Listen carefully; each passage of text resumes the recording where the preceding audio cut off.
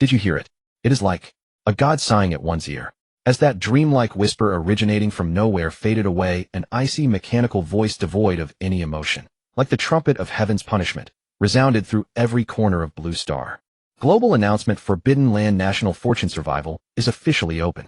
Rules: contestants will be randomly selected from every country bound to their national fortune and sent into the Forbidden Land. Resources obtained by contestants will be materialized 100-fold in their own country. If a contestant perishes, their country's resources will be halved and natural disasters will descend. Global live streams starting immediately. Boom. As if an invisible giant hand had torn the sky apart, gigantic light screens covering the heavens materialized in the sky above every nation on Earth. On the light screens, national emblems glimmered. Beneath them, the names and portraits of contestants began to appear one after another. A brutal competition that would decide the rise and fall of civilizations had thus begun, with no warning whatsoever. 7 billion people around the world, whatever they were doing, froze at that instant. Their hearts were clenched by a great hand called fear, and they stared fixedly at the light screens overhead. Lighthouse Country Contestant 1, I. Barrett, the Sea King, Profession Chief Instructor of the Navy SEALs. Lighthouse Country Contestant 2, Catherine Watson, Profession Chief Scientist at MIT. In the footage, a man with muscles knotted like rock, his face covered in camouflage paint, was coldly wiping a military knife. Beside him, a refined woman wearing gold-rimmed glasses was rapidly calculating something on a tactical tablet. The elite among elites. Sakura Country Contestant 1, Sword Saint Chiba Gen, Profession Grandmaster of Tenshinryu Swordsmanship. Sakura Country Contestant 2, Watanabe Yuichi, Profession Genetic Biologist. Every nation had sent forth its finest, if not a soldier king, then a top-tier scientist. Each name represented humanity's apex in some field. Under the tense atmosphere, the hearts of global audiences rose into their throats. Especially on the land of Dragon Country 1.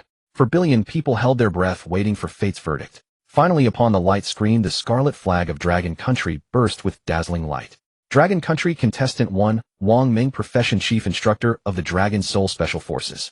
On the light screen appeared a soldier as straight as a spear with eyes as sharp as knives.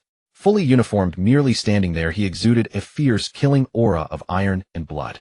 It's Wang Meng, the king of soldier kings. Great. With Wang Meng here, Dragon Country is half secure.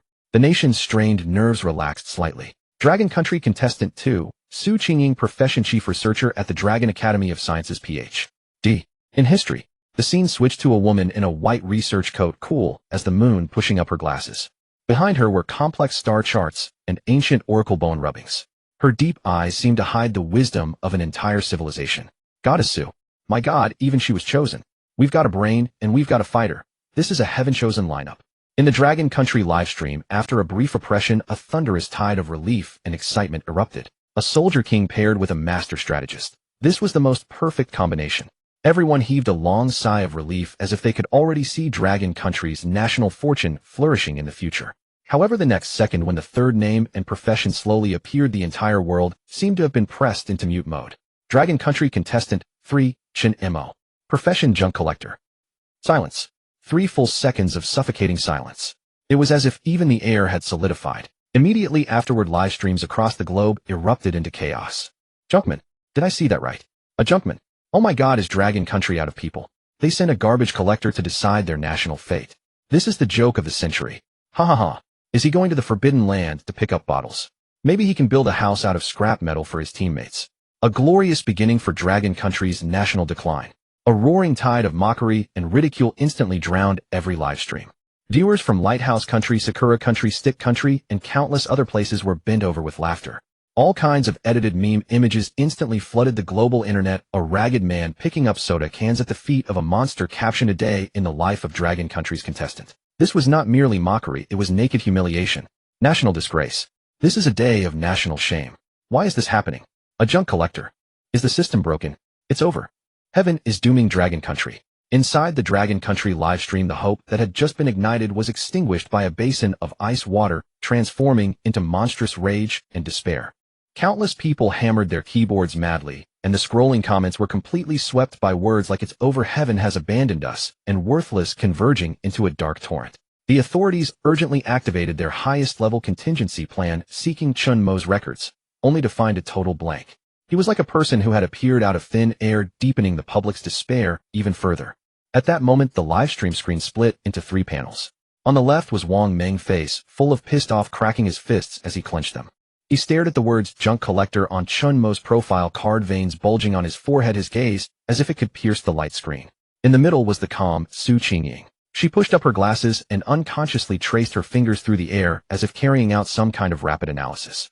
But her tightly knit brows betrayed the violent waves inside her heart. A junk collector. This completely exceeded her cognitive and logical framework. Finally, the camera turned to Chen Mo on the right. In the shot, there was no stirring pre-war preparation, no heavy weight of national destiny. It was a dilapidated, chaotic junk collection station. The air was permeated with the stench of rusted metal and the mustiness of old cardboard. A young man in a faded old jacket sat quietly on a shabby sofa stained with oil and cracked all over. The fury and uproar of the outside world seemed to belong to another dimension. All his attention was fixed on his open palm. There lay a rusted iron wire pulled off from some old machine, its surface covered in patches of rust. He lightly rubbed the rust on the wire with his fingertip, feeling the rough, grainy texture.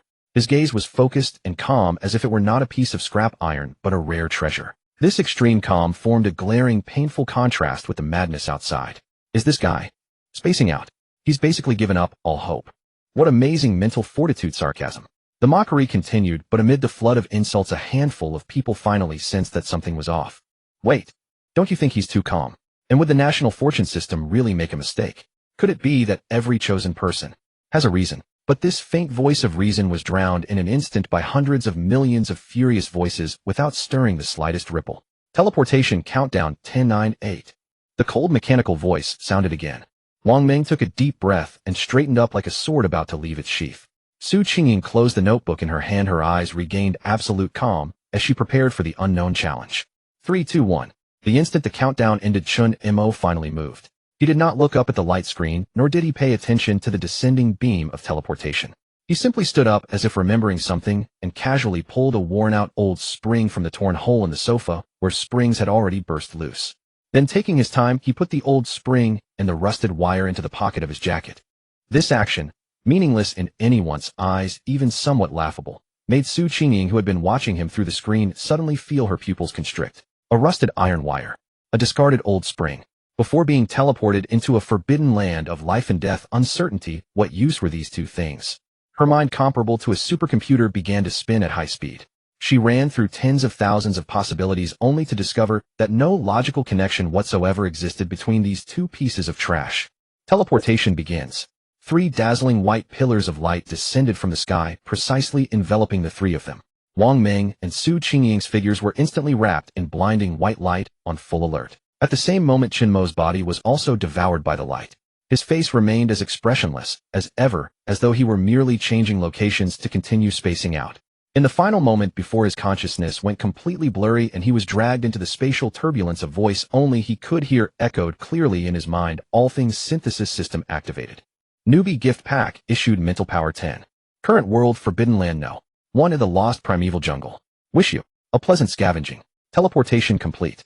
As the blinding white light faded, a stifling, humid air thick with the scent of decaying leaves and damp earth savagely rushed into his nostrils. A primeval jungle. Towering ancient trees blotted out the sky, twisted vines coiled like serpents, and the incessant drone of unknown insects filled the air, together forming a lethal, yet primal tableau. Dr. Su, report your physical condition. Chen Mo, stay close to me and don't wander off. Every step here could be dangerous. Wang Meng assumed a defensive stance almost the instant he landed. His muscles were taut, his hawk-like gaze swept the surroundings, and every fiber of his being radiated the wariness of an apex predator. As an elite special forces soldier, adapting to the environment was instinct carved into his very bones. Heart rate 95, blood pressure, normal, mild post-teleportation symptoms, recovery expected within 5 minutes. Qingying adjusted her glasses, quickly reporting her vitals, then pulled a tablet from her tactical pack and began analyzing air composition and humidity. The two immediately slipped into combat and work mode. But the third member of the Dragon Country team, Chen Mo, seemed utterly oblivious to the danger and uncertainty around him. Ignoring Wang Meng's orders, he crouched down, pinched a clump of damp soil, brought it to his nose, and sniffed gently. He then picked up a nondescript gray stone the size of his palm and weighed it in his hand. After finishing, he strode nonchalantly toward a thick snake-like withered vine hanging nearby. This scene, broadcast through the Zeralatency livestream, was clearly displayed before global audiences. The Lighthouse Country contestant has used a military entrenching tool to assemble a temporary shelter frame within 5 minutes. The Sakura Country contestant is clearing the underbrush with a short blade, clean and methodical. The Koryo country contestant. Contestants from every nation raced against time, demonstrating extraordinary professional skill. Only Dragon Country's livestream room had an absurdly different vibe. LOL, he's working. His occupational disease has kicked in. My god, he's classifying the stones. Is he trying to find a pretty one for his collection? Ha ha ha. This Dragon Country contestant is a living treasure. Across the global livestream, the momentary shock had fully transformed into unabashed ridicule. 1,400,000,000 Dragon Country viewers felt their faces burn as if slapped in public. Those who had pinned their hopes on Wang Meng and Qingying moments before were now left with nothing but unbearable embarrassment and frustration. Many people simply couldn't bear the humiliation and silently turned off the livestream. In the jungle, another vein bulged on Wang Meng's temple. He had reached his limit. Striding furiously toward Chen Mo, he snarled through gritted teeth, "Chen Mo, I order you to wait." A slender hand blocked his path. It was Qingying. She had somehow moved to Wang Meng's side. Her gaze passed through her lenses, fixed tightly on Chen Mo's back, her voice carrying a trace of confusion that even she hadn't noticed herself. "Look at his movements." The camera seemed to read her mind, zooming in sharply. On screen, Chen Mo's trash picking was far from random. He scraped a rock surface with his fingernail, testing its hardness. He grabbed the withered vine, pulling gently with his wrist, feeling the tensile feedback from its interior. He even picked up several different leaves, laid them in a row, and carefully compared their veins and textures. Throughout the entire process, his gaze was focused and calm, free of any stray thoughts, as if he were not facing a heap of useless natural objects, but conducting some sacred ritual that must not be disturbed. He's not picking randomly. Qingying's breathing quickened slightly. Her mind, a supercomputer, raced through calculations, yet failed to construct a logical model for what she was seeing. He's screening materials. He's using some kind of intuition I can't comprehend, or perhaps a unique experience, to judge the properties of these substances. Wang Meng froze, then scoffed, "Quackery. On a battlefield, all that flashy nonsense only gets you killed." Nightfall arrived faster than expected. The crimson sun sank below the horizon, and the jungle's temperature plummeted. A chill wind swept up mist, and the daytime drone of insects gave way to even more eerie bestial roars. Lighting a fire had become the most urgent task for all contestants. Lighthouse Country contestant Barrett has successfully started a fire using a magnesium rod. On the light screen, the Lighthouse Country camp was crowned with bright flames, dispelling darkness and cold, drawing admiration from viewers across the globe. All eyes instinctively turned to the Dragon Country stream. Mockery, anticipation, schadenfreude. They wanted to see how the man who had been picking trash all afternoon would handle the first night in this primeval jungle. Chen Mo finally stopped his treasure hunting and walked back to the center of the camp. He set his afternoon's haul on the ground, a very dry-looking wooden stick and a quirky hard stone covered in strange metallic spots. This was his entire afternoon's achievement. Wang Meng's patience had completely run out. Pulling military-grade flint and tinder from his pack, he sneered without a trace of restraint. "You wasted all that time on this. Don't tell me you plan to make fire like a caveman rubbing sticks until dawn."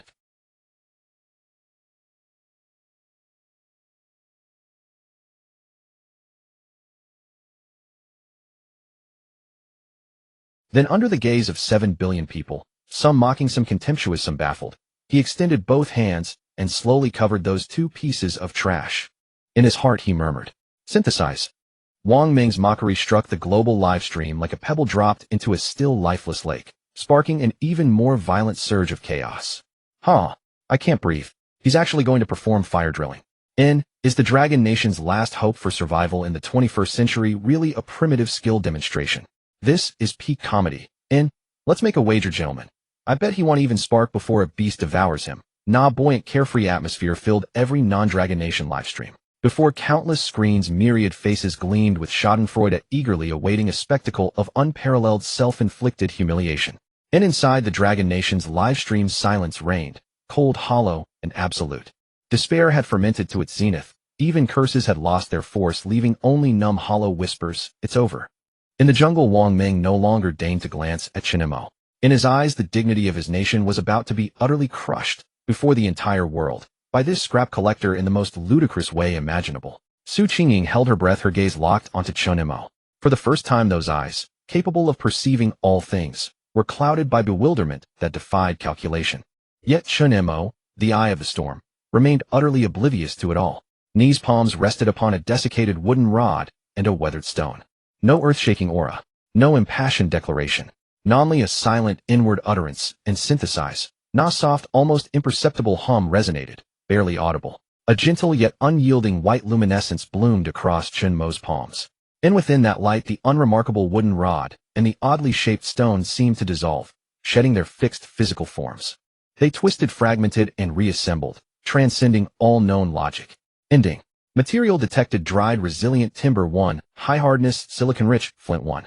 Structural optimization and functional recombination in progress. Synthesis complete. An item acquired: ergonomically perfected bow drill firestarter 1 with high ignition tinder. The light faded in less than a second, and the wooden rod and stone that had lain on the ground were gone. In their place stood an exquisitely crafted set of tools: a wooden drill fitted with a smooth bearing mechanism, a bow woven from supple branches and vines, and a small tuft of fluffy cotton-like tinder emitting a faint aromatic dry scent. What is this? 70 billion people across the globe froze in unison. And before anyone could react, Chen Mo had already lifted the newly forged set. He placed the tinder beneath the fireboard, looped the bowstring around the drill shaft, and drew his arm back, gently. No grinding resistance. No interminable weight. And the bowstring spun the drill shaft at an astonishing velocity, enabled by its precision-engineered bearing.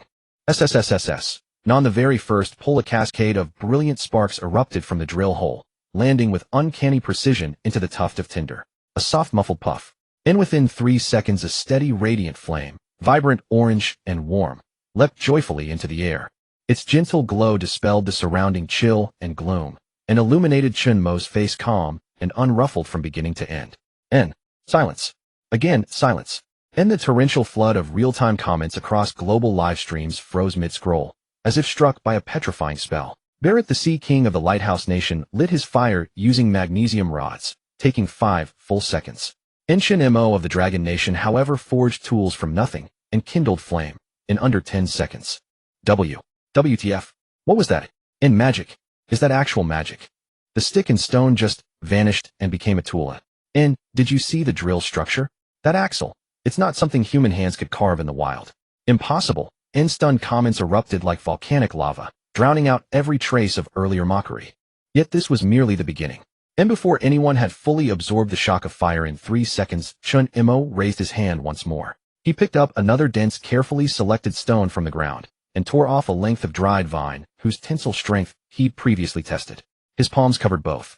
Silently he intoned once more in Synthesize. Ending. Material detected: high density, granite 1, height-tensile dried vine 1. Synthesis complete. An item acquired: razor-sharp, perfectly balanced stone axe 1. And the light vanished in an instant. Stone axe, gleaming with cold, lethal brilliance, materialized in his grasp. Its form was ancient, yet every curve and angle echoed modern industrial elegance. Its blade shone mirror-smooth, radiating an unnerving sharpness. The vine handle, intricately braided, conformed flawlessly to the human palm. Chen Mo rose, tested the axe's weight in his hand, then strode casually toward a nearby tree. Its trunk as thick as a bowl, and swung his arm. And crack. A crisp, unimpeded snapping sound. And the tree toppled instantly, its cut surface unervingly smooth as though severed by a laser. The entire act was swift, precise, and devastatingly efficient, outstripping even the Sakura Nation's so-called sword saint, who had painstakingly cleared brush with his quacho by orders of magnitude. Clatter. Sharp metallic sound rang out, distinct and piercing within the Dragon Nation's camp. It was Wang Meng. Knees regulation issue flint had slipped from his fingers and struck the ground, yet he didn't notice. His face, etched with unwavering resolve, had contorted into a perfect gaping O wide enough to swallow an egg. His mind went utterly blank.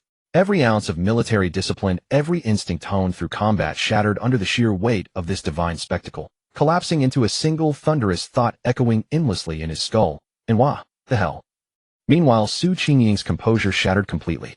She jerked her glasses upward, eyes blazing, not with fear or shock, but with the feverish, rapturous intensity of a scientist glimpsing the universe's ultimate secret. She stepped forward, swiftly, hesitant to touch the axe, only staring transfixed at its cutting edge, her voice trembling with exhilaration. In matter recombination, molecular-level structural reconstruction.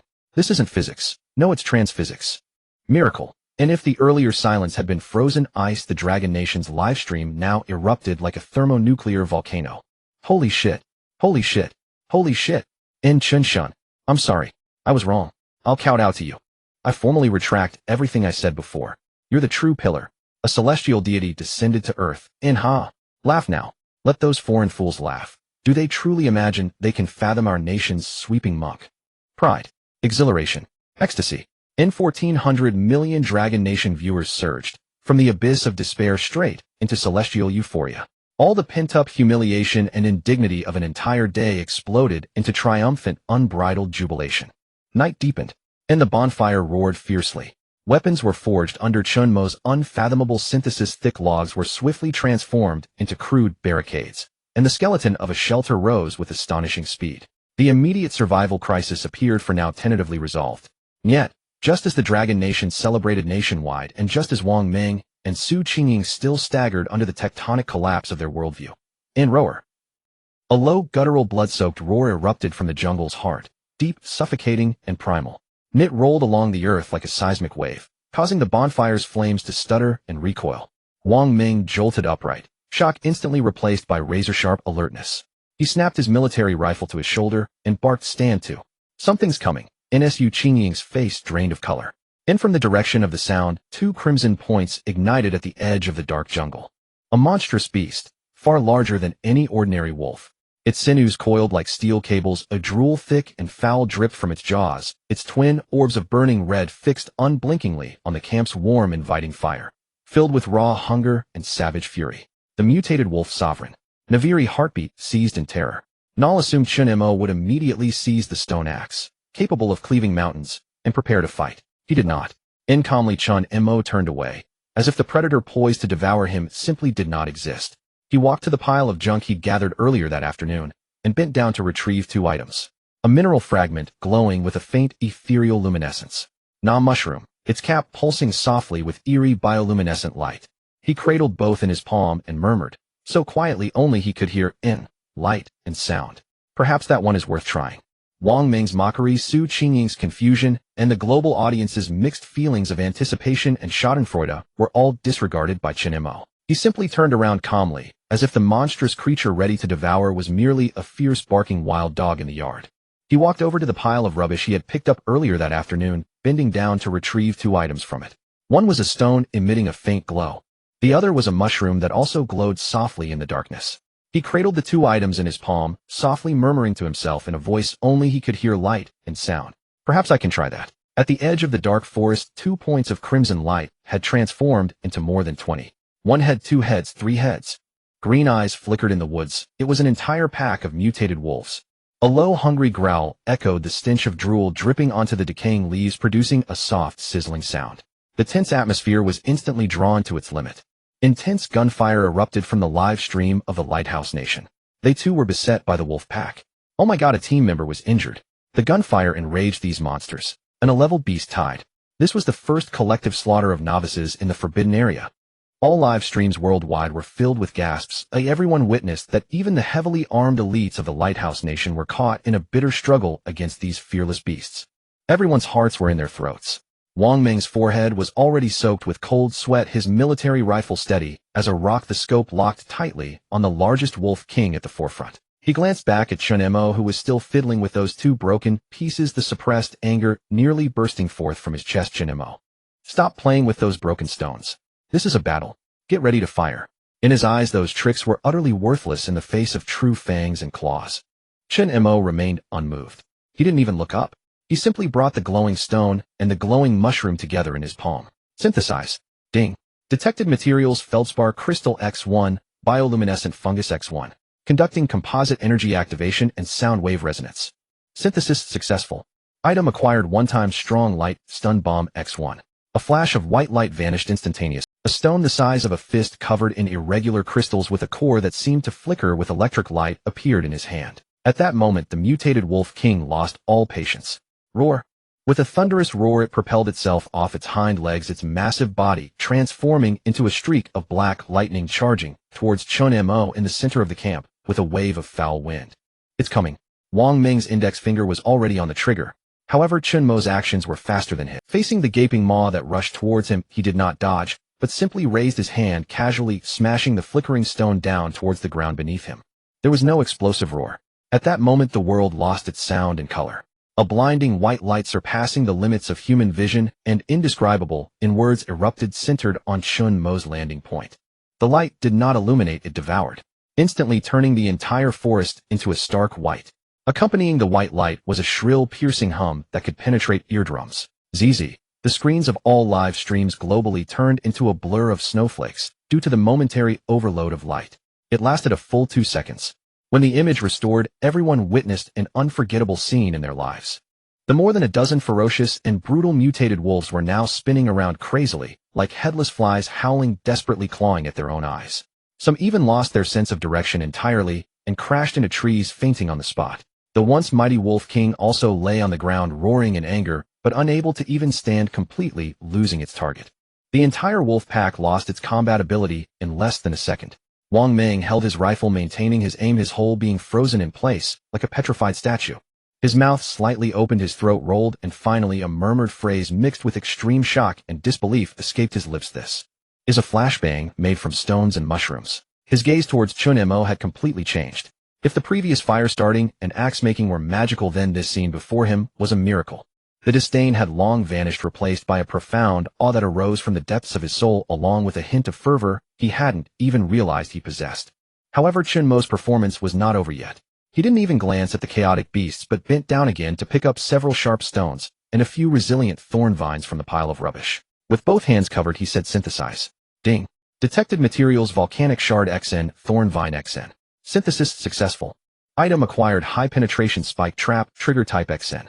He stood up and casually scattered them towards the empty space around the camp.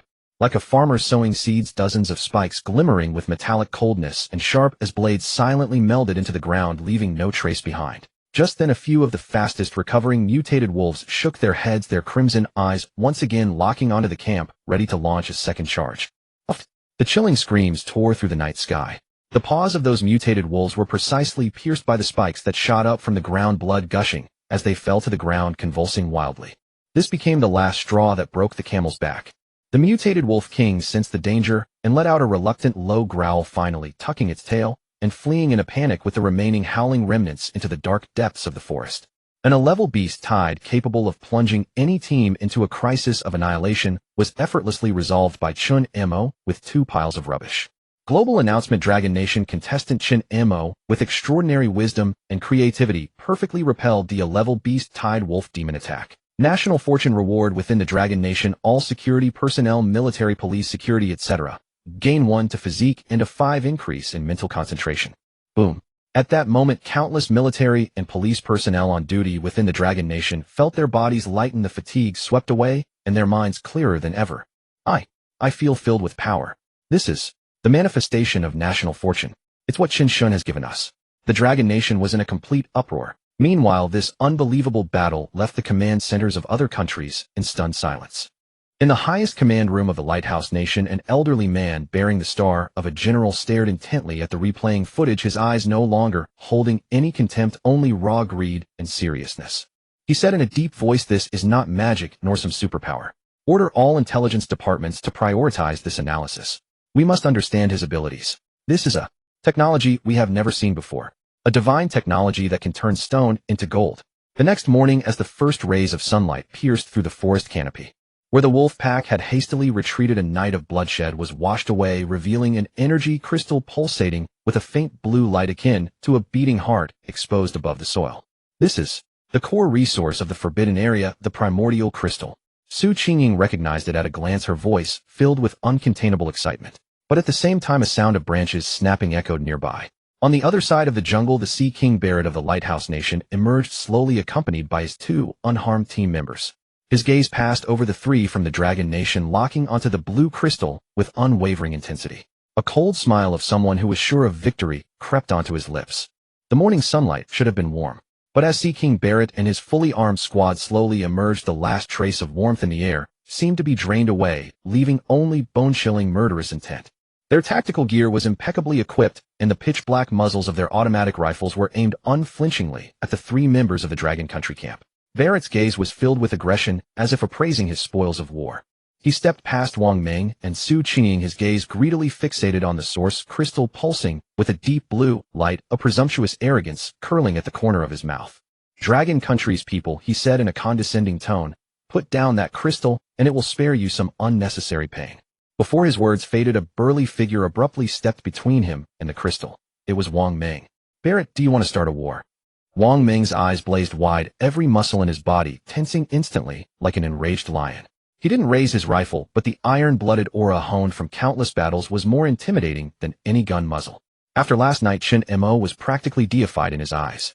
Anyone who disrespected Chen Mo's prize was Wang Meng's mortal enemy. After last night, Chen Mo was practically deified in his eyes.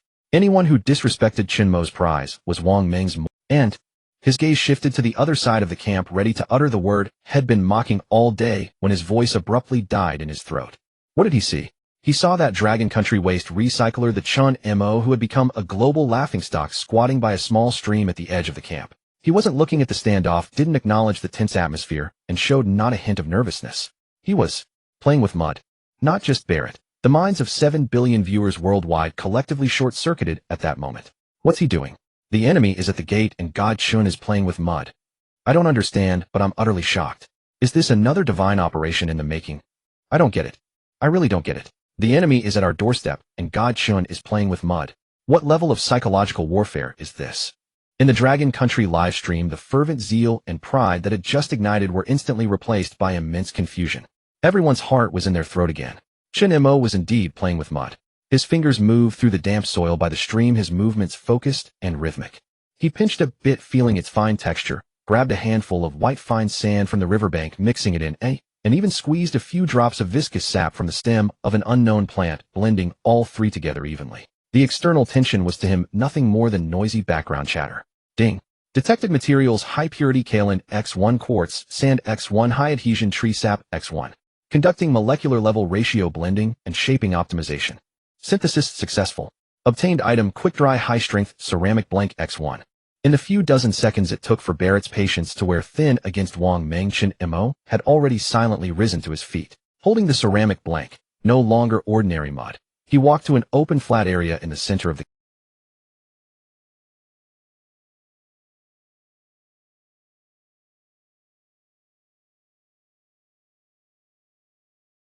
It was a pot, about a meter in diameter with a perfectly smooth parabolic curve.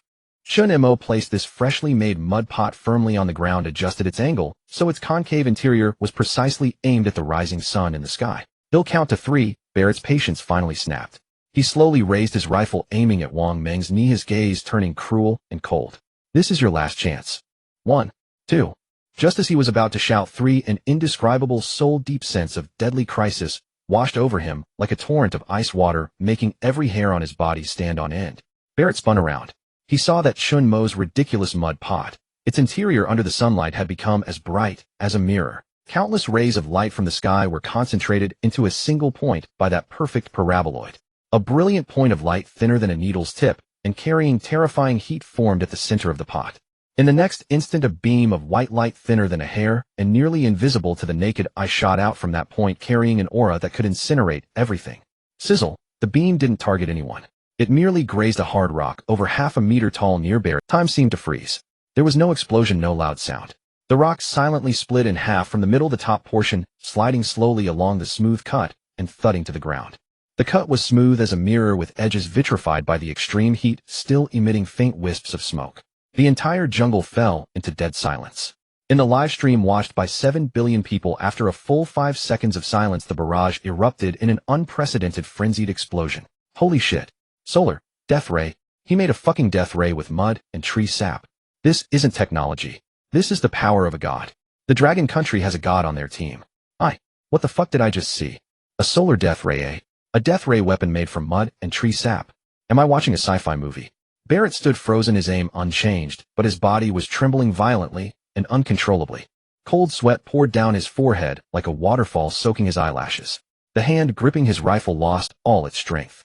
In the midst of this deathly silence, Chen Mo finally finished his work. He slowly raised his head, those calm, unreadable eyes looking directly at the Sea King of Lighthouse Country for the first time. He extended a finger and gently beckoned toward the blue source crystal on the ground. Then that finger turned toward Barrett, beckoning once more before slowly, with an air of absolute finality, moving side to side in a no gesture. The motion was simple. The meaning, however, was unmistakable. This thing is mine. You get lost. Barrett's breath caught in his throat.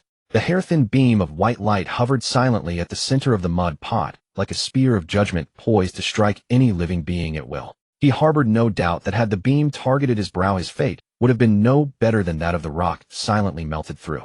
Fear. A sensation more piercing than the bitter cold, surged from the base of his spine, climbed along his vertebrae, and flooded his mind. It froze and shattered the combat while he prided himself on and the honor of the seals in an instant. Retreat. Retreat. Now. Barrett barely managed to force the words through clenched teeth. His face, smeared with camouflage paint, had turned as pale as paper. He dared not cast another glance at Chen Mo. Turning in disgrace, he scrambled away with his two equally terrified teammates, vanishing into the opposite end of the jungle in a clumsy, desperate flight. Throughout the ordeal, they made no tactical maneuvers whatsoever. They simply ran like rabbits fleeing a hound. This first heated confrontation in the globally watched contest of national fate ended in a manner so absurd, so utterly inconceivable, that it defied belief. Clatter. Wang Meng's rifle hit the ground for the second time. He couldn't be bothered to pick it up anymore. He merely stared blankly at the unremarkable mud pot, then at Chen Mo, who was calmly withdrawing his gaze. His Adam's apple bobbed violently. He wanted to say something, but found that his meager vocabulary beyond the classic expletive offered no words to describe the turmoil within him. Meanwhile, the global livestream, after a collective 10-second silence, erupted into a frenzy of jubilation and adoration. Who is it? Who said God Chen only plays with mud? Step forward. I promise I won't kill you. Apologize to God Chen right now. I declare, from this day forth the sun officially belongs to our dragon nation. Who seconds? Who objects? This isn't just black tech. This is divine art. Immortal magic. The Lighthouse Nation believes in God, don't they? Come, let them witness what a true miracle looks like. Mom, why am I kneeling while watching the stream? The national pride of the Dragon Nations won. 4 billion viewers surged to an unprecedented zenith in that moment. Every face radiated ecstatic joy, a shared sense of glory. And at that very instant, the cold mechanical voice once again resounded across the globe. Global announcement: Dragon Nation contestant Chen Mo, wielding the authority of the sun, repelled a formidable foe, greatly uplifting the national spirit and achieving unprecedented unity. National fortune reward: a world-class, super-large rare earth mineral deposit has been discovered within Dragon Nation territory. National spirit resilience too. The moment the news broke, everyone in the Dragon Nation Command Center sprang from their seats, embracing in celebration, weeping with joy. In the jungle, however, Chen Mo paid no heed to the external uproar. He stepped forward slowly, and beside the rock, cleaved in two, picked up the quietly pulsing primordial crystal. The moment his fingertip touched the crystal, a cool, pure energy like a gentle stream surged through his arm and flooded every limb and bone. The mental fatigue from synthesizing the solar stove vanished without a trace. Ding. Unknown energy source absorbed. Mental fortitude cap 20. Detected significant enhancement in host's mental fortitude. Understanding of the world's fundamental laws deepened. The system's chimes echoed consecutively in his mind. Chen Mo felt his mind had never been so clear, as if a shackle had been lifted, allowing him to perceive the deeper fabric of the world around him. Chen Mo, this. Could I take a look? Su Qingying's voice carried a note of pleading and barely contained excitement. She hurried over, her gaze burning intensely upon the crystal in his hand. Chen Mo casually handed the crystal to her. Su Qingying received it, as if it were a treasure, immediately pulling a high-powered magnifying glass and rubbing tools from her backpack to examine it meticulously. Wang Meng edged closer, curiosity piqued. Dr. Su, what exactly is this thing? It's more than just an energy source. Su Qingying's voice trembled with excitement. Look here, these faint engravings aren't natural formations. This is an ancient script, and this part, it's a star chart. This is a fragment of a map. This crystal is the key to unlocking some ancient ruin. She looked up, her eyes shimmering with intellectual fervor. If I'm not mistaken, within those ruins lies something that could completely alter our circumstances. Wang Meng felt his blood run hot. He looked at Chen Mo, his eyes devoid of any doubt, filled only with absolute conviction and reliance. God Chen, where do we head next? Point the way, and it'll follow without question. In that moment, the team's objective silently shifted from survival to exploration. Yet none of them noticed that at the very moment Su Qingying made her judgment, the system interface in Chen Mo's mind was undergoing a seismic transformation. On the archaic system panel, countless streams of data cascaded like a waterfall, converging into a line of resplendent golden characters. Permission upgrade. Midstage function concept synthesis unlocked. Concept synthesis: extract the core concept of a designated substance, strip it from, or bestow it upon another substance, thereby breaking fundamental physical laws to a certain extent. Chen Mo's eyelids drooped slightly, concealing the glint of sharp light that flared in the depths of his pupils. Concept synthesis. With a mere thought, his gaze fell upon the stone axe that had accompanied him through the night. It was, aside from the bow-type fire drill, his first true creation in this world. He extended his hand, hovering it over the axe. Ding. Extract the concept sharpness from a stone axe with perfect sharpness and balance. Yes. Chen Mo affirmed silently in his mind. The next second, an unbelievable spectacle unfolded. The axe whose blade gleamed with cold light and could easily fell trees began to dull and round at an astonishingly visible rate. Its surface luster rapidly faded. Within 2 seconds it reverted to a strangely shaped, utterly harmless lump of ordinary stone. In Chen Mo's hand, however, now held a formless, intangible essence, a pure sharpness, perceivable only to him. He turned casually, plucked the most ordinary paper-thin leaf from a nearby shrub, and gently pressed that concept sharpness into the leaf. The leaf's appearance remained unchanged, still fragile and unremarkable. Under Wang Meng and Su Qingying's bewildered gazes, Chen Mo carried the leaf to a colossal ancient tree nearby, so thick it would take 2 people to wrap their arms around it. He raised his hand, and with the leaf he made a gentle swipe across the massive trunk. No sound, no resistance, like a hot knife through butter. The tree, which would have required a long, arduous effort with an axe to fell, silently split in 2 at its center under the utterly horrified, worldview-shattering stares of Wang Meng and Su Qingying. The immense upper half of the canopy tilted slowly, then crashed thunderously to the ground. The cut surface was smooth as a mirror gleaming with reflected light. Chen Mo glanced down at the perfectly intact leaf in his hand, then at the colossal fallen timber in the distance. He murmured to himself a hint of dawning comprehension, and a tremor, of one who has just glimpsed the domain of gods. So this is how a god truly plays. Ever since Chen Mo unlocked the concept of concept synthesis, the efficiency of the entire team has entered an astonishing dimension. The dense primordial jungle seemed to transform into the lawn of their own backyard before the Dragon Kingdom team. Chunshin 30 degrees to the left, there are a few spiny ironwood trees blocking the way. Wang Meng had completely devolved into a human pointing device, his voice booming, his eyes gleaming with a mixture of admiration and fervor. Before he could finish speaking, the ordinary broadleaf leaf held between Chen Mo's fingers shot out like a green lightning bolt. There was no sound of wind, no sound of breaking air. The leaf, endowed with the concept of sharpness, traced an elegant arc in the air and silently glided past several trees as hard as iron. In the next moment, the crowns of several giant trees fell in unison, their broken ends smooth as mirrors reflecting the sky, crashing down to the sides, and automatically clearing a wide path for the 3. Wang Meng watched in awe, his eyes twitching. The rifle he carried on his shoulder now resembled a mere decorative fire stick. He had grown accustomed to this feeling of being repeatedly crushed in his worldview, and even began to enjoy it. Beautiful. This move by Chun Shun is called flying flowers, plucking leaves. All can be a sword. He couldn't help but provide commentary for Chen Mo's action, eliciting a look from Su Qingying that said, "You've read too many novels." Su Qingying tightly gripped the source crystal, constantly calibrating her direction based on the internals. Her mood was equally tumultuous. If Wang Meng saw a divine skill, she saw a staircase leading to the temple of higher dimensional physics. However, after they crossed a noxious swamp filled with miasma, the path ahead abruptly ended. It was a massive abyss over 100 meters wide, resembling a gruesome scar on the earth. Below the abyss, a thick, viscous, pale green toxic mist rolled, occasionally releasing huge bubbles that burst, emitting a nauseating sweet stench. On the opposite side of the abyss stood a magnificent structure exuding an ancient, desolate aura, silently towering on the cliff. This was their destination, the entrance to the ruins. Damn, we can't get across. The rope isn't long enough. Plus, there's nowhere on the other side to secure it. Not far away, 2 groups were trapped by this chasm, appearing utterly distressed. It was the Lighthouse Country's team, who had been frightened by Chen Mo before, and another team, led by the Sword Saint Qingying from the Sakura Country. They attempted various methods to set up the rope, but the 100-meter gap became an insurmountable chasm. Several grappling hooks they threw fell powerless into the toxic mist, not even echoing back. Seeing the figures of the Dragon Kingdom team, Sea King Barrett's face alternated between green and white, his eyes filled with jealousy and unwillingness.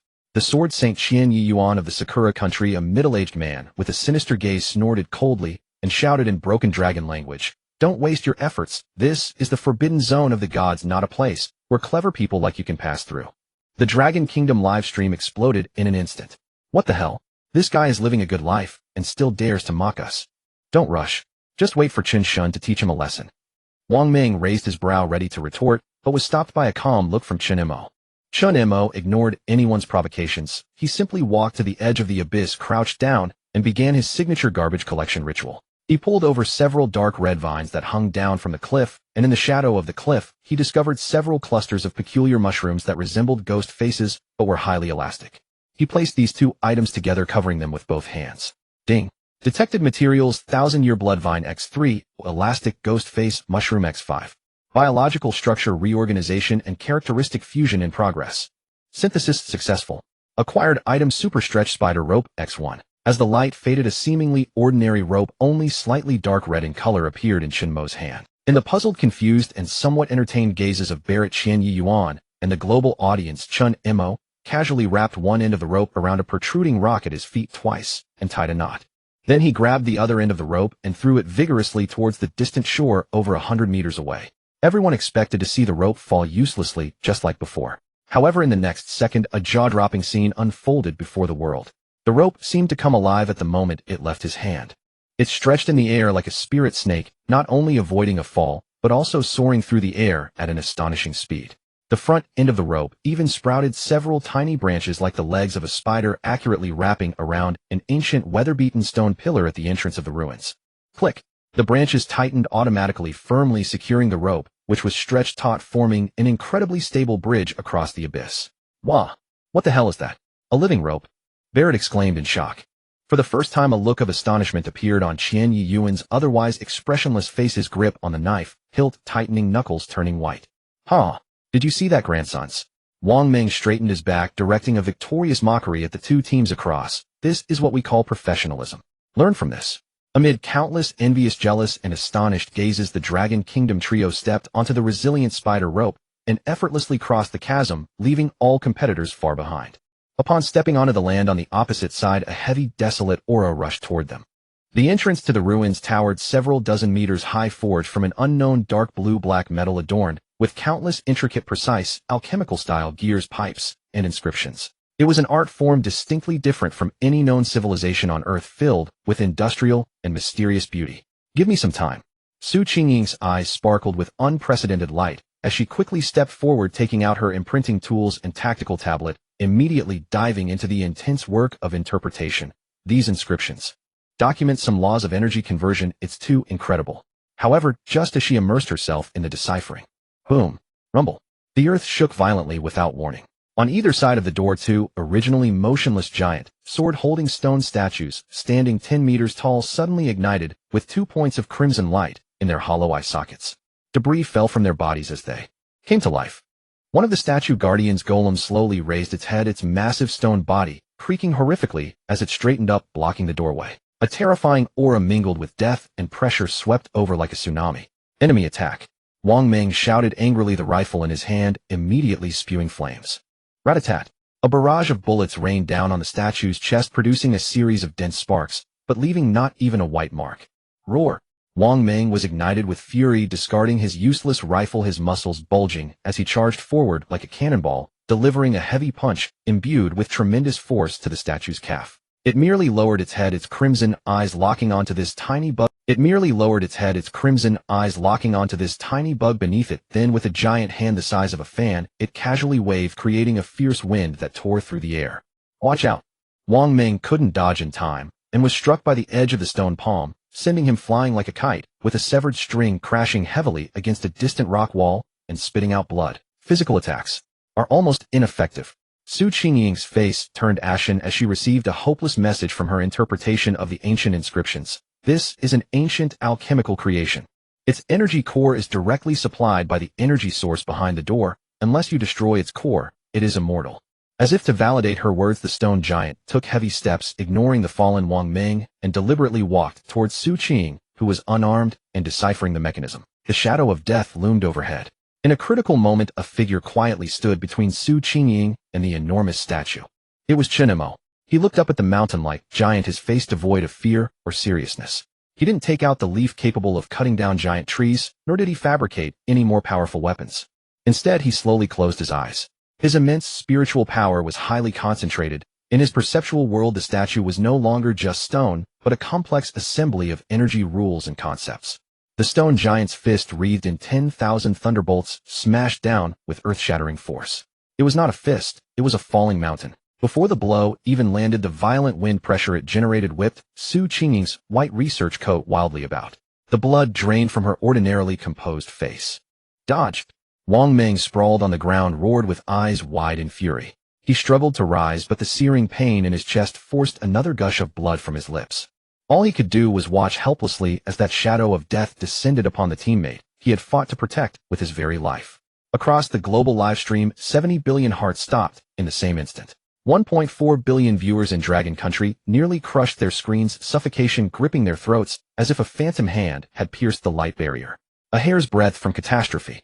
Chen Mo opened his eyes. In those calm, unruffled pupils, there was no fear, no panic. Only the ultimate rationality and cold analysis of a supercomputer. He sidestepped, pushing off the balls of his feet, his entire body slipping past the colossal stone fist by a hair's breadth. The howling gale from the punch cut, like a blade scraping his cheeks raw. In that fleeting instant of their near collision, he saw it. He saw deep within the stone giant's rock-hewn joints streams of energy finer than a strand of hair racing along a fixed circuit. Its energy circuits aren't completely sealed. There's a way in. A truly insane idea crystallized in his mind like a bolt of lightning. Without a moment's hesitation, he spun around, dashed for his backpack, and pulled out the source crystal, now a hollow husk drained of all its energy. Then bending down, he picked up a fragment of rock from the stone guardian that had been knocked loose by Wang Meng's fist. He needed a key that could resonate with the energy frequency of this ancient alchemical construct and usurp its control. He covered the two items with both hands, and a vast tide of spiritual power surged forth. Ding! Materials detected: Stone Guardian Fragment X1, Energy Drained Crystal Shell X1, Concept Link X1. Initiating high-frequency energy synchronization and authority protocol grafting. Synthesis successful. Obtained item: High-frequency resonance beacon X1. The white light faded, revealing a palm-sized, peculiar stone slab in his hand. Its surface was etched with blue circuit-like patterns, and it hummed with a faint, steady buzz. No aiming, no charging. Chen Mo hurled the beacon with all his might straight at the stone giant's broad roar. The stone giant seemed to sense the threat of this tiny object and instinctively swung its other massive hand, intending to swat it into dust. But it was too late. The moment the beacon touched the giant's body, it didn't bounce off. Instead, it sank in silently like a drop of water absorbed into a sponge. The blue patterns on its chest blazed brilliantly, as if a blue heart had been ignited within its rocky torso. Boom! The stone giant's massive fist mid-swing froze rigidly in the air. Its colossal frame shuddered violently. The crimson glow in its eye sockets flickered erratically, clashing and wrestling with the ghostly blue radiance emanating from the beacon embedded in its chest. Its colossal frame shuddered violently. The crimson glow in its eye sockets flickered erratically, clashing and wrestling with the ghostly blue radiance emanating from the beacon embedded. Everyone understood. This trash collector from Dragon Country wasn't fighting. He was hacking an ancient war machine. Impossible. He's rewriting its control protocol. Stop it. Shoot that Dragon Country man. Shoot him. From across the chasm, Barrett and Chiba Jin roared in terror, but their shouts were pitifully futile against the 100-meter gulf. After a few seconds of dead silence, the struggling red light like a candle in the wind finally faded, completely swallowed and assimilated by the gentle, yet unyielding blue. The stone giant's massive head lowered slowly. Rumble. The sound emanating from within was no longer a murderous roar, but a rhythmic hum, like a precision engine being restarted. Its crimson eyes had now transformed into a deep, profound blue, Chen Mo's blue. The single blue eye quietly gazed down at the tiny human at its feet. Then, under the stupefied gaze of 7 billion people, this 10-meter-tall ancient alchemical colossus, dragging its mountain-heavy frame, let out a deafening, grinding creak, and knelt on one knee. Its enormous head bowed deeply before Chen Mo. It was tamed. He adopted the boss as a pet. This is not a player. This is a fucking game master. How are we supposed to play now? The admin is smuffing. The global live stream went absolutely insane. In Dragon Country's stream, holy shit, and Chun God is amazing flooded the chat so fast it lagged the servers. Taking advantage of the moment, Qingying quickly input the final sequence of deciphered inscriptions onto the door. With a thunderous earth-shaking groan, the heavy, ancient door, sealed for untold millennia, slowly swung open, revealing an abyss of impenetrable darkness beyond. Chen Mo raised a hand and pointed towards the open gateway, addressing the stone giant that now bowed before him. The giant's single blue eye flickered as if it understood perfectly. It stood up, turned around, and planted itself before the entrance like the most loyal guardian deity. Its massive form blocked all prying, covetous gazes from the other nations that sought to follow. Chen Mo, Qingying, and Wang Meng, whose wounds had been hastily bandaged, walked into the darkness of the ruin without a backward glance. The moment they crossed the threshold into the dark, a system chime, audible only to Chen Mo, echoed in his mind. Host has completed a masterstroke-class synthesis. Spiritual power has surged significantly. Analyzing ruins' internal rules. Warning. Dormant signal detected. High-dimensional life form Leviathan. Awakening countdown 71 hours, 59 minutes, 58 seconds. The gates of the ruin slammed shut behind them, severing all light and clamor from the outside world. Within there was only a deathly silence. a profound darkness that seemed capable of devouring the very soul. Yet the darkness did not persist. As the three stepped forward, ancient alchemical circuits etched into the walls, like a slumbering neural network awakening, ignited one by one with an eerie blue luminescence tracing the outline of an unimaginably grand hall. This was no glittering treasure vault, but rather the central processing unit of some ancient supercivilization. Countless transparent crystal conduits interlaced, in every direction, with liquid light surging ceaselessly within them. The walls themselves were vast information matrices inscribed with an ocean of alchemical formulae in celestial cartography. At the heart of the hall, another source crystal hovered in midair, more than 10 times the size of the previous one, its internal star chart of infinitely greater complexity. My God, this is a true creation of the divine. Su Qingying's breath caught entirely. All sense of danger evaporated as her eyes blazed with the obsessive fervor of a scientist confronting ultimate truth. Trembling, she brought the two crystals together. With a low hum, they flew from her hands and merged flawlessly in midair. In that instant, a colossal, intricate, three-dimensional star chart erupted into being at the hall's center in the form of a holographic projection.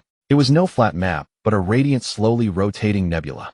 Su Qingying stared at it transfixed, her fervor rapidly draining away, replaced by bone-deep terror and a face gone deathly pale. We got it wrong. Her voice was parched, laced with despair. This star chart isn't a treasure map.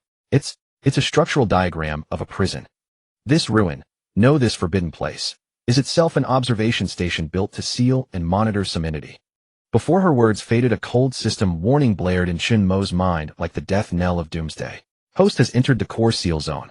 The awakening process of the higher dimensional entity Leviathan is irreversible. Final awakening countdown 715948. 47. Boom.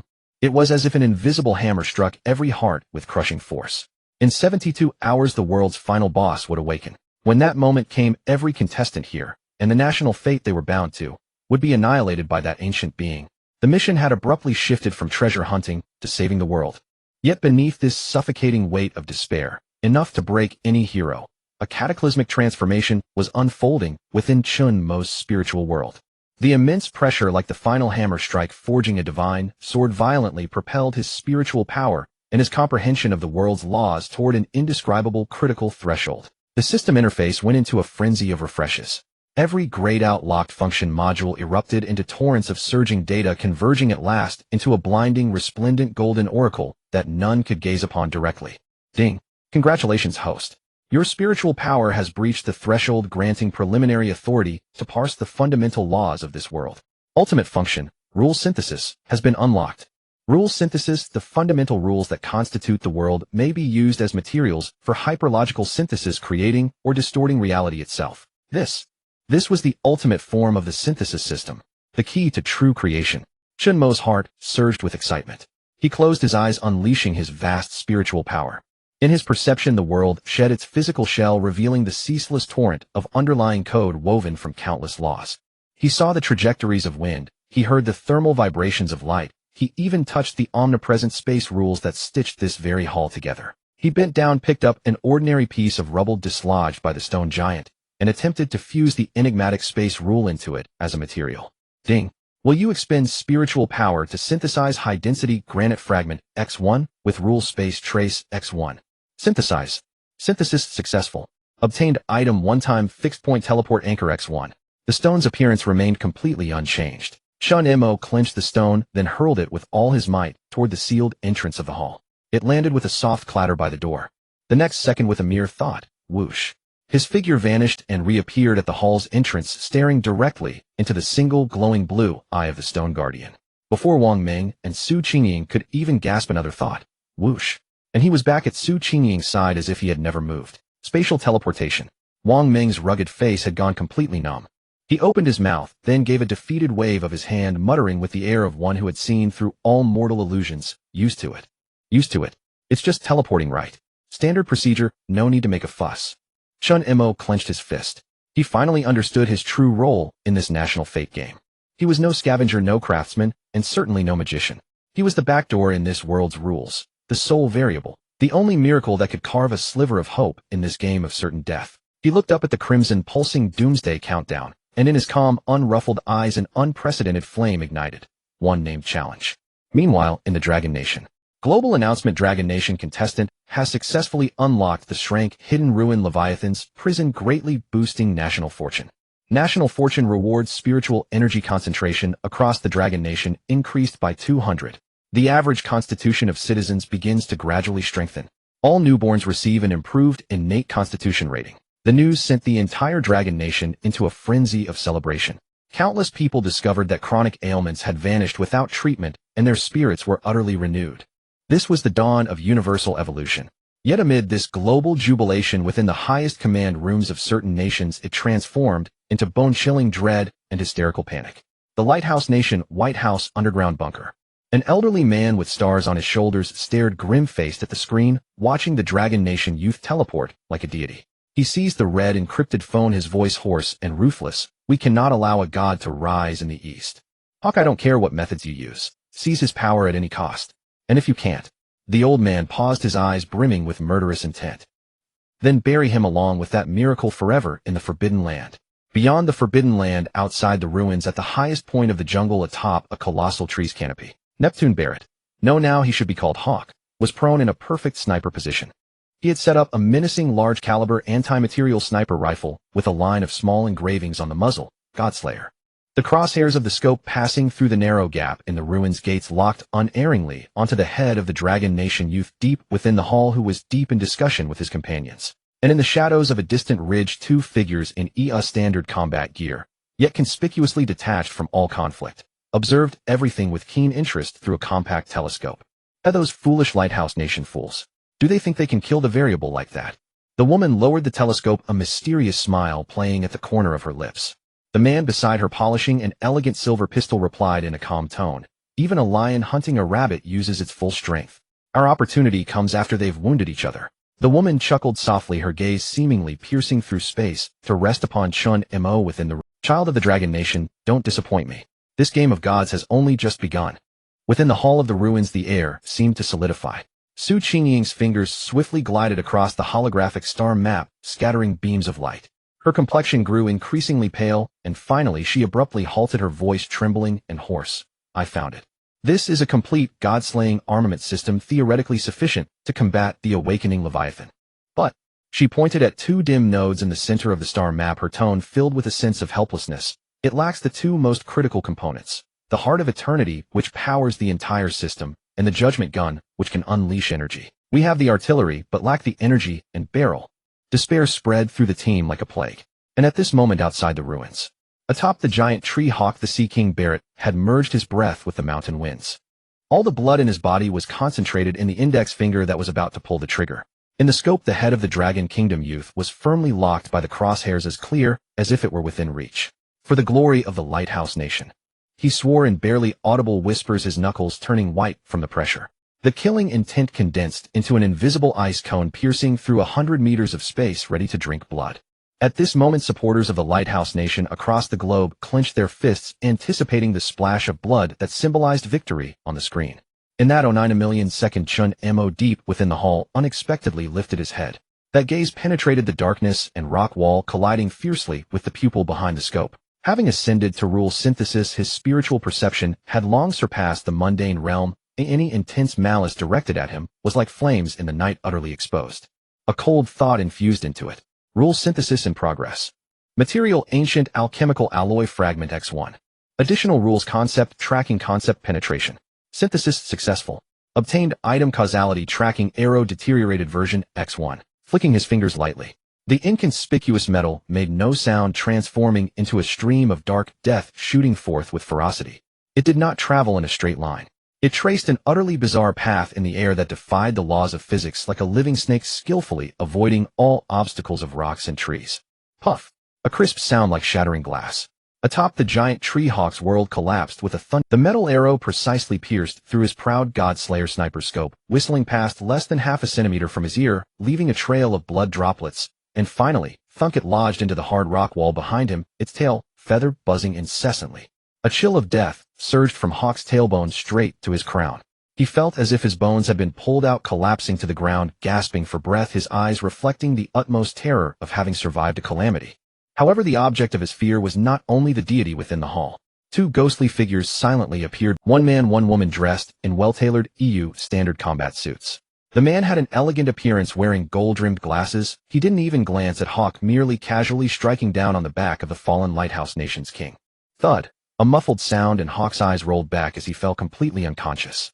The woman then walked with interest to the rock wall, using two slender fingers to pick up the already twisted and deformed metal arrow, examining it closely, with a sickly obsession and fervor in her azure eyes. What an astonishing power. The elegant man, codenamed Professor, looked towards the direction of the ruins entrance, his voice not loud, yet clearly penetrating 100 meters, reaching the ears of the Dragon Kingdom team. Mr. Chen Mo, we mean no harm. We are here to seek cooperation. He pushed up his glasses, the lenses reflecting a cold, rational light. With the awakening of Leviathan, no one within the Forbidden Land can escape.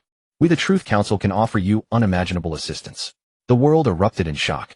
The EU team, lurking until now, made their appearance with this thunderous method. What is the Truth Council? They seem to know secrets that no one else is aware of. The entire national survival paradigm was completely overturned at this moment. Within the ruins, Chen Mo did not respond immediately.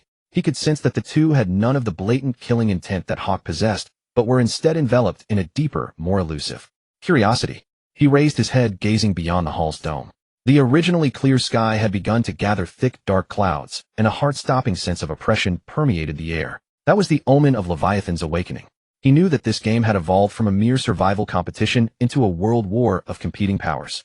Chen Mo slowly spoke. His voice was not loud, yet through the live broadcast system it resonated clearly in every corner of Blue Star, in every command center's conference room. Cooperation is possible. But first, tell us everything you know about the Forbidden Land and Leviathan. He paused, his ancient calm eyes seemed to penetrate the light barrier, locking gazes with the world's rulers. And what exactly is your Truth Council? Chen Mo's questioning was like a massive stone thrown into still water, stirring invisible echoes in the desolate ruins. The professor's gentle and refined face bore an unchanging smile, as if Chen Mo was not asking a question about life and death and betrayal, but rather about the weather today. A truly keen insight, Mr. Chen Mo. He adjusted his gold-rimmed glasses, the glimmer of wisdom flashing in his eyes behind the lenses. Before I answer your question, please allow me to correct a fundamental misunderstanding for you and the viewers behind the screen. He spread his arms, his posture resembling that of a professor addressing a group of eager students in a university lecture hall. The Forbidden Land has never been a competition between nations. It is a test of immune system activity set by a higher dimensional existence, what we call the Selectors. These words struck like thunder, echoing in the conference rooms of the highest command centers worldwide. Selectors. Immune system test. Countless people jumped up from their seats, their faces filled with disbelief. The professor's voice continued, tinged with a fervor akin to that of a preacher, and the land beneath our feet, this ruin, and even the Leviathan that is about to awaken. It is not some BOSS, but a cosmic virus imprisoned here by the Selectors. Every fixed interval, the Selectors actively weaken the seal, observing whether the chosen civilization has the ability to produce antibodies to suppress, or even eradicate this virus. We are the microbes selected for the petri dish. The sheer volume of information caused Wang Meng and Su Qingying's brains to momentarily stall. After a brief silence in the Long Kingdom's live broadcast room, it erupted into chaos. Wow, the landscape has opened up. So it's about fighting aliens. So does this mean that Chun Shun is our Long Kingdom's super antibody? In the hall, Chen Mo was not intimidated by this grand worldview. His focus remained on the most practical aspects. He stared at the professor's perfectly smiling face and suddenly spoke again. Since we are collaborating against the enemy, why ambush the Lighthouse Nations team and take their coordinate stabilizer? Before his words fell, the flawless smile on the professor's face finally showed a barely perceptible stiffness. The enchanting woman beside him, codenamed Demon Eye, also flashed a hint of surprise in her azure pupils. This incisive question ignited the passion of the 14 billion viewers in the Long Kingdom. Beautiful. Chun Shun is amazing. Don't get caught up in the abstract, just ask him what he wants to do. Haha, look at that guy's expression, he's been stumped by the question. The professor quickly regained his composure. He did not deny it. Instead, he calmly took out a peculiar metal device emanating spatial fluctuations from his tactical waist pouch. Because this is the only key to enter the second layer of the ruins and search for the heart of eternity. Only the Council of Truth knows how to unlock it. He held the coordinate stabilizer in his palm, his gaze sweeping over the three from the Long Kingdom. This was an unabashed scheme. My proposal is very simple. You will be responsible for clearing all physical barriers and energy shields in our path, while we provide intelligence, disarm traps, and find the heart of eternity and the spear of judgment. The spoils of war will be shared. At this moment, Qingying seemed to be adjusting her glasses, but her fingers quickly signaled a few tactical gestures at her side, her lips silently conveying information. This person is extremely confident and unafraid. The intelligence is most likely true, but it certainly conceals the most core objective. Chen Mo received the information, lowering his eyelids. No one knew what he was thinking. After a few seconds, he looked up at the professor and nodded. We can cooperate. The professor's mouth curled into a victorious smile. However, Chen Mo's next words caused his smile to freeze once more. But during the cooperation, all spoils of war, including the equipment on you, and any materials we acquire along the way will be distributed by me. You. The demon eye behind the professor couldn't help but speak up, her tone laced with obvious sarcasm. The professor, however, raised his hand to stop her. He looked deeply at Chen Mo for a moment, his eyes flickering with intelligence, and finally smiled. Of course, as long as the goal can be achieved, these external possessions are insignificant. In his view, this was merely the farcical desire for control of a loser. As the agreement was reached, the atmosphere in the team grew increasingly peculiar. Chen Mo said no more. He walked to Wang Meng's side, tore a piece of wet moss from the corner, and gathered a few drops of water from the air with his fingertips, covering it with both hands. Ding. Material detected: living rock, moss XN, pure water droplets XN. Additional rule: concept vitality X1. Synthesis successful. Item obtained: rapid regeneration ointment X1. A small ball of jade green ointment appeared out of thin air, which Chen Mo threw to Wang Meng. Wang Meng unhesitatingly applied it to the gaping wound on his chest, which healed with visible speed, leaving no scars behind. Wow.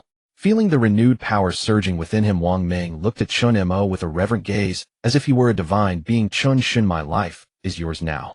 The team restructured, and under the professor's lead, everyone arrived at what appeared to be an unremarkable wall deep within the hall. The professor took out a prism and embedded it in the wall's recess. In an instant, the entire wall burst into brilliance, revealing a dynamic alchemical array 100 times more complex than that at the entrance. This is the Hermes lock, whose energy circuit changes 3600 times per second. To crack it requires an extremely high computing power for real-time analysis. According to our calculations, it will take at least 10 hours.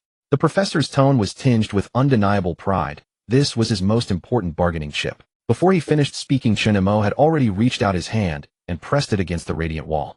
A torrent of majestic spiritual power surged into the complex core of the array like a flood bursting its banks. Ding. Analyzing dynamic energy circuit locking rules. Analysis successful. Initiating rule synthesis. Materials rule unlock spiritual power 50 units. Synthesis successful.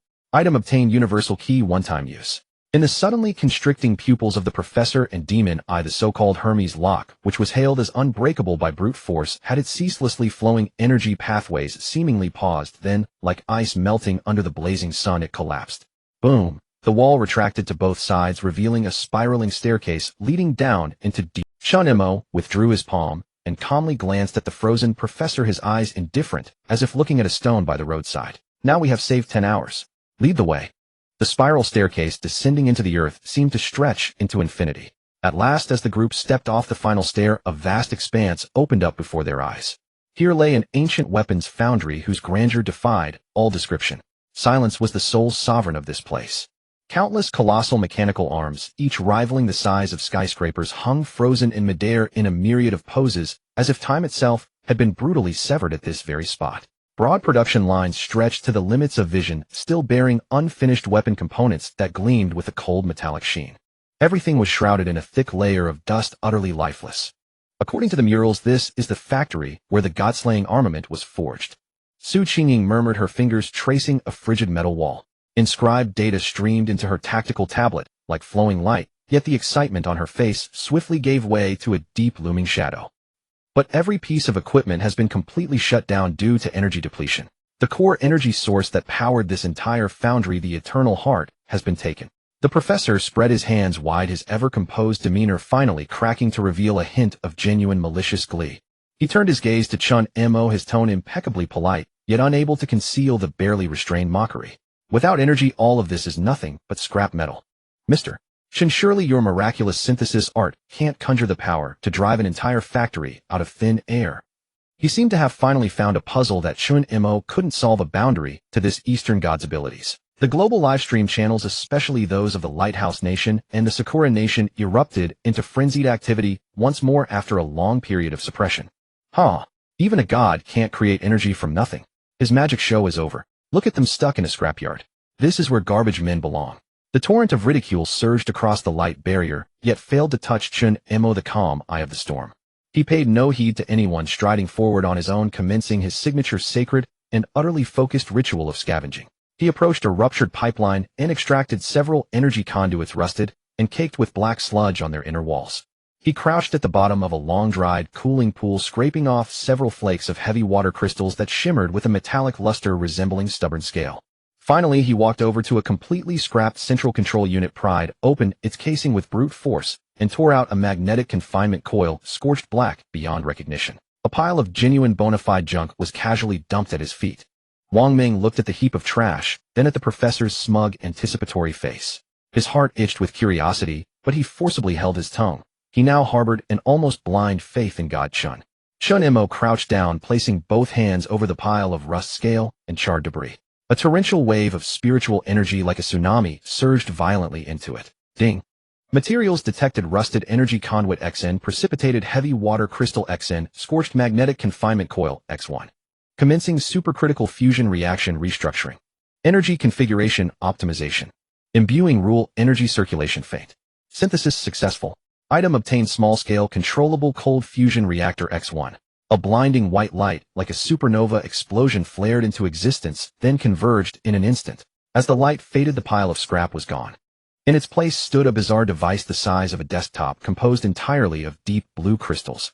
Countless arcs of electricity danced across its surface like agile serpents, while at its core a miniature sun seemed imprisoned, emitting a steady, terrifying heat and light. Expressionless, Chen Mo hoisted the humming reactor with one hand, walked to the foundry's main energy interface, and casually slotted it into place. Buzz! It wasn't a sound, it was the awakening of the entire world. The ancient foundry, dormant for millennia, came alive the instant it was connected to a power source. A cerulean glow like a surging tide rushed through the main conduits, spreading to every corner of the factory. Guide lights on the floor flickered to life in sequence, merging into a river of light. The colossal mechanical arms, frozen in midair, emitted a pleasant clunk as indicator lights at their joints shifted from red to green. They slowly began to rise like steel behemoths stirring from a deep slumber. The entire ruin let out an earth-shaking roar, the sound of a civilization's heart beating once more. The smugness and mockery on the professor and Magic Eye's faces had long since frozen solid. Their expressions were akin to witnessing God mold a second universe from mud. Beyond shock, only a bone-deep, incomprehensible terror remained. In the midst of this profound silence, Wang Meng scratched the back of his head, and with perfectly timed pure bewilderment, voiced a soul-deep commentary. You call this boiling water? That single sentence detonated the entire Dragon Nation livestream. The reactor's energy activated the foundry's central control console. Qingying shrieked and lunged forward, her fingers flying across the illuminated screen. She cried out in delight. Found it! The eternal heart is stored in Vault 0 deep in the foundry's core. But her joy was short-lived. On the screen, as the map pinpointed Vault 0, another signal source blazed to life. A blood-red one signifying extreme danger. Its position overlapped almost perfectly with the eternal heart. Beneath the signal, a line of cold, ancient text was auto-translated by the tactical tablet. Autonomous final defense sequence. The scavenger has been activated. Wang Meng's sarcastic remark, is this what you call boiling water? Served as a fuse, igniting not only the live stream of Longhua, but also shattering the ghostly expressions on the faces of the professor and Magic Eye. Fear days, and a complete overhaul of their worldview. The two members of the Truth Council, who had always considered themselves higher-dimensional informants, found their brains completely crashed at this moment. They could understand energy, they could understand technology, and they could even comprehend some arcane ancient alchemy, but they could not fathom how a pile of scrap metal, limescale, and burnt coils could transform into a miniature nuclear fusion reactor under a single person's hand. This was neither science nor alchemy. This was creation itself. It was the authority that only the selector they served could possess. No, it's impossible. The once enchanting face of Magic Eye drained of color, and she instinctively murmured, her azure pupils filled with chaos. What about the law of conservation of energy? What about the mass energy equivalence formula? This defies all logic. The professor adjusted his glasses, his eyes beneath the lenses flickering violently. He attempted to analyze everything happening before him with his knowledge, only to discover that his logical framework was collapsing. He stared intently at Chen Mo, his gaze no longer filled with mockery or calmness, but with a mix of fear and fervent inquiry at the sight of an unknown adversary. However, Qingying's next words jolted them back from the shock of theology to the grim reality of survival. The autonomous final defense sequence. Cleaner has been activated. The moment the words fell. Crack. Crack, crack, crack, crack. The pleasant clicking sound made by the mechanical arms as they awakened changed its tune. It was the sound of metal joints being forcibly twisted, transitioning from standby mode to combat mode, a sound that made one's teeth ache. The ethereal blue glow that flowed throughout the armory suddenly transformed into a blinding blood red. The guiding light strips on the ground turned into flashing red warning lines. All the recently awakened giant mechanical arms comparable to buildings had their indicator lights switch from green to red. They were no longer docile awakened beasts. Their heavy metal heads laden with various cutting, welding, and drilling tools all turned in unison, locking onto the only 5 living beings in the armory. Buzz! Dozens of plasma cutting nozzles at the front of the mechanical arms lit up simultaneously, emitting a fiery glow. Hiss, hiss, hiss. Hundreds of high-pressure drill bits for precision processing began to spin at a terrifying speed, producing a sharp slicing sound.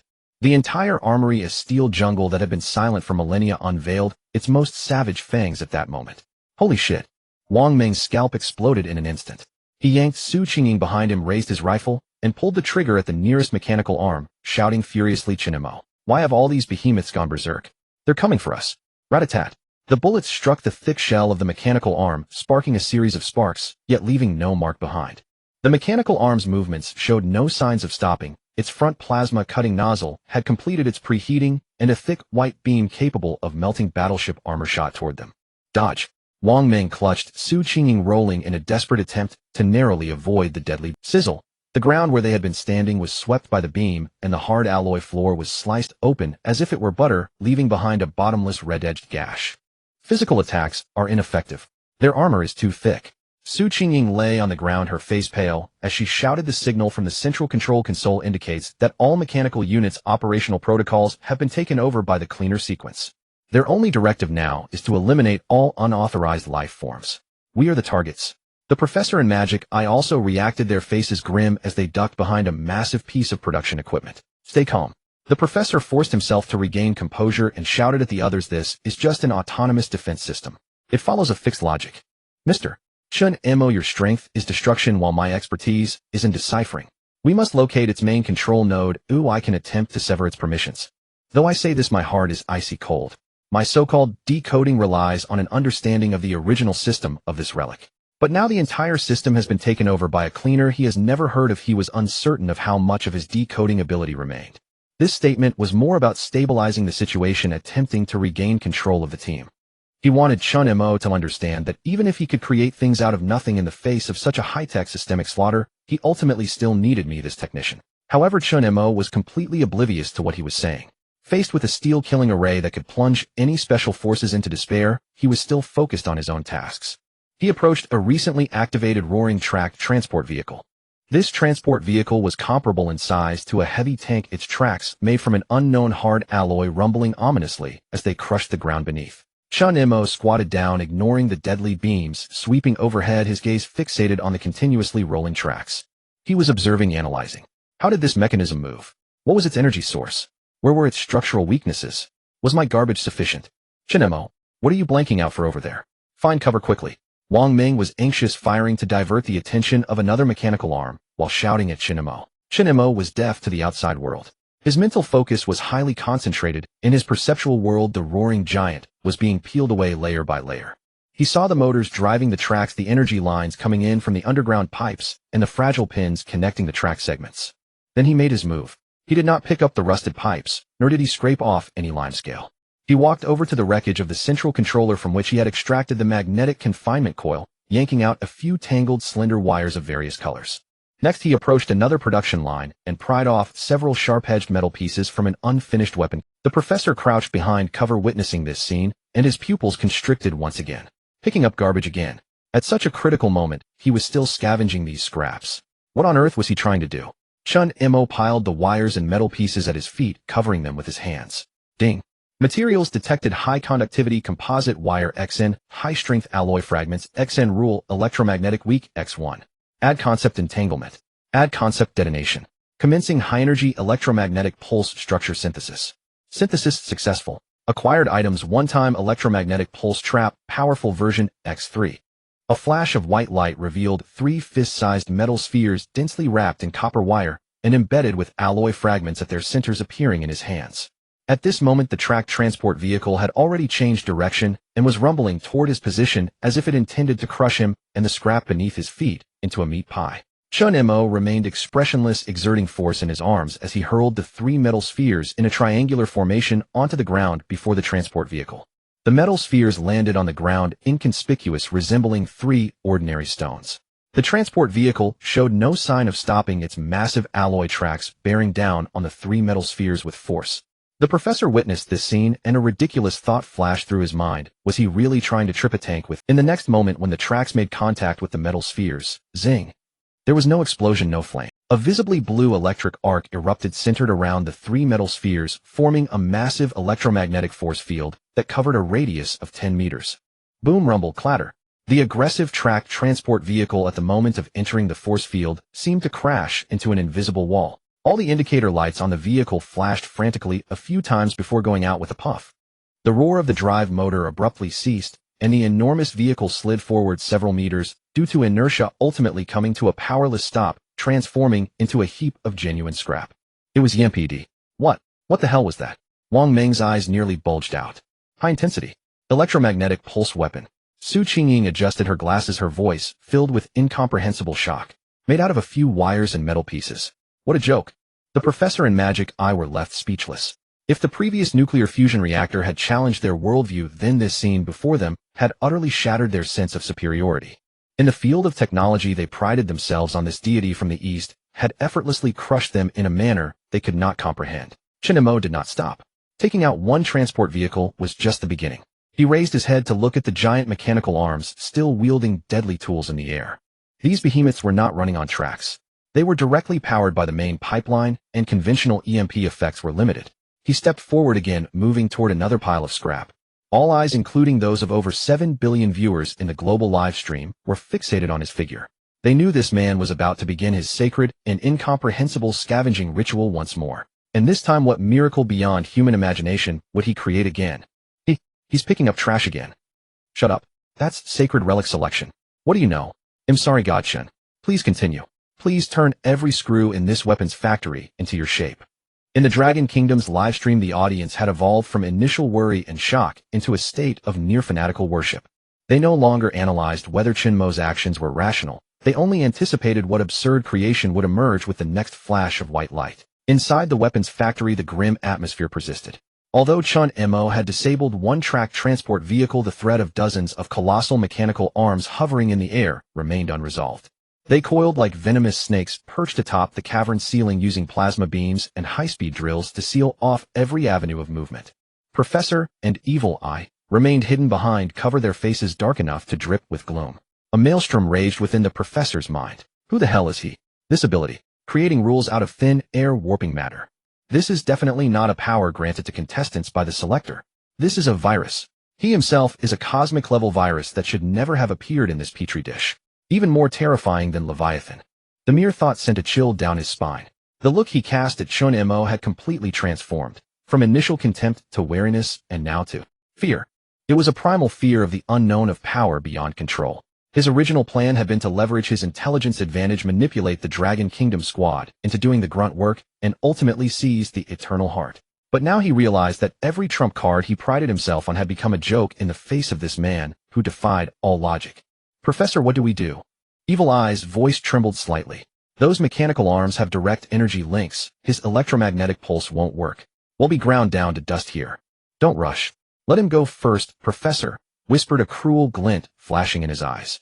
I want to see if his divine power is truly inexhaustible. Every act of creation must have a price. I refuse to believe he can dismantle this entire factory. He had resolved to sit on the mountain and watch the tigers fight. Let Chen Mo exhaust himself against the cleaners, while he conserved his own strength and bided his time. Meanwhile, Wang Meng and Qingying were also in dire straits. This isn't working. Suppressing fire is useless. Wang Meng swapped the magazine and unleashed a furious barrage at a mechanical arm attempting to close in, but the bullets merely ricocheted off with a series of clangs, achieving nothing. Over here. Switch cover. Qingying's computational abilities were pushed to their absolute limit. She continuously analyzed the attack trajectories and intervals of the mechanical arms, directing Wang Meng through a deadly dance of dodging and weaving amidst the storm of fire. What the hell is Godchen doing? Wang Meng executed a flying leap, narrowly evading a whistling giant steel rod that slammed into his previous position, shaking the entire floor. He looked at Chen Mo, who was still leisurely picking up mission production line. It seemed to be intended for manufacturing. At that moment, Chen Mo was standing beside a decommissioned production line. It seemed to be intended for manufacturing some type of outer armor with piles of cut metal scraps of varying sizes stacked nearby. He bent down and picked up several palm-sized, relatively flat metal plates. Then he walked over to an energy relay unit that had been damaged by a plasma beam and was sputtering with electric sparks. He tore out a still-warm palm-sized heat sink module from within. The module was composed of numerous fine metal fins. Finally, he crouched down and scraped up some grayish-black powder from the floor. It was the residue of metal that had melted under high temperatures and then cooled and solidified. Metal plates, heat sink, and metal powder. Qingying, in a brief lull between evasive maneuvers, saw the items in Chen Mo's hands, her mind racing. What is he trying to do? Use the heat sink for thermal exchange. Metal powder. Is he trying to make thermite? No, the temperature isn't high enough and the reaction would be uncontrollable. Once again, her entire body of knowledge was rendered speechless by Chen Mo's utterly illogical choice of material. Chen Mo paid no heed to anyone's thoughts. He piled the three items together and covered them with both hands. Materials detected: scrap armor plates XN, damaged heat sink X1, metal oxide powder X. Applying rule vibration high frequency. Applying concept cutting. Commencing ultrasonic vibration structural reconstruction. Synthesis successful. Obtained item: high frequency vibrating cutting blade, throwable X5. The white light faded. 5 bizarrely shaped throwing knives appeared in Chen Mo's hands. The knives were matte black, about the length of a palm, and instead of traditional sharp edges, their blades bore a strange, serrated design. The fins from the heat sink module were embedded in the handles, seemingly vibrating at a minute frequency. At that moment, a colossal mechanical arm took notice of him. The arm descended like a monstrous python from the heavens, its massive front hydraulic claw slamming down with the force to crush him in two.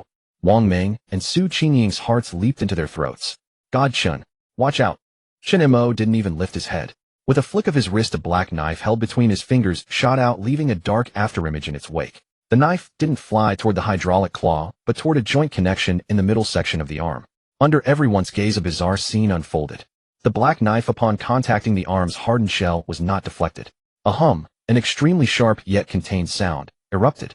The serrations on the blade began to vibrate at a frequency imperceptible to the naked eye. The hard alloy armor under that high-frequency vibration wasn't cut, it was shattered. Like glass shattered by ultrasonic waves, the bullseyed armor at the arm's joint instantly disintegrated into countless fine metal particles. With the armor gone, the fragile internal hydraulic lines and energy cables were completely exposed. The knife, its momentum undiminished, precisely severed those lines. A hiss. High-pressure fluid sprayed in all directions as dazzling electric sparks exploded. The once dominant colossal mechanical arm, as if its very sinews had been ripped out, convulsed violently. Its front hydraulic claw flopped open, and the entire forward section hung limp, completely devoid of power. One strike. Another one strike. Disablement. Wang Meng opened his mouth, a curse stuck in his throat, unable to escape. He was numb. From the EMP to the current ultrasonic knife, he felt his common sense being ground into the dirt and rubbed in repeatedly. High-frequency vibration. Using resonant frequency to disrupt molecular structure. Qingying murmured, her eyes glowing with barely contained fervor. My God.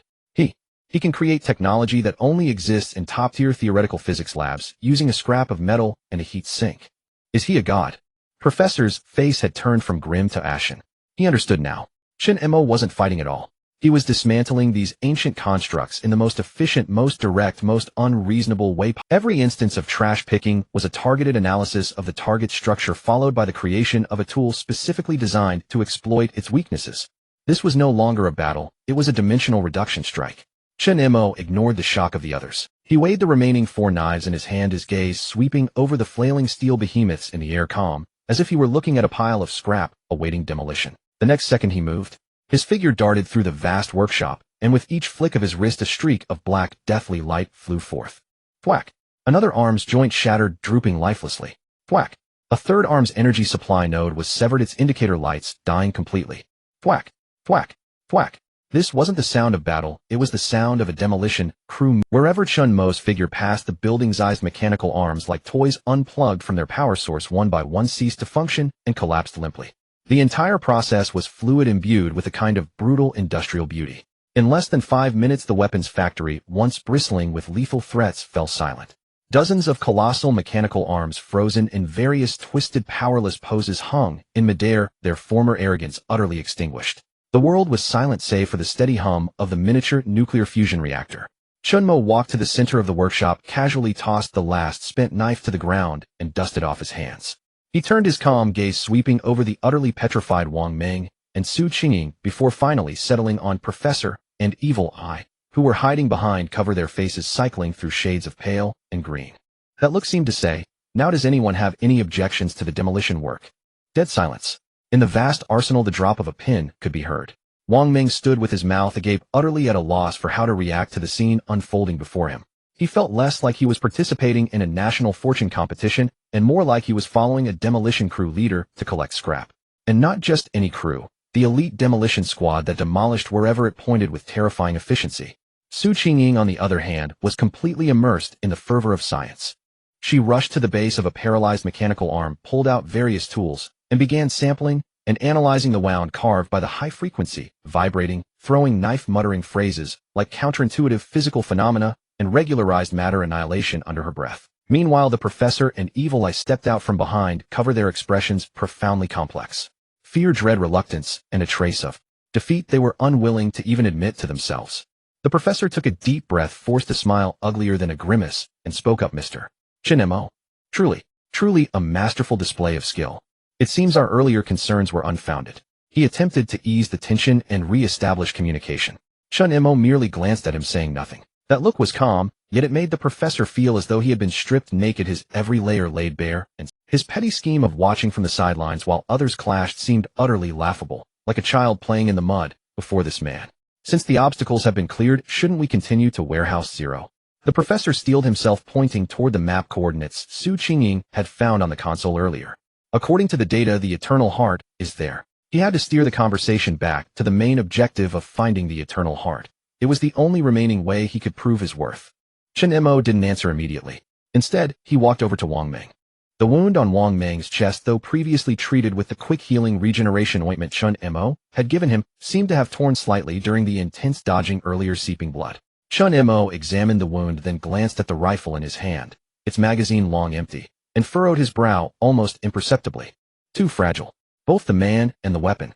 In this perilous ancient ruin, Wang Meng, the so-called king of soldiers, was beginning to fall behind. He needed an upgrade. Chen Mo's gaze swept over the mechanical arm remnants he had dismantled and the tracked transport vehicle paralyzed by the EMP. These were prime junk. "Hold on," Chen Mo finally spoke, his voice low but brooking no argument. He strode toward the massive tracked transport vehicle.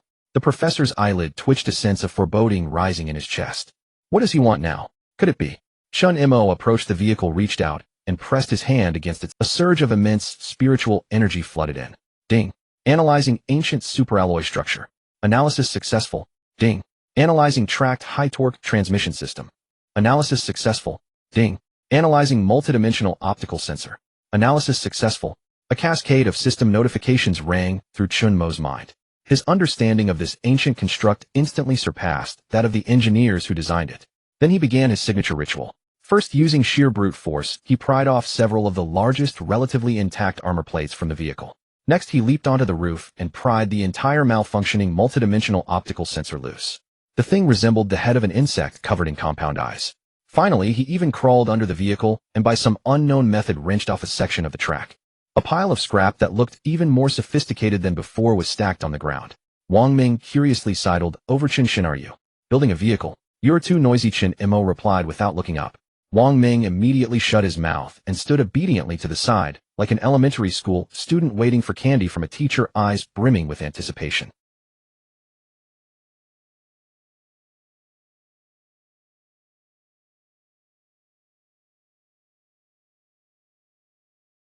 Ding. Materials detected: ancient superalloy armor plate XN, multidimensional optical sensor X1, high-strength alloy track XN. Initiating modular reorganization and exoskeleton system construction. Attaching rule: kinetic absorption weak. Attaching rule: self-repair incomplete. Synthesis successful. Obtained item scavenger mark: eye-powered exoskeleton simplified edition X1. A blinding white light more radiant than any before erupted. Within the glow, the massive armor plates, the intricate sensors, and the heavy tracks were cast into an invisible furnace, rapidly disintegrating, deforming, and recombining into an entirely new form. As the light faded, a humanoid exoskeleton suit stood silently before them. Dark gray, exuding a rugged yet practical industrial aesthetic with hydraulic lines and energy circuits connecting its joints. Though the suit appeared somewhat crude with exposed cables in places, the thickness of its chest armor, the contour of its shoulders, and the mechanical structure of its legs, as if capable of shattering the earth with a single step, all radiated a bone-deep sense of overwhelming power. The most striking feature was its helmet. Fashioned from the transport vehicle's optical sensor, it was covered in dense clusters of compound eyes, simultaneously eerie and brimming with cutting-edge technology. Holy shit! Wang Meng's long-delayed exclamation finally tore free from his throat, thundering. Staring at the steel battlesuit that seemed to have stepped straight out of a sci-fi film, he nearly drooled. As a man who worshipped steel and firepower, this was the ultimate romance. Put it on, Chen Mo said, pointing at the exoskeleton, addressing Wang Meng. For me. Wang Meng pointed at his own nose, his face a portrait of incredulous joy. After receiving Chen Mo's affirmative nod, he let out a whoop of delight, dashed over in 3 quick strides, and clumsily, yet ecstatically, began strapping the armor onto himself. Click-clack. As each module locked into place, a faint hum of electrical current arose, and the indicator lights at the suit's joints lit up one by one, finally stabilizing into a deep blue glow. Wang Meng tentatively moved his arm.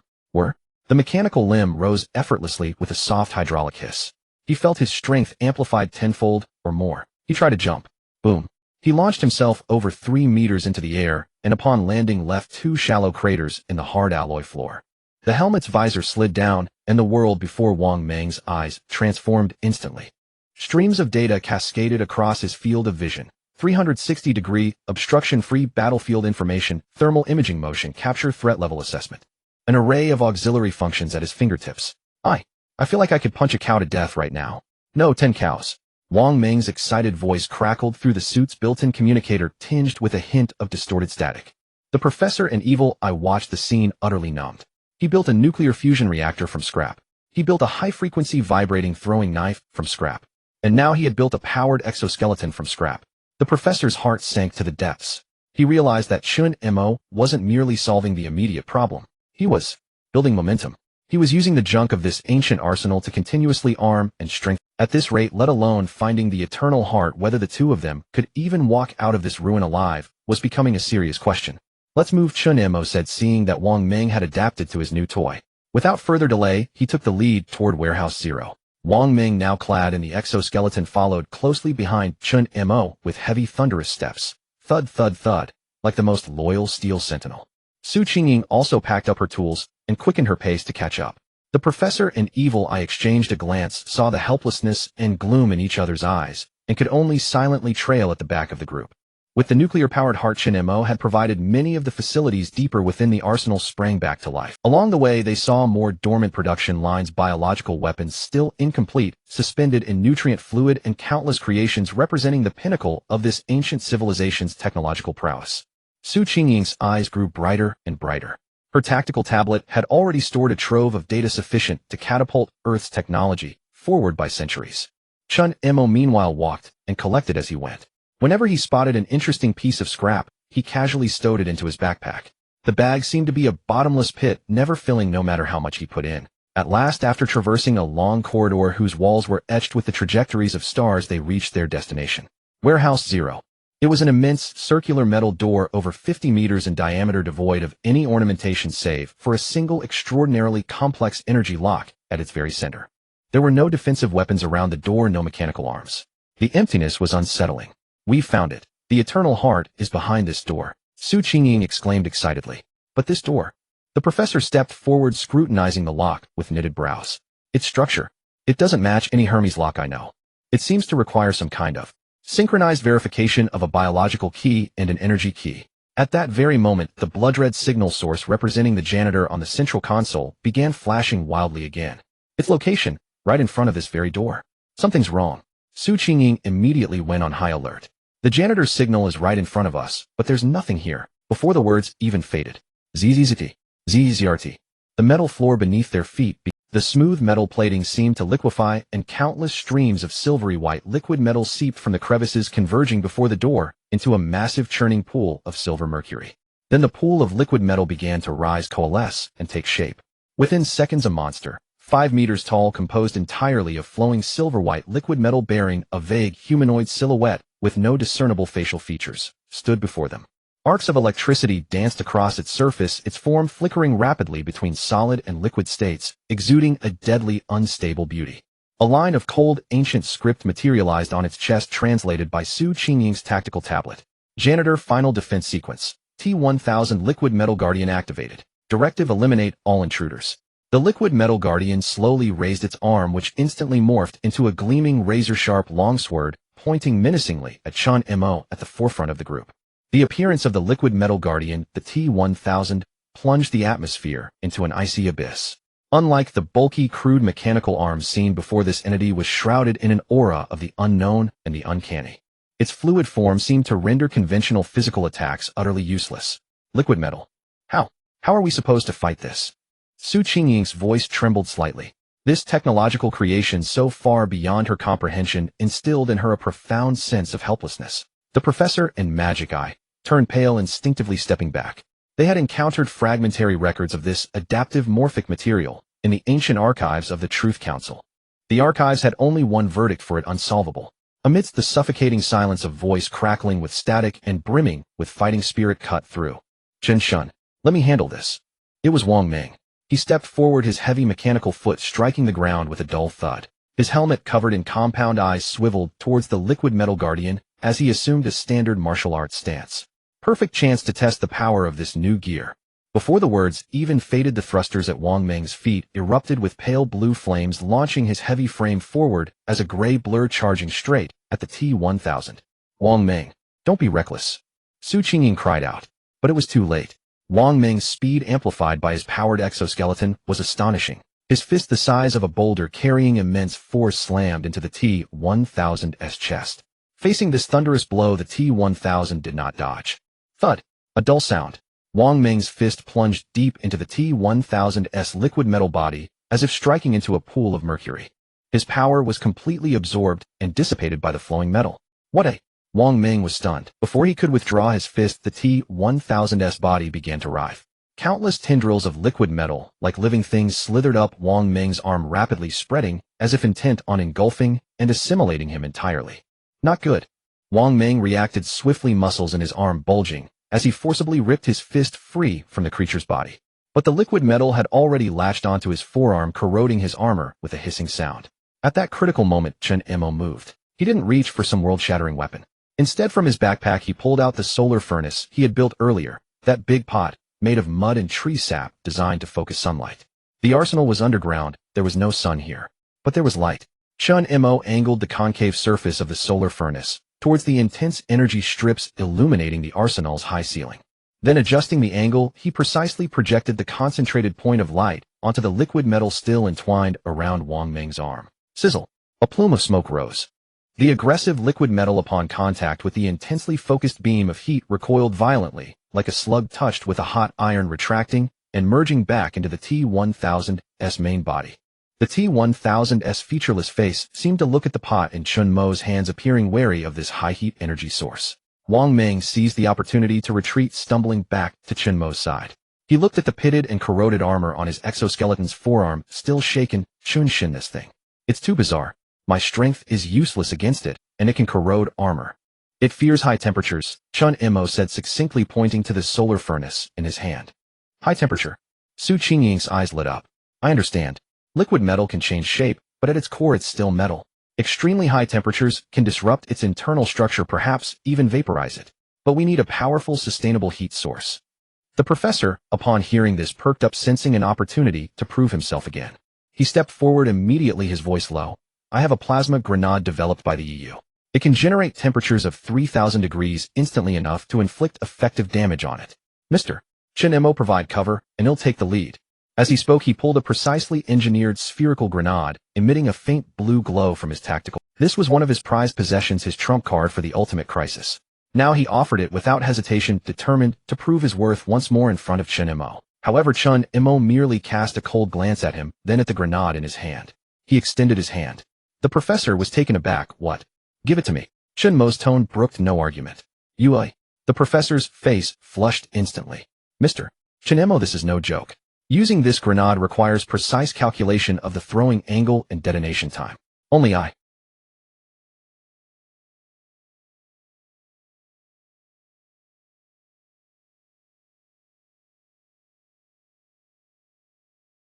You?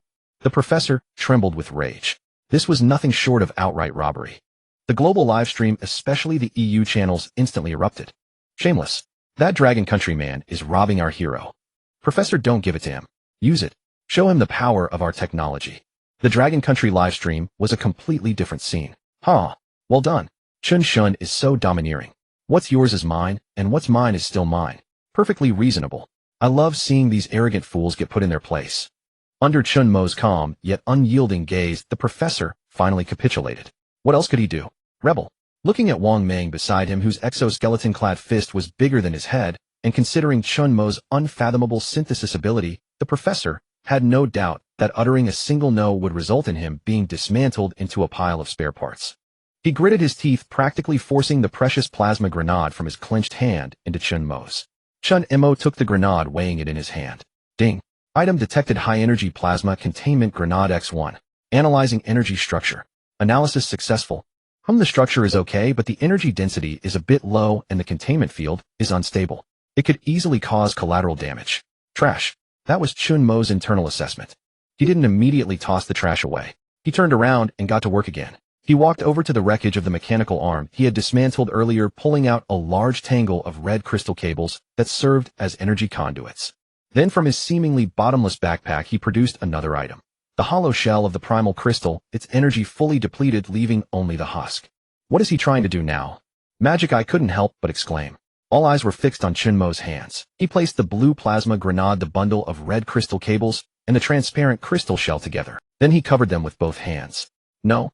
Stop. The professor suddenly realized what was happening and let out a terrified scream. You can't do this. Forcibly fusing different energy systems will cause energy annihilation. It'll blow us all sky high. Chen Mo ignored his words entirely. A surge of immense spiritual energy was forcefully infused. Ding. Materials detected: high-energy plasma containment grenade X1, high-purity energy crystal cables XN, residual energy crystal shell X1.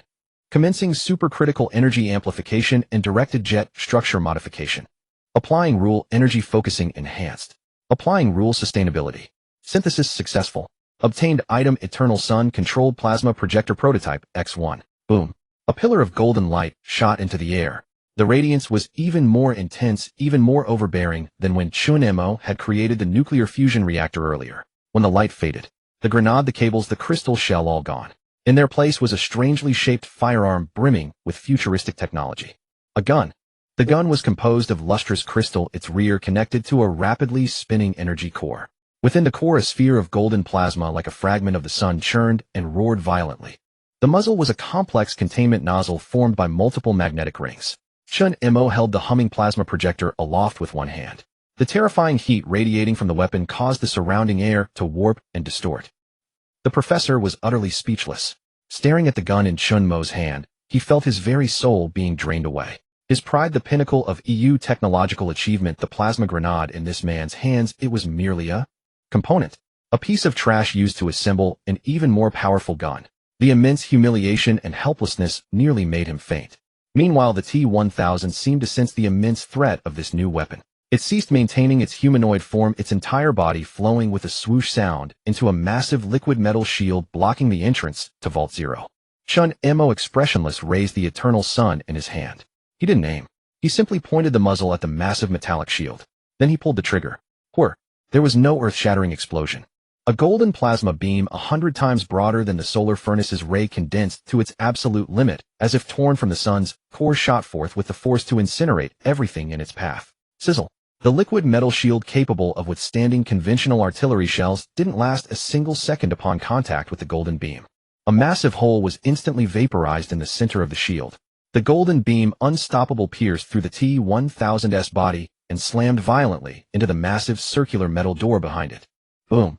The entire arsenal trembled violently from the terrifying energy impact. The Vault Zero door, forged from an unknown alloy that even plasma cutters could barely scratch, began to glow red at its center under the sustained assault of the eternal sun, visibly melting until it was finally burned through, creating a massive 3-meter-wide hole with glowing molten edges. The T-1000, its body pierced, let out a silent scream. Its liquid metal form around the plasma beam was being vaporized in large quantities, turning into wisps of smoke that dissipated into the air. It tried to reform, to repair the massive hole, But against the relentless, overbearing output of the eternal sun, all its efforts were futile. Its volume was visibly shrinking. Chen Mo released the trigger, and the golden beam at the muzzle instantly extinguished. He glanced down at the eternal sun in his hand. The weapon's body was scorching hot from the overload, and the light of its energy core had dimmed considerably. Seems this thing still has a problem with endurance. He looked up. The T-1000's body had been burned down to less than a third of its original size. It lay slumped on the ground, a puddle of writhing dim liquid metal, unable to form a humanoid shape any longer, seemingly completely combat ineffective. And behind it, the door to Vault Zero now had a massive hole large enough for everyone to pass through. Chen Mo turned, casually tossing the still radiating eternal sun to Wang Meng, who stood dumbfounded. Hold on to this. Use it sparingly. Then he strode towards the hole he had just burned open. Halfway there, as if remembering something, he paused, turned his head, and looked back at the professor, who was still frozen in place. He pointed at the professor's tactical pouch and said in a calm, almost cold tone, "That tin can of yours seems to hide quite a lot. Take it all out. Let me see what else is usable." What did you say? The body of the professor jolted violently, barely able to believe his own ears. It wasn't enough that his plasma grenades had been taken, now this man was demanding every possession he had. This wasn't a robbery anymore. It was a complete confiscation. The Gorgon snapped back to reality, stepping forward to shield the professor, her azure eyes blazing with fury. "Chen Mo, don't push it. These are our lifelines." "Lifelines?" Chen Mo turned around, his calm gaze sweeping over them. "The two of you. From the moment we got here, besides hiding behind and watching the show, what exactly have you contributed? Did you block the mechanical arm? Did you fight off that hunk of metal?" His voice was low, but every word landed like a resounding slap across the faces of the professor and the Gorgon. The Gorgon was rendered speechless, her face cycling through shades of pale and red. Indeed, ever since the janitor protocol had initiated, the two of them had been reduced to mere bystanders. Burdens, even. Every single crisis had been resolved single-handedly by Chen Mo, using those scraps they couldn't comprehend with an almost casual ease. In this team, those who don't work don't get to claim the spoils. Chen Mo's tone remained flat. "That's my rule. You're free to not comply. The door is right there. Be my guest." He gestured toward the path they had come from. The implication was unmistakable: either surrender your gear and stay, or get out. The professor's chest heaved violently. He clenched his fists so tightly that his knuckles turned white, the fury and humiliation within him threatening to consume him whole. Leave? How could he possibly leave? Outside lay the perilous forbidden land, with the Leviathan's awakening countdown looming over their heads like a death warrant. Without Chen Mo, the two of them couldn't even make it out of this weapons factory, let alone complete the ultimate mission for the Council of Truth. He had no choice. He never had a choice. From the moment Chen Mo had casually cobbled together a nuclear fusion reactor with his bare hands, the balance of power in this partnership had irrevocably shifted. All his carefully laid plans involving intellect, intelligence, and strategy crumbled like paper in the face of such absolute unreasonable power of creation. In the global livestream, everyone held their breath. The European Union's audience, and high-ranking officials in particular, could only watch helplessly as their national heroes were backed into a corner by that dragon country man. Accept it, Professor. Survival is the most important thing. Damn it. This is the greatest humiliation. After a long, suffocating silence, the professor unclenched his fists. It was as if all the strength had been drained from his body, leaving him utterly deflated. He looked up at Chen Mo, his eyes stripped of any pretense of composure or calculated confidence. All that remained was a hollow, resigned despair. "Fine. I'll give them to you." He forced the words out, then began unbuckling his tactical waste pack. The Gorgon watched him, her eyes reddening, and silently began to remove her own gear as well. Soon a pile of cutting-edge equipment representing the pinnacle of EU technology, gear that any nation on Earth would fight over, lay at Chen Mo's feet. High-energy compressed rations, military-grade stimulant injectors, portable energy shield generators, spatial distortion bombs, data decryption terminals. A dazzling array of gear. Chen Mo crouched down and began his sorting process, a sight that was utterly grating to the professor and the Gorgon. He picked up a stimulant injector and examined it. Ding. Item detected: military-grade nano-repair injector X1. Assessment: repair efficiency subpar, nanobot activity insufficient, adverse side effects present. Trash. He then picked up the energy shield generator. Ding. Item detected: portable electromagnetic shield X1. Assessment: energy to output ratio extremely low, shield structure unstable, easily penetrated by high-frequency energy. Trash. He picked up the spatial distortion bomb next. Ding. Item detected: single-use spatial folding bomb X1. Assessment: area of effect uncontrollable, severe energy leakage, high probability of dragging the user into the spatial rift along with the target. Super trash. Chen Mo's brow furrowed deeper and deeper. He had been wondering what kind of junk these so-called Council of Truth members were carrying around. All flash, no substance. He casually brushed the items aside, seemingly not even interested in using them as synthesis material. This gesture dealt 100 times more psychological damage to the professor and the Gorgon than outright theft would have. The trump cards they cherished as priceless were in this man's eyes not even worthy of being synthesis fodder. Just as Chen Mo was about to rise, finding the whole affair rather dull, his gaze was suddenly caught by something at the very bottom of the professor's waste pack. It was a palm-sized square box made of black metal, its surface etched with intricate circuit patterns. It emitted no energy signature whatsoever, resembling nothing more than an ordinary portable hard drive. But Chen Mo's intuition told him this thing was no ordinary object. He reached out and picked up the black box. No, you can't have that one. The moment the professor saw Chen Mo pick up the box, his expression drastically changed. He lunged forward recklessly, as if trying to snatch it back. Thud! Wang Meng's steel-forged body stood like an immovable wall, firmly blocking the professor's path. His helmet covered in compound eyes coldly stared down at him. What do you think you're doing? Wang Meng's warning, laced with a mechanical hum, was full of menace. Inside that is the Council of Truth's most core secret. It's directly related to the ultimate goal of this mission. You can't look at it. The professor screamed on the verge of madness. This unusual reaction only piqued Chen Mo's interest in the box further. Ignoring the professor's frantic protests, Chen Mo placed both hands on the black metal casing. Ding. Item detected. High encryption data storage unit permission locked. X1. Analyzing Hermes 13-fold logic lock. Analysis successful. Initiating rule synthesis. Materials rule unlock mental energy 100 units. Synthesis successful. Obtained item universal key, one-time use. As the professor's eyes filled with absolute despair, Chen Mo's palm swept lightly across the metal box. Click. With a soft sound, the box, reputed to be impossible to crack without brute force, opened effortlessly. Inside the box there was no chip, no memory card. Instead there was a small mass of liquid light, constantly shifting and morphing as if it were alive. The moment the light touched the air, it automatically projected an image and a series of encrypted ancient texts into the space before them. The image depicted a terrifying, indescribable creature larger than a star, covered in tentacles and eyes. It was bound by countless thick, golden glowing chains, imprisoned within a void of cosmic nothingness. That was the Leviathan's true form. The ancient texts were rapidly translated by Qingying's tactical. The selector's memo file No. 734 Project Name Activity Suppression of Cosmic Class Virus Leviathan and Antibody Screening Plan. Project description: as a mimetic contamination source, the very existence of Leviathan distorts physical laws and constantly attempts to break through the god shackles. To suppress its activity at intervals of standard cosmic time, a weak node of the shackle's eye. The Forbidden Land is opened. Low-dimensional civilizations with potential are introduced as a culture medium to observe whether an antibody the chosen one capable of countering the Leviathan's initial mimetic leakage can be born. Core objective: the core objective of this test is not to kill the awakened Leviathan avatar, but to recover its associated core, the Eternal Heart. The Eternal Heart is the crystallization of the Leviathan's power and the key to stabilizing the god's shackles. Final protocol: Janitor. Protocol content: to prevent the antibody from going rogue or being contaminated by the Leviathan's mimetic influence, the Janitor sequence is activated. This sequence does not refer to a single defense unit, but to an entire cleanup procedure.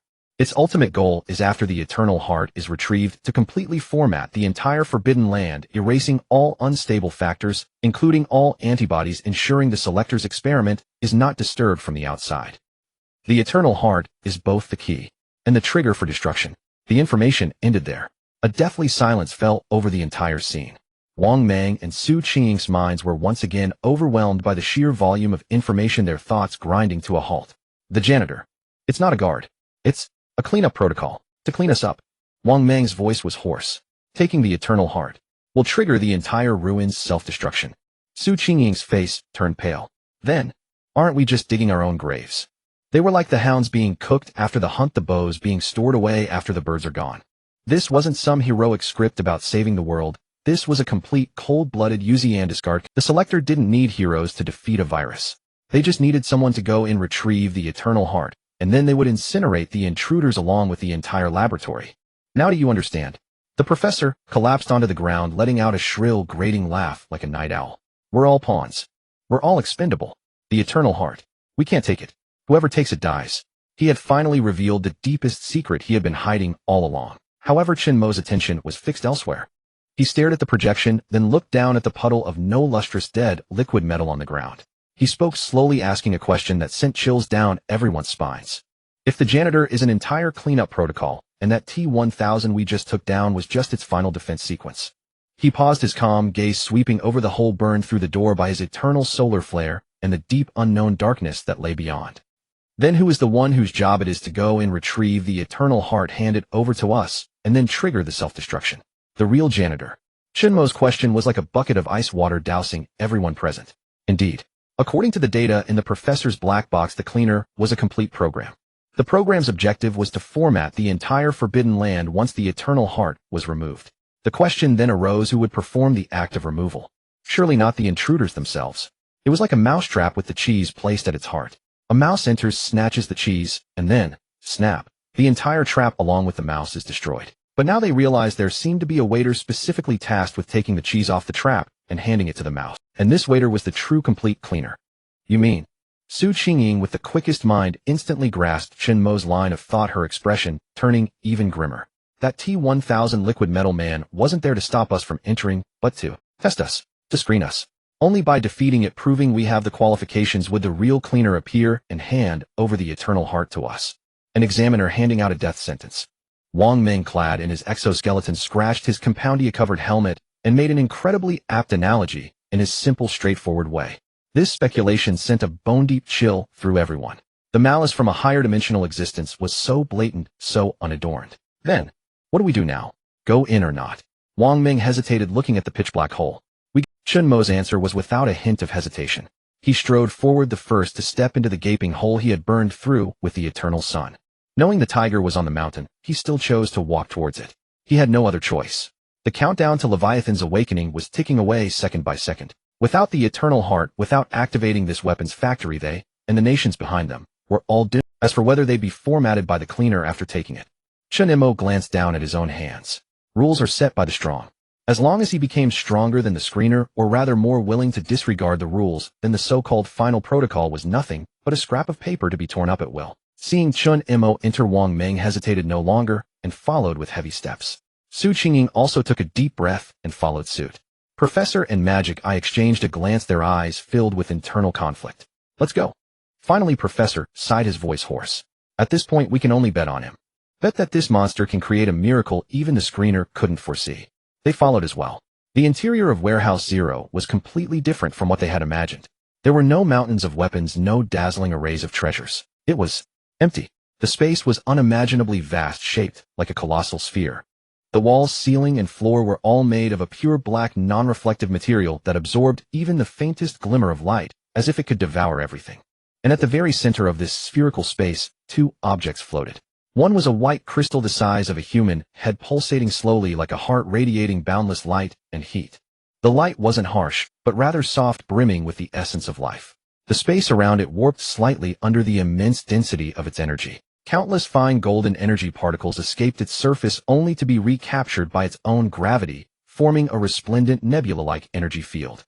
Without a doubt, that was the eternal heart, the core energy source driving the entire god-slaying armament system, and the crucial node of the god's shackles that imprison Leviathan. Beneath the eternal heart, another object floated. It was a gun, a massive, ancient-looking rifle brimming with brutal aesthetics. Its body was nearly 10 meters long, crafted from a dark gold metal etched with energy circuits 100 times more complex than the seal of Hermes. At the muzzle was a huge, openable energy-focusing ring. The stock was a hollow recess perfectly sized to accommodate the eternal heart. The Spear of Judgment. Qingying murmured, staring at the colossal gun. The launcher for the god-slaying armament. So they've always been stored together. Found it. They had finally found the hope to fight against Leviathan. However, no one dared to step forward, because standing silently before the eternal heart and the Spear of Judgment was a figure. It was a person who looked exactly like an ordinary human. He wore a well-tailored white uniform resembling a butler's attire, with his hair impeccably combed. A gentle, humble smile was fixed on his face. His hands were clasped before him, his posture elegant like a loyal servant awaiting his master's return. He appeared utterly harmless. But everyone knew he was the true cleaner. Welcome, antibody candidates. The butler spoke. His voice was gentle and resonant, directly manifesting in everyone's minds through. I am the administrator of this facility, designation 734. You may address me as butler. He gave a slight bow, executing a flawless, ancient, aristocratic salute. Congratulations, you have successfully passed the test of the final defense sequence, proving your preliminary qualification as an antibody. The butler smiled, his gaze sweeping over the group before settling on Chen Mo. In his gentle eyes, a barely perceptible datastream-like glint seemed to flash. Especially you, Mr. Chen Mo. Your performance exceeded all calculations from our preset models. Your very existence is a beautiful anomaly. He seemed particularly interested in Chen Mo. According to the final protocol, these two items now belong to you. The butler stepped aside, making a pleased gesture towards the floating Eternal Heart and Spear of Judgment. The Eternal Heart can provide you with nearly limitless energy. The Spear of Judgment is the only tool capable of expelling that energy in a devastating form. With them, you will have the power to fight the awakening avatar of Leviathan. His words were laden with tempt. Wang Meng and Qingying instinctively stepped forward, their eyes filled with longing. But Chen Mo stood absolutely still. He simply looked at the butler and slowly asked, "And after we take them?" The butler's smile didn't falter. He replied in a matter-of-fact tone, "After you take them, you can fulfill your duty as an antibody and fight the virus. It is your mission and your glory." He avoided the subject of what would happen next. "He's lying," Chen Mo concluded internally. Or rather, he wasn't telling the whole truth. "Chen Mo, what do we?" Wang Meng was getting anxious, looking at Chen Mo, unsure of what to do. Professor also spoke up, looking at the butler with a hoarse voice. "And after our duty is fulfilled, once Leviathan is destroyed, what happens to us?" The butler turned his gaze to Professor, his smile unchanged. "When your mission is complete, you will receive eternal peace. The screener never treats its meritorious servants poorly." Eternal peace. Was that the peace of being formatted, reduced to cosmic dust? This answer chilled everyone's hearts. Just then Chen Mo spoke again. He didn't dwell on what would happen later. Instead, he pointed at the massive Spear of Judgment and asked a question no one had anticipated. "This gun looks very heavy. I don't think I can lift it alone." His words stunned everyone, including the butler. For the first time, the standard smile on his face flickered with a barely noticeable glitch. He seemed not to have anticipated that within this grand narrative of life or death stakes, and the fate of civilizations, Chen Mo's concern would be such an unadorned physical question.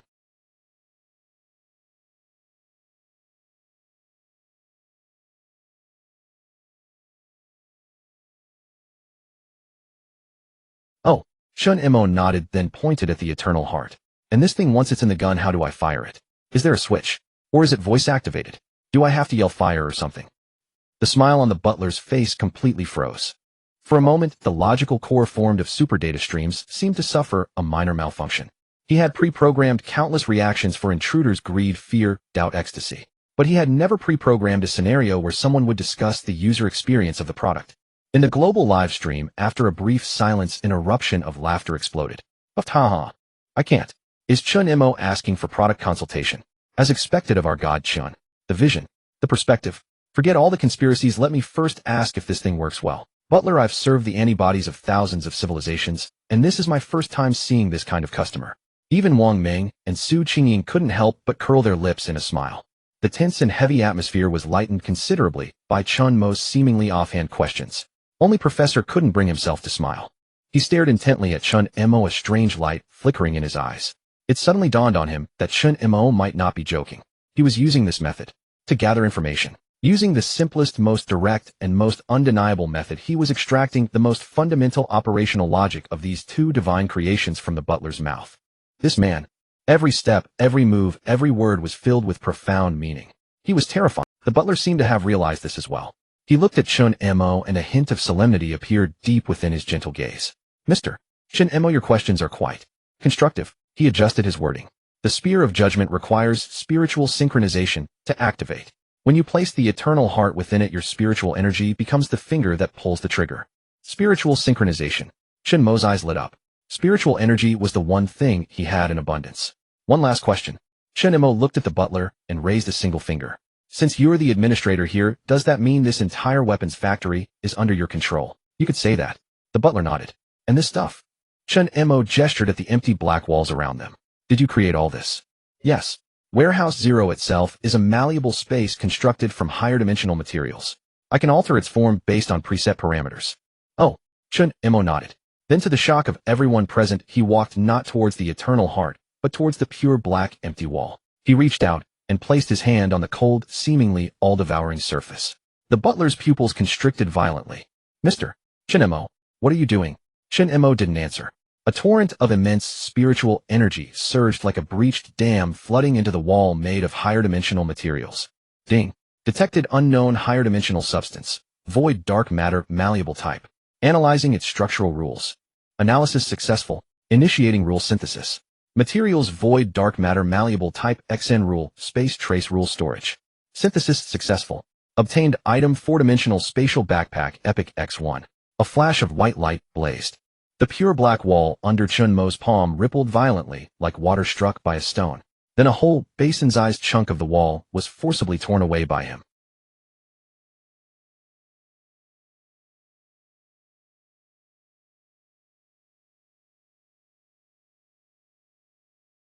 The moment the wall was detached, it rapidly contracted and deformed, eventually transforming into an unremarkable-looking black backpack seemingly made of canvas.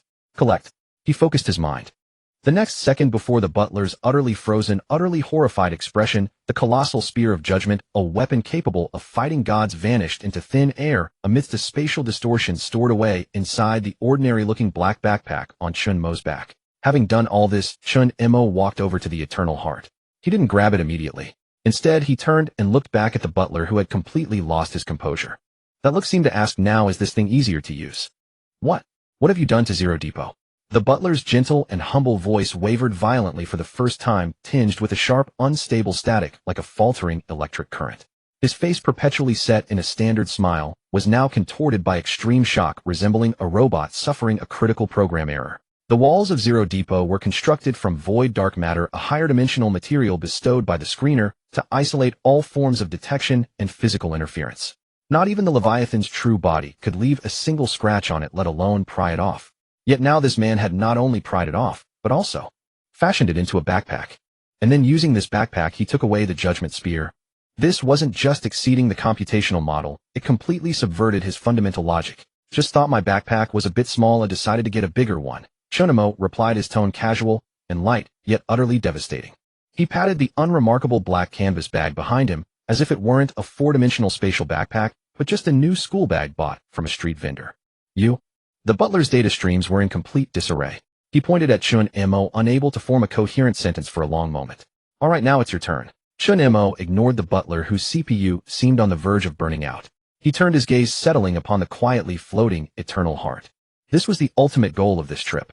He reached out slowly and firmly, grasping the white crystal that pulsed like a beating heart. Buzz! The instant his fingertip touched the Eternal Heart, an indescribable vast energy, pure as a sea of stars, surged into his body. This energy wasn't violent, but gentle, brimming with the essence of life. It washed through Chen Mo's limbs and bones, nourishing every single cell. He felt his spiritual power nourished by this energy, skyrocketing at a terrifying rate. Ding! Detected host absorbing energy from the Leviathan's companion core, the Eternal Heart. Spiritual power cap 100, 200, 500. Warning. Energy is too immense, the host body cannot fully contain it. Convert excess energy into rule analysis authority. Convert. Chen Mo commanded decisively in his mind. Converting. Conversion successful. Congratulations, host. You now possess deep analytical authority over the world's fundamental rules.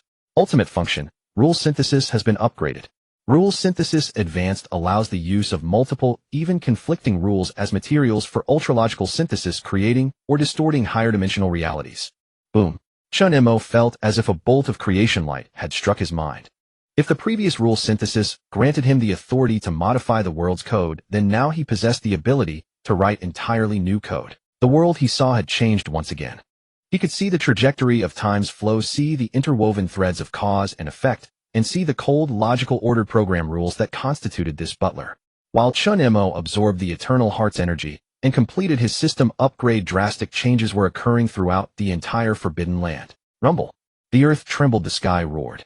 The previously clear sky was engulfed by thick ink-black storm clouds within seconds. Within the clouds, blood-red lightning writhed like dragons, unleashing deafening thunder. The air thickened with a suffocating, ancient, violent, and maddening terror. It's the Leviathan. The Eternal Heart has been taken. The node of the god's shackles is broken. Its awakening is accelerating. Su Qingying stared at the energy readings skyrocketing on her tactical tablet and screamed. Final awakening countdown: 23 hours, 17 minutes, 8 seconds. 7 seconds. The countdown, previously over 70 hours, had instantly shrunk to less than a day. Meanwhile, the butler had also recovered from its shock. Looking at the Eternal Heart in Chen Mo's hand, the gentle smile on its face vanished completely. In its place was an absolute, emotionless coldness. Final protocol triggered. It spoke in a flat mechanical tone of judgment. Cleaner program entering final phase, format. The moment the words faded, the entire Zero Depot, no, the entire weapons factory, began to violently disintegrate.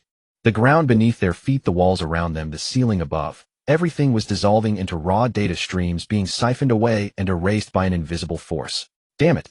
This place is collapsing. Wang Meng roared. Not collapsing. It's being deleted. Qingying cried in despair. Will be deleted along with it.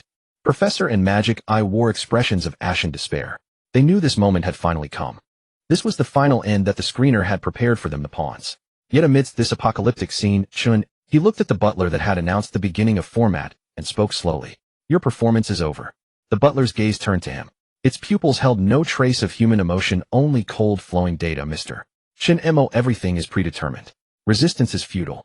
Is that so? Chen Mo tightened his grip on the eternal heart, and pointed his other hand at the butler. I just learned something new. Perfect chance to try it out on you. He closed his eyes, and his immense spiritual power fused with the eternal heart's vast energy erupted. He wasn't synthesizing any physical object. He was synthesizing the rules themselves. Initiating advanced rule synthesis. Materials rule program, butler rule control, absolute rule. Synthesis target usurped the highest authority of the cleaner program. Synthesis successful. Obtained item absolute control of the cleaner unique. Buzz. An invisible golden decree transcending all physical laws burst forth from Chen Mo, instantly enveloping the butler that was executing the format program. The butler's body stiffened. Its cold, godlike, indifferent gaze began to flicker violently. Within the depths of its pupils, the red glow of alarms and the golden light representing Chen Mo's will clashed and collided in a frenzied battle. Alert! Alert! Unknown meme intrusion. Core protocols being overwritten. Authority. Draining. Sending distress signal to screener. Signal intercepted. Transmission failed. Who am I? The butler's body began to tremble violently. Clutching its head, it let out a pained, data-corrupted shriek. Two rules within it were locked in a life-or-death war. One was the cold, ruthless program from the higher. The other was the overbearing, unmatched control from Chen Mo, the variable. The surrounding world, caught in the conflict of these two supreme authorities, descended into chaos. Decomposition and reconstruction were happening simultaneously. Walls that had just turned into data streams were reforming, ground that had just solidified was dissolving again. The entire Zero Depot was like a crashed computer program, flickering and convulsing. What the hell is happening now? Wang Meng stared at the bizarre spectacle, his mind completely blank. He's seizing control of the cleaner. Qingying looked from Chen Mo to the struggling butler, speaking as if in a dream. He's hacking a program left by a god. Finally, after a few seconds, the struggling red light, like a final candle flame in a golden ocean, was utterly extinguished. The butler's body ceased trembling. It slowly raised its head, its pupils now a pure, profound gold. It looked at Chen Mo, and a smile returned to its face. But this smile was no longer the programmed false. It was an absolute loyalty emanating from the very depths of its soul. It walked before Chen Mo, knelt on one knee, and bowed its noble head. New Master Unit 734 salutes you. Its voice echoed clearly in Chen Mo's mind through a spiritual link. From this moment forth, the cleaner program will serve only you. As its words faded, the disintegration of the entire weapons factory ceased instantly. Everything was restored to its original state. The piercing alarms of self-destruction vanished, replaced by a pleasant chime indicating a system reboot. Godslayer Armament Manufacturing Factory Authority transferred. Welcome, new administrator. Chen Mo looked at the butler kneeling before him, then at the eternal heart, still radiating boundless energy in his hand. A genuine smile of victory, a true conqueror's smile, finally curved his lips. He turned his head, his gaze passing over the dumbfounded Wang Meng, Qingying, and the two ashen-faced Truth Council members. It seemed to pierce through the rock, through the sky, reaching the blood-red storm clouds gathering on the horizon. Leviathan, he murmured softly to himself. Your heart belongs to me now. Your rules will soon be mine as well. Inside the armory, a deathly silence reigned. Wang Meng, Qingying, Professor, and Demon Eye. Four people, four utterly distinct expressions of stunned disbelief, together forming a tableau titled The Collapse of Worldviews. Wang Meng, clad in his formidable powered exoskeleton, stood motionless like a child who had forgotten. Within his compound eye helmet, the image of the steward kneeling on one knee looped endlessly. He felt his mind more thoroughly crashed than a transport vehicle disabled by an EMP. Qingying, however, trembled with sheer excitement. She looked from Chen Mo to the golden-eyed steward, her tactical tablet nearly crushed in her grip. She murmured, authority override. Rule usurpation. He's not following the rules, he's creating them. This is true divine domain. Meanwhile, Professor and Demon Eye sat slumped on the ground like hollowed out shells, their eyes vacant. Everything was over. Their greatest advantage had been their understanding of the Forbidden Zone and the filter's rules. They had believed themselves to be players on the board, or at worst crucial pieces. But now they realized that the scavenger they had always looked down upon had simply flipped over the entire game board, fashioned himself a superior hand from its shattered pieces, and casually recruited the dealer as his underling. How could they possibly compete? Professor's heart was filled with endless bitterness and regret. He lamented why he had ever provoked this monster in the first place. If he had chosen peaceful coexistence from the start, would the outcome have been better? But in this world there are no ifs. Chen Mo paid no heed to these petrified spectators. He looked at the steward kneeling before him and issued his first command. Introduce yourself in this factory. Yes, my master. The steward's voice transmitted directly and efficiently into Chen Mo's mind via a psychic link. I am Unit 734, and a Class AI steward placed here by the filter to execute the scavenger protocol and manage all operations of the Godslayer Armaments Factory. This factory, codename Hephaestus, was the ultimate bastion of an ancient civilization built to counter cosmic-scale catastrophes. Its interior houses a complete self-sustaining ecological system, material regeneration systems, and fully automated weapons production lines. Before your arrival, the factory was in a dormant state due to energy depletion. Upon your connection to the alternate energy source for the Eternal Heart, the micronuclear fusion reactor you created, the factory was initially activated, which also triggered the scavenger protocol. Now you hold the highest authority within this factory. The stream of information was clear, concise, and efficient. Chen Mo nodded, satisfied. Having a smart steward was indeed far more convenient than fumbling around blindly. Can you build the Godslayer armaments now? Chen Mo asked the most critical question. Yes, master, the steward replied. The Godslayer armaments consist of two parts, the launch platform Judgment Spear and the energy core Eternal Heart. You have gathered both. However what? The Judgment Spear is currently just an empty shell. It requires a special type of ammunition, causality bullets, to inflict conceptual level damage on high-dimensional life forms like Leviathan. Causality bullets. Chen Mo frowned. Yes, master.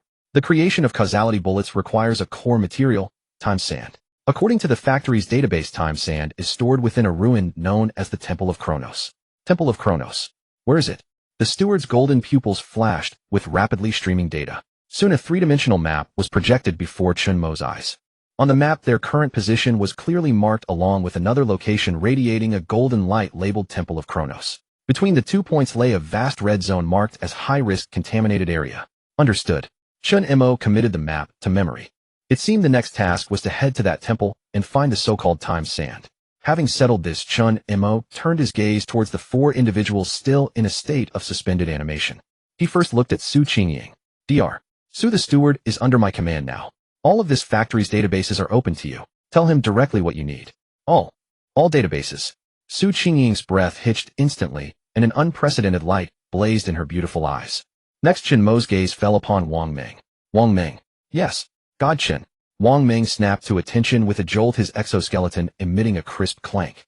Thank you, Chen Mo. She stammered her gratitude, then eagerly rushed towards the steward to begin her academic exploration.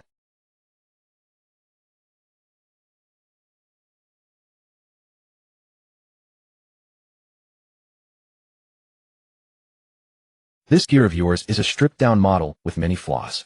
Chen Mo pointed at his exoskeleton. Steward, take him to the armament upgrade platform and fit him with the best set using the factory's available materials. The best? Wang Meng's eyes gleamed intensely even through the compound eye visor. Yes, master. The steward gave a slight bow and gestured for Wang Meng to follow. Mr. Wang, please come with me. Wang Meng, overjoyed, marched off with heavy thudding steps, following the steward deeper into the factory. Now only Chen Mo and the two slumped Truth Council members remained. The atmosphere instantly turned awkward and icy. Chen Mo strolled over to them, looking down from his height. Professor and Demon Eye looked up at this man who controlled everything, their expressions complex. What exactly is your Truth Council? Chen Mo repeated his initial question. At this point, Professor knew he had neither the need nor the leverage to conceal anything. He let out a bitter laugh and spoke slowly, self-deprecatingly. The Truth Council is merely a group of self-important scavenger trainees under the filter's thumb. Our ancestors long ago were participants in a previous antibody screening test. But they chose not to fight the Leviathan. Instead, they chose to defect to the filter. They pledged their loyalty to the filter in exchange for the continuation of their civilization and some higher dimensional knowledge. As the price, every generation of our people must send their best members into the Forbidden Zone to play the roles of guides and supervisors. To guide antibodies like yourselves to find the eternal heart. To supervise, ensuring that after you obtain the eternal heart, you are cleanly erased by the scavenger protocol. If anything unexpected happens, it's our job to clean up manually. Professor pointed at himself. I am that manual cleanup failsafe. Ridiculous, isn't it? He looked at Chen Mo, his face full of sorrow. We thought we had escaped the game board, become servants of the filter superior to the rest, but in the end, like you were just consumables for different purposes. Chen Mo listened quietly. This all aligned closely with his speculations. What is your ultimate mission? Chen Mo asked. To take the eternal heart out of the forbidden zone and hand it over to the filter. Professor answered without hesitation. It's our only chance to barter for our civilization's survival. So you never intended to cooperate with us against the Leviathan from the start. Chen Mo stated a fact. Correct. Professor admitted openly. My plan was to use you to clear all obstacles, secure the eternal heart and the judgment spear. Then while you were being formatted by the scavenger, I would use the Truth Council's special artifact to escape this place and complete the mission. Not a bad plan. Chen Mo nodded. Too bad you ran into me. Yes. Ran into you. This bug that shouldn't exist. Professor closed his eyes, adopting a posture of resigned submission. Demon Eye also bit his lip and turned his head away, awaiting the final judgment. However, Chen Mo didn't make a move. He simply looked at them and said calmly, I could use 2 extra hands around here. What? Both Professor and Demon Eye snapped their eyes open, utterly incredulous. Dr. Su needs a research assistant, and Wang Meng needs a fire support specialist. I suppose you two might be marginally useful. Chen Mo paused, then added, of course you could also choose. The steward would be more than happy to oblige. The instinct for survival instantly crushed all pride and dignity. Am willing to be the assistant. Professor scrambled to his feet, pointing at his head urgently. My mind contains thousands of years of Truth Council knowledge regarding ancient ruins. I can be of great help. I can decipher the most complex alchemical arrays and analyze the most advanced energy structures. I am willing to. Demon Eye quickly chimed in. My Demon Eye can see through energy flow and predict attack trajectories. I can be the best scout and support marksman. The two of them now resembled job applicants in an interview, desperately showcasing their value, terrified of being discarded like true trash. Very well. Chen Mo nodded. He walked over to the pile of equipment he had disdained belonging to Professor and Demon Eye and picked up the data decryption terminal and a nanorepair injection. Then he placed both hands over them. Ding. Detected materials data decryption terminal X1 nanorepair injection X1. Attaching rule loyalty. Attaching rule binding. Synthesis successful. Obtained items spiritual contract collar X2. A flash of white light and 2 minimalist black metal collars crackling with faint electric sparks appeared in his hands. He tossed the collars to the feet of Professor and Demon Eye. Put them on. His tone brooked no argument. From now on my word is law. Spiritual contract collars. When the Professor and the Magic Eye saw these 2 black collars crackling with ominous electric arcs, their faces turned even paler than when they had faced the format procedure moments before. They were no fools. Just the name alone was enough to reveal their purpose. Putting them on meant completely abandoning one's dignity and freedom, becoming Chen Mo's slave. You? The Magic Eye trembled, her azure eyes filled with humiliation and defiance. You might as well just kill us. The Professor also stared fixedly at the collars, his lips pressed into a thin line, remaining silent. For those who had always regarded themselves as elites and superiors, this kind of spiritual enslavement was harder to accept than death itself. Chen Mo wasted no words. He simply snapped his fingers. The golden pupils of the butler behind him buzzed. The metal floor around the Professor and the Magic Eye began to writhe. For black shackles forged from void dark matter burst forth from the ground, precisely locking their limbs and pinning them firmly in place. Up. The Magic Eye cried out in shock. She tried to struggle, but found the black shackles seemed fused with space itself. No matter how she strained, they remained utterly immovable. This is control over Warehouse Zero. The Professor's face showed absolute despair. Chen Mo had completely seized command of this place. Here he was a god. Chen Mo stepped forward, leisurely picked up the 2 collars, and walked over to them. He looked at the Magic Eye, first, his tone flat. What I need are obedient tools, not complaining garbage. This is your last chance to choose. The icy words, devoid of any emotion, utterly shattered the Magic Eye's final psychological defenses. She looked into Chen Mo's calm, unfathomable eyes and knew he meant every word. In the end, the fear of death triumphed over so-called dignity. Fine. He'll wear it. She closed her eyes and tears of humiliation slid down her cheeks. Chen Mo didn't look at her again, casually clicking the collar around her neck. The moment the collar touched her skin, it dissolved into a faint electric current, merging into her body and vanishing, leaving only a small barcode-like black mark on the back of her neck. An irresistible wave of submission surged from the depths of her soul, instantly flooding her mind. The way she looked at Chen Mo changed. Resistance, anger, humiliation. All those emotions vanished. In their place was an absolute programmed obedience. Having done this, Chen Mo turned his gaze to the professor. Watching the magic eyes transformation, the professor trembled like a leaf in a storm. He opened his mouth as if to say something, but in the end only a long, desolate sigh escaped his lips. I am willing to. Chen Mo placed a collar on him as well. Thus this hastily assembled team was finally truly restructured, under Chen Mo's absolute control. An absolute core possessing the power of creation. A super combatant equipped with a powered exoskeleton. A mad scientist holding a vast repository of hyper-advanced knowledge. A technical advisor for hacking and support. A shadow assassin, skilled in reconnaissance and assassination. And in a great AI butler commanding the entire weapons factory. This lineup could no longer be described as merely luxurious. It was practically a team prepared to slay gods. Global announcement: Dragon Nation contestant Chen Mo has successfully absorbed the EU Truth Council team and gained complete control over the Shrank Hidden Ruin Leviathan's prison. Nation Fortune Reward: Dragon Nation contestant team coordination ability greatly enhanced. All members receive Spiritual Link Basic, allowing silent communication within a certain range.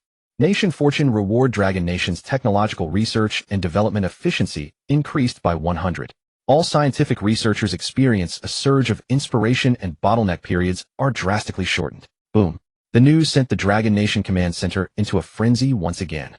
A 100 increase in road efficiency. Good heavens. What does this mean? It means our time to catch up to and even surpass the technological level of the Lighthouse Nation will be cut by more than half. God Chen, it's you again. Just how many surprises will you give us? Countless silver-haired scientists of the Dragon Nation upon seeing the announcement felt as if the technical problems that had plagued them for years or even decades suddenly had new solutions, with inspiration gushing forth like a spring. This was truly injecting the soul of technology into the nation's fortune. Meanwhile, in the Forbidden Zone, Chen Mo also sensed the changes within his team. He could clearly perceive the general emotions and thoughts of Wang Meng, Qingying, and even the professor and the magic eye. It felt strange, like having a team voice channel opened in his own mind. He could clearly perceive the general emotions and thoughts of Wang Meng, Qingying, and even the professor. This thing was the power core of Leviathan and the key to the god shackles. Now it had become Chen Mo's greatest trump card. But he felt that simply using it as a battery for the Judgment Lance would be a terrible waste. This object should have a far greater purpose. Butler. Chen Mo commanded in his mind, conduct a deepest level scan of the entire Hephaestus factory, centered on me. I want to know if there's anything else. More core. Besides the production lines and databases. Yes, massive streams of data cascaded like waterfalls through the butler's golden pupils. Buzz. An invisible wave centered on Chen Mo swept instantly across the entire vast underground weapons factory. Every pipe, every screw, every dormant instrument. All information converged into the butler's. A few seconds later, the butler's voice echoed in Chen Mo's mind. Scan complete. Master, at the lowest level of the factory above the planetary core reactor, an independent hidden energy node has been discovered. It is not recorded in any database. The energy signature of this node shares a 99.9 homology with the eternal heart in your hand. Based on structural analysis, it appears to be the heart of the entire Hephaestus factory. The heart of the factory. Chen Mo's eyes lit up. The fusion reactor he had built, which boiled water to generate power, could activate the factory, but the energy it provided was merely a drop in the bucket for this colossal entity. Many core functions requiring massive energy, such as the causality bullet production line and deeper defense systems, remained dormant. If he could find the factory's true heart and activate it with the eternal heart, what would happen? Take me there. Chen Mo gave the order. Yes, master. The butler waved a hand, and the black floor before them silently split open, revealing a spiraling staircase descending into the depths, bathed in a faint blue glow. You all stay here, organize your equipment, and familiarize yourselves with your new abilities, Chen Mo said to the others. Wang Meng, go to the armory and pick out a suitable weapon. Dr. Su, have the professor assist you and compile the Chronos Temple data as soon as possible. Yes, understood. The group immediately acknowledged and dispersed to their respective tasks. Chen Mo alone followed the butler onto the staircase, descending deeper into the earth. The further down they went, the hotter the air became, carrying the pungent smell of sulfur and molten metal. Finally, as they reached the end of the staircase, the view opened up before them. This was a colossal spherical cavern. Below them churned an abyssal planetary core roiling with orange. Terrifying waves of heat surged upwards. And directly above the cavern at their feet was a massive device resembling an inverted heart constructed from countless crystal conduits and energy circuits. This heart was currently lifeless, dull, and dark. At its very center was a recess perfectly matching the size of the eternal heart. Master, this is the heart of Hephaestus, the butler explained. It is the central hub for all energy systems in the factory. Theoretically, only by activating it can the factory operate at 100 capacity. However, records indicate that the key to activate it was lost long ago. Thus, since its construction, it has never truly beaten. Chen Mo looked at the massive silent heart, then at the eternal heart, in his hand radiating boundless vitality. A lost key. No, it was simply waiting for me to install it. Chen Mo walked to the center of the heart of Hephaestus, looked at the empty recess, and without a moment's hesitation pressed the eternal heart in his hand slowly into place. Click. A soft sound, a perfect fit. The moment the eternal heart was embedded. Boom. An indescribable planet-shaking torrent of terrifying energy erupted from the heart. This was not an awakening, it was creation. The heart of Hephaestus, silent for eons, was infused with a soul at this moment. It began to beat. Thump, thump, thump. Each beat felt like the pulse of the entire planet. Each beat sent tsunami-like waves of energy surging through the crystal conduits to every corner of the factory. The weapons factory, previously just lit up by the microreactor, was now fully activated. Countless advanced production lines, previously idle due to insufficient power, roared to deafening life. The murals depicting cosmic star charts on the walls began to flow, evolving into profound depictions of the ultimate mysteries of matter and energy. At this moment, the entire Hephaestus factory truly revealed its terrifying visage as a god-slaying weapon manufacturing facility to its new master. Standing at the center of the heart, Chen Mo felt the almost boundless energy and slowly closed his eyes. He knew that from this moment on, he was no longer the scavenger who had to solve problems by picking up trash. He now possessed his own. The moment the heart of Hephaestus began to beat, the entire arsenal awakened. If Chen Mo's microreactor had merely caused this slumbering steel titan to open its eyes, then the enshrinement of the eternal heart now granted it a true heartbeat and soul. Upon the ground, countless runes, previously dim and lifeless, now blazed to life, converging into an unending river of surging energy. Above, the dome was no longer a mere array of lights, but had transformed into a profound holographic star map, simulating the celestial movements of the cosmos. The very air hummed with a pure and immense energy. Wang Meng, undergoing modifications on the weapon upgrade platform, suddenly felt his exoskeleton resonate with a low humming buzz. Warning: high-energy environment detected. Scavenger Mark II exoskeleton entering energy absorption mode. Charging eternal solar plasma projector. Charging efficiency increased by 500. Wang Meng stared at his plasma gun, which had been dim from lack of power moments ago. Now the miniature sun at its core blazed brilliantly once more, and an overwhelming sensation of boundless strength made him want to roar to the heavens. Elsewhere, Qingying, engrossed in her frantic study within the archives, also felt the shift. Oh my god. These previously locked level top secret files, they've all been unlocked. Elsewhere, Qingying, engrossed in her frantic study within the archives, also felt the shift. Oh my. Titles like On the Physical Properties and Applications of the Sand of Time, Theoretical Models for Warp Drives, and Conceptual Strike Manual for Higher Dimensional Life Forms flashed before her eyes. Each one was enough to drive any physicist on Earth to madness. Professor, acting as her assistant, looked upon these continuously unlocking troves of knowledge that surpassed his lifetime of learning, his eyes filled with shock and obsessive fascination. He even momentarily forgot the humiliation of his servitude, utterly immersed in the pursuit of higher dimensions. Meanwhile, Chen Mo, the architect of it all, stood at the heart of Hephaestus, quietly sensing the changes this divine kingdom brought to him. Master, the steward's voice echoed in his mind. The heart of Hephaestus is activated. All factory functional modules are online.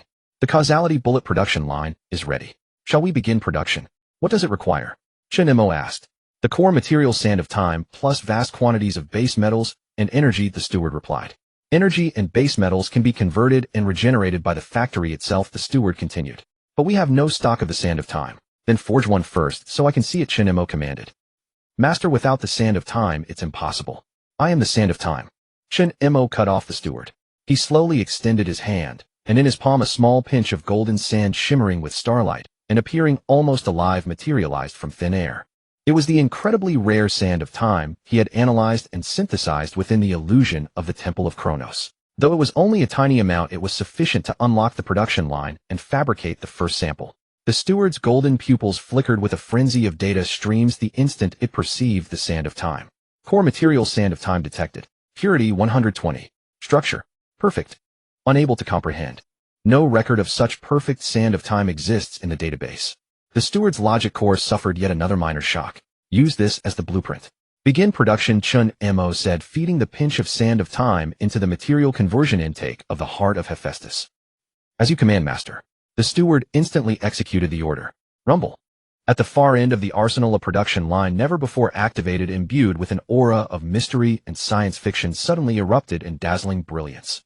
Countless colossal mechanical arms began to whirl into motion with a rhythmic micrometer-precise choreography.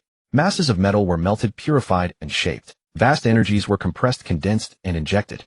Meanwhile, that tiny pinch of sand of time at the core of the production line underwent a process of proliferation and catalysis that even Chen Mo could not fully comprehend. The entire spectacle was an industrial symphony of brutal force and exquisite precision. In the global live stream, every viewer watched utterly astounded at this miraculous scene. Are they making a bullet? This is more elaborate than our country building an aircraft carrier. What is that golden sand? It looks beautiful. I'm witnessing the birth of a myth. Approximately 10 minutes later, the roar of the production line gradually ceased. With a pleasant click, a transparent container made of crystal and filled with coolant was gently delivered from the end of the line. Suspended serenely in the center of the container was a bullet. It had a dark gold hue, was about half a meter long, and possessed a sleek, streamlined form. It looked like a perfect work of art. Yet everyone who laid eyes on it felt a strange, inexplicable dread. It seemed this bullet wasn't meant to shoot physical objects. It was designed to shoot fate itself. Master, the steward's voice sounded. The first causality bullet has been manufactured. What is its principle of operation? Chen Mo asked. It possesses no physical destructive power, the steward explained. Sealed within it is a segment of highly distorted time and causality. When it strikes a target, it forcibly deletes the target's existence from the current timeline.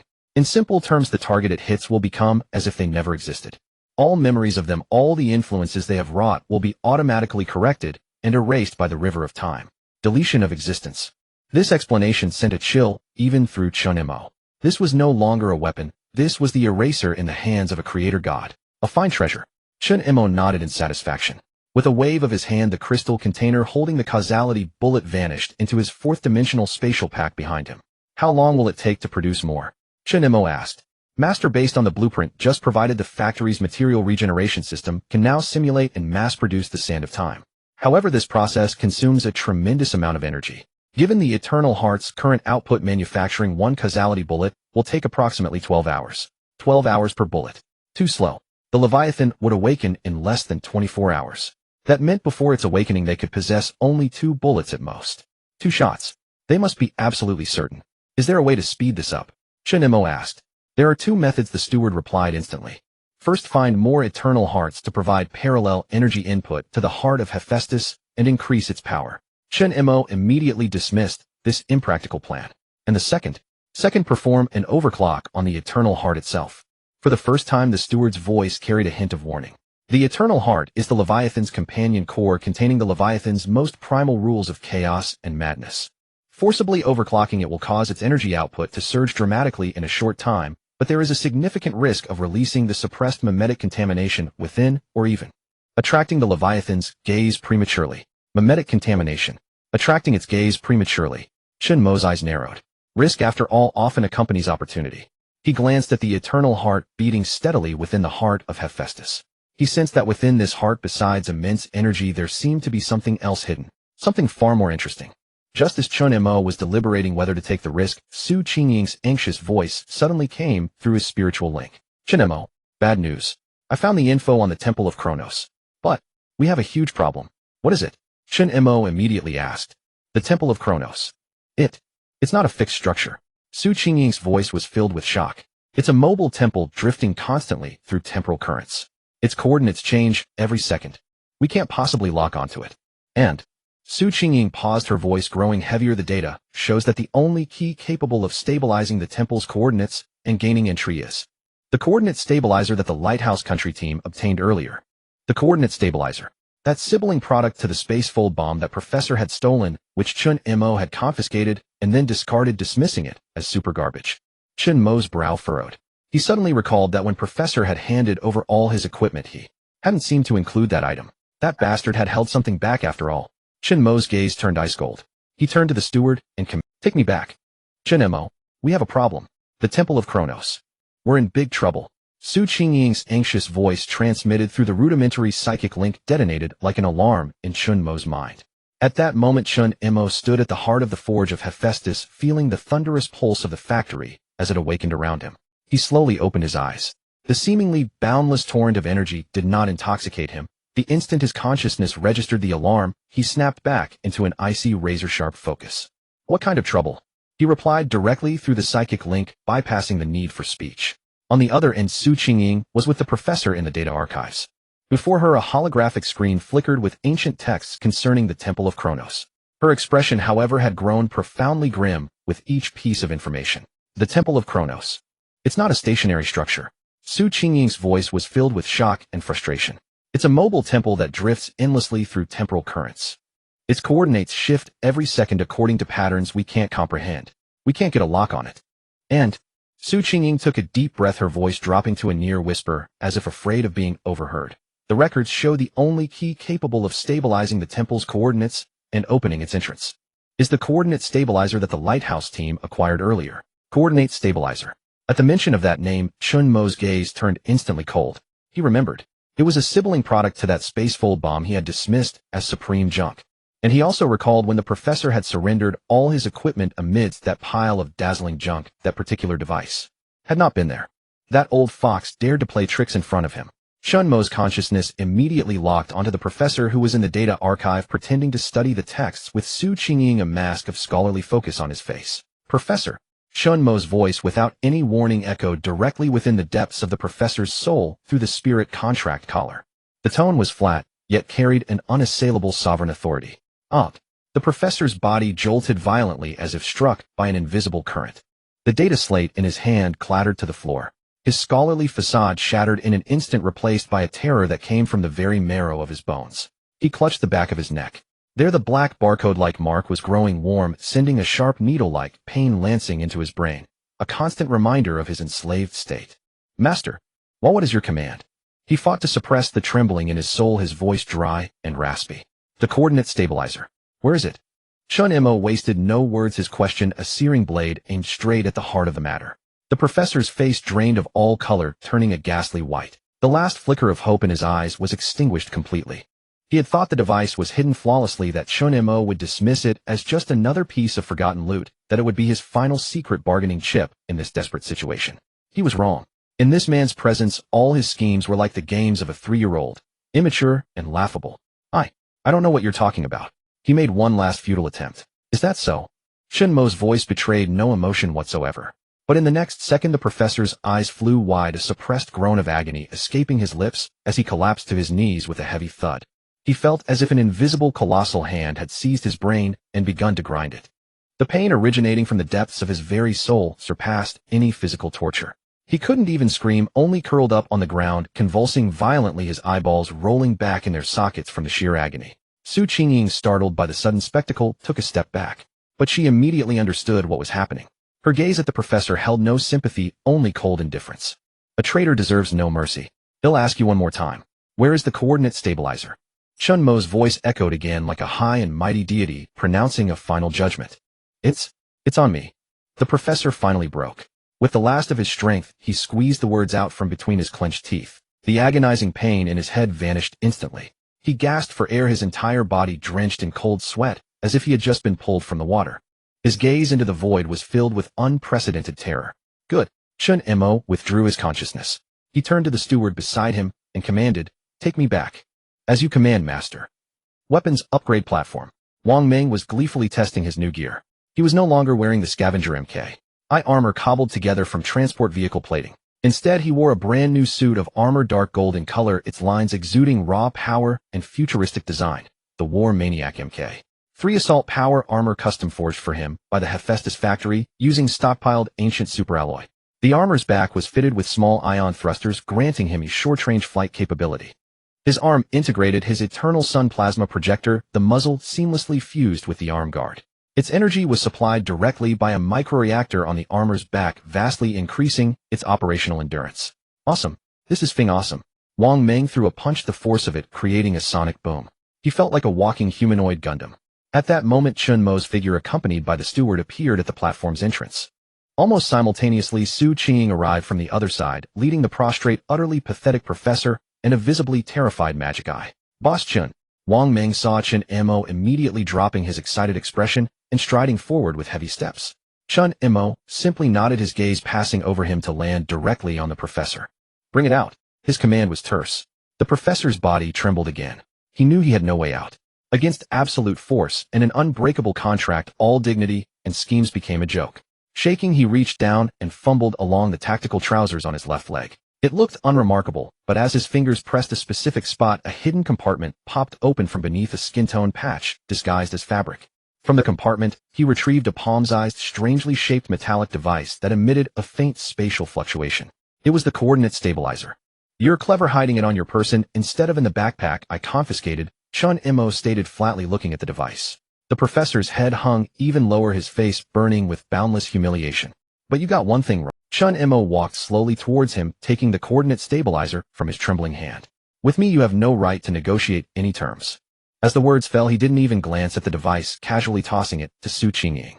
She caught it deftly and immediately began data interfacing and analysis. Having done that, Chen Mo's gaze returned to the professor, scrutinizing him like a tool that still had potential use. Aside from its mobility, what other dangers lurk within the Temple of Kronos? He asked. The professor dared not withhold anything, now spilling all he knew in a torrent. Yes. The temple is riddled with time traps.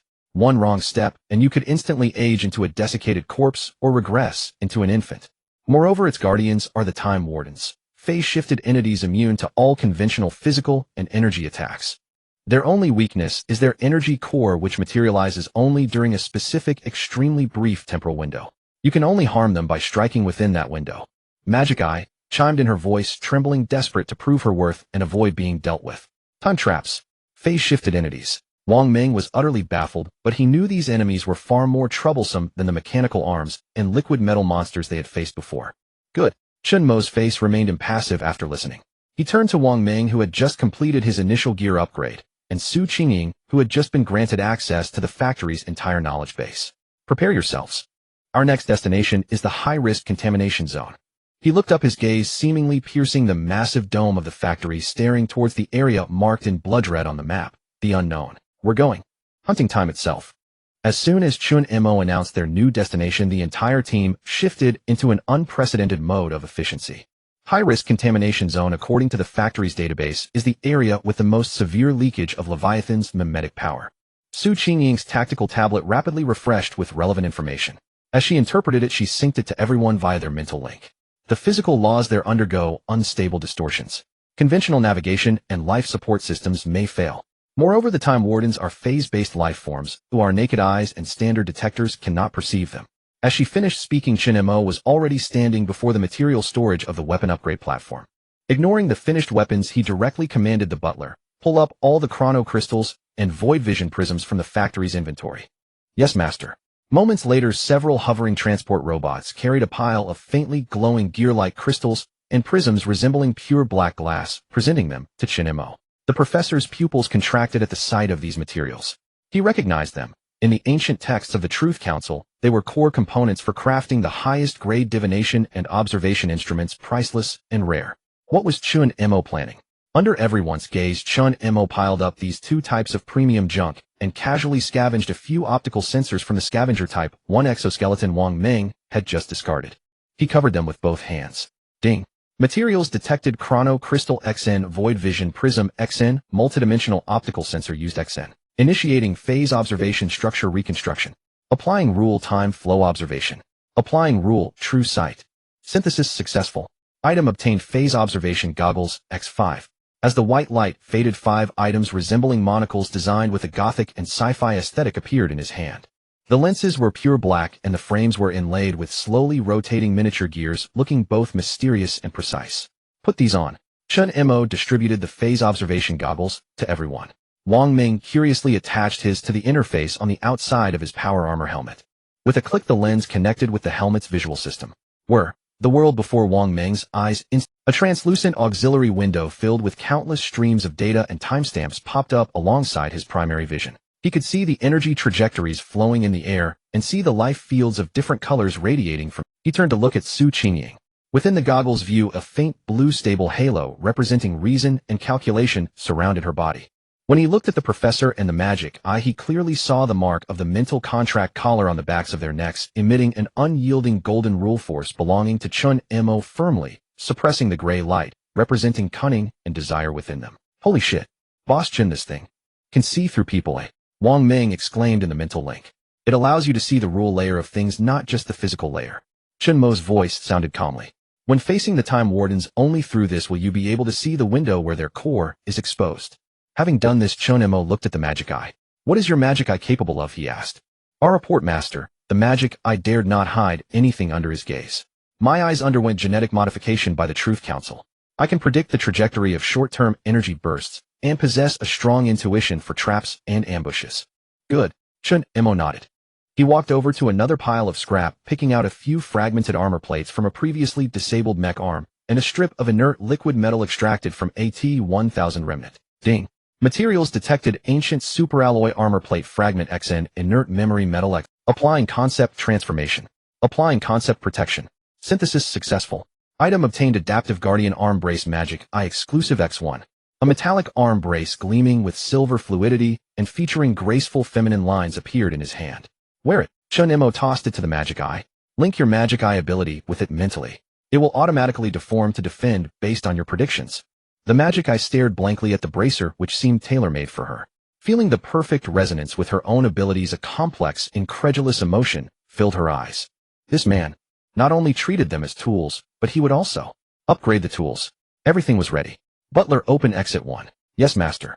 With a deep rumbling boom at the very depths of the arms factory, a colossal alloy gate sealed for eons and over 20 meters thick slowly began to rise. Beyond the gate, it was no longer the ordinary primeval jungle. A nauseating air mixed with ozone sulfur and an unknown putrid stench rushed in. The light was eerie, a filtered dark purple.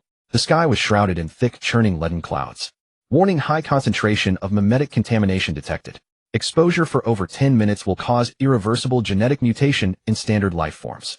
Su Qingying's tactical tablet emitted a piercing alarm. Move out. Chen Mo didn't hesitate, stepping through the gate first. Wang Meng followed closely. His golden war maniac power armor made him look like a walking war god in this bizarre, dark purple world. Su Qingying, the professor, and the magic eye followed as well. As soon as all five had stepped out, the massive gate behind them slammed shut. They were now fully inside this abandoned, polluted land.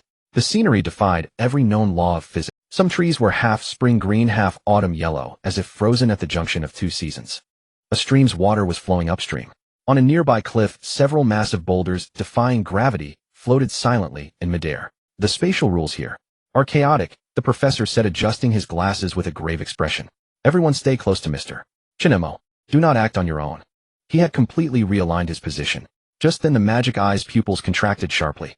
A dangerous red glint flashed in her azure eyes. Careful. Something's ahead, she warned sharply. Almost simultaneously, Wang Meng's power armor blared an alarm. Threat level B. Unknown biological energy signature. Everyone looked. In a swamp ahead, as colorful as an oil painting, a thing slowly stood up. That thing might have once been a deer, but now its body was completely twisted. Its antlers had become pale coral-like bone that constantly grew and withered. Its body was half flesh, half crystal, flowing with iridescent light.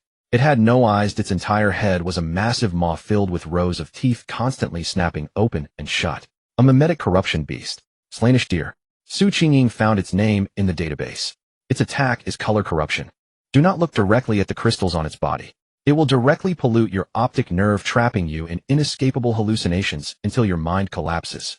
Leave it to me. Wang Meng roared, volunteering before Chen Mo could even order it. The ion thrusters at his feet blasted with intense flames, and he shot forward like a golden cannonball, charging straight at the bizarre Slainish deer. He would use his newly acquired power to clear all obstacles for Boss Chen.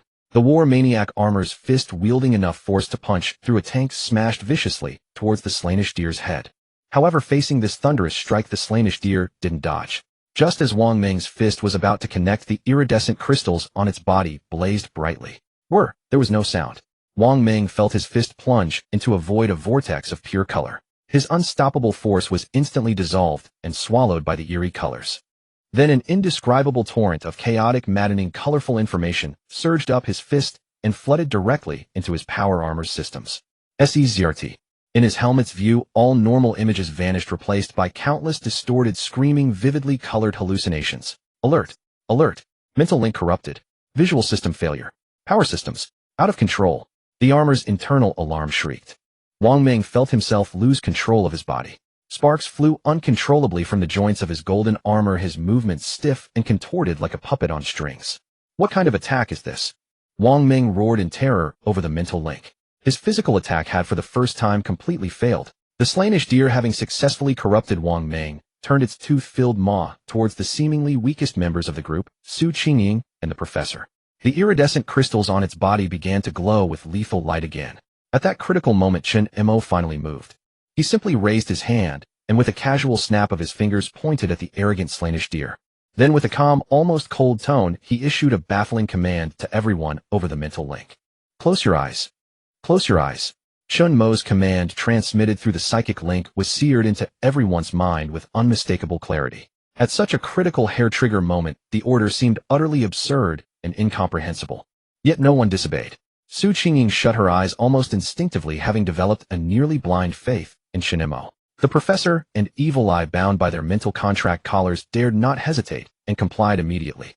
Only Wang Meng, his consciousness still ensnared in a frenzy of colorful hallucinations, was unable to execute the command. The instant Qingying and the others closed their eyes, Chen Mo moved. He didn't reach for any materials. Instead, he extended his right-hand fingers, splayed, aiming directly at the slainish deer, radiating its deadly prismatic glow. Then he marshaled his upgraded colossal psychic power, merging it with the boundless energy of the eternal heart, to perform an unprecedented act of real-time rule synthesis, using his very being as the factory. Within his mind, countless threads of rules were forcibly extracted and woven together. Real-time rule synthesis in progress. Materials rule, darkness concept rule, severance concept rule, void concept. Synthesis target, construct a one-time concept, erasure domain. Synthesis successful. Temporary ability, acquired concept, eraser color. In the palm of Chen Mo's hand, an invisible singularity of pure nothingness flickered into existence and vanished in an instant.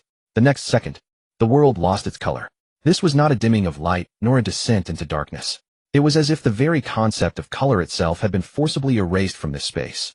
Though her eyes were shut, Qingying could perceive the external changes through the auxiliary viewport of her phase observation goggles. She saw the spectral lines representing various energy wavelengths collapse and dissipate in an instant, ultimately converging into a single monotonous gray line signifying nothingness. Unable to resist, she cautiously pried open one eye. What she witnessed was the most bizarre and reality-defying sight of her life.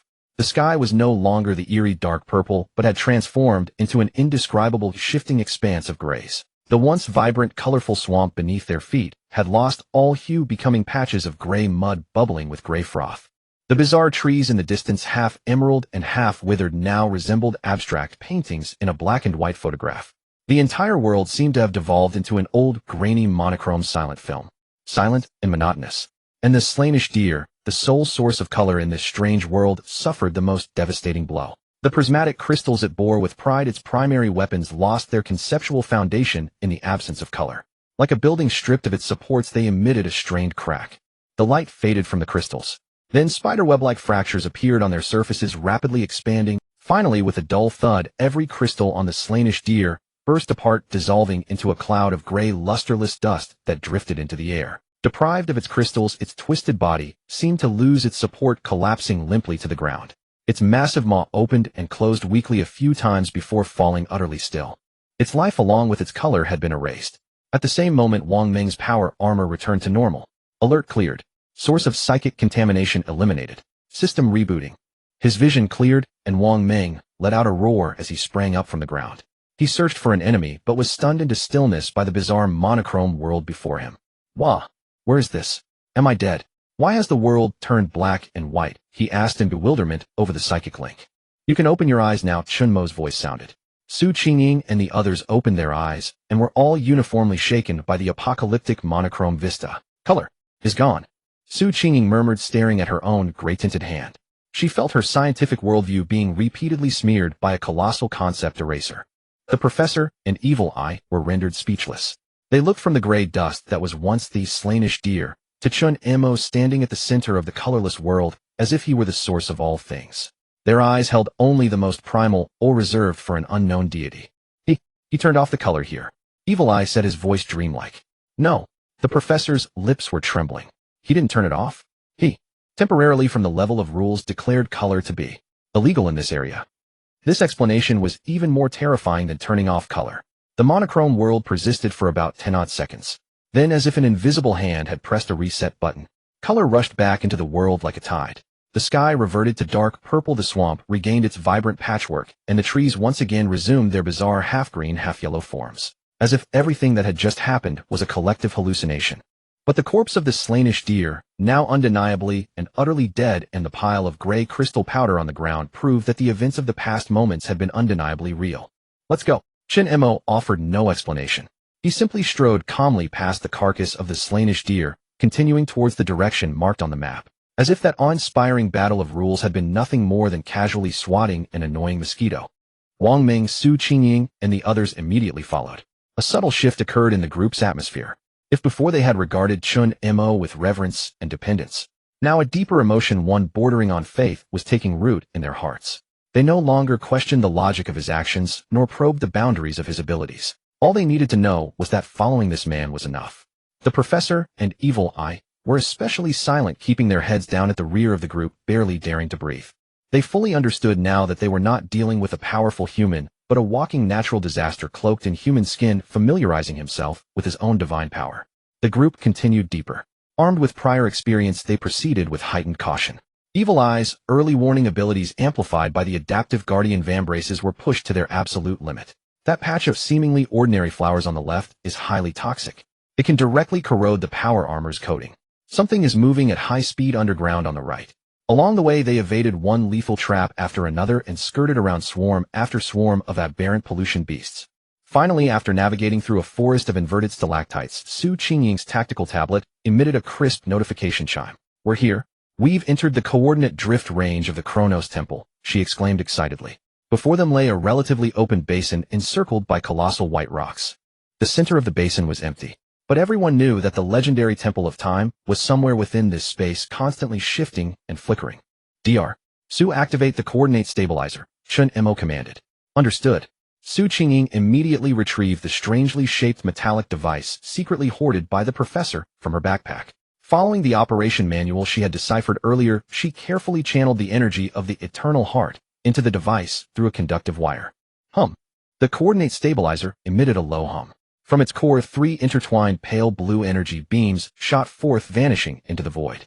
The air in the center of the basin began to warp and undulate violently, like water coming to a boil. It was as if an immense, invisible structure was being forcibly anchored into their space-time from another timeline. Just then a faint, almost imperceptible glimmer of gold flashed across Chen Mo's phase observation guide. The light wasn't coming from the temple beginning to materialize. It was coming from himself. More precisely, from the judgment lance stored away in his backpack. Chen Mo's brow furrowed. He sensed that some internal structure within the judgment lance was resonating strangely with the forming Kronos Temple. With a thought, he retrieved the 10-meter-long colossal rifle from the fourth-dimensional space backpack. The moment the judgment lance materialized in the basin, a sudden drastic transformation occurred. Boom! The moment that 10-meter-long dark golden giant spear was drawn by Chen Mo from his 4-dimensional spatial backpack, the spatial rules of the entire basin seemed to be thrown into a lake like a boulder, erupting into violent turbulence far exceeding anything before.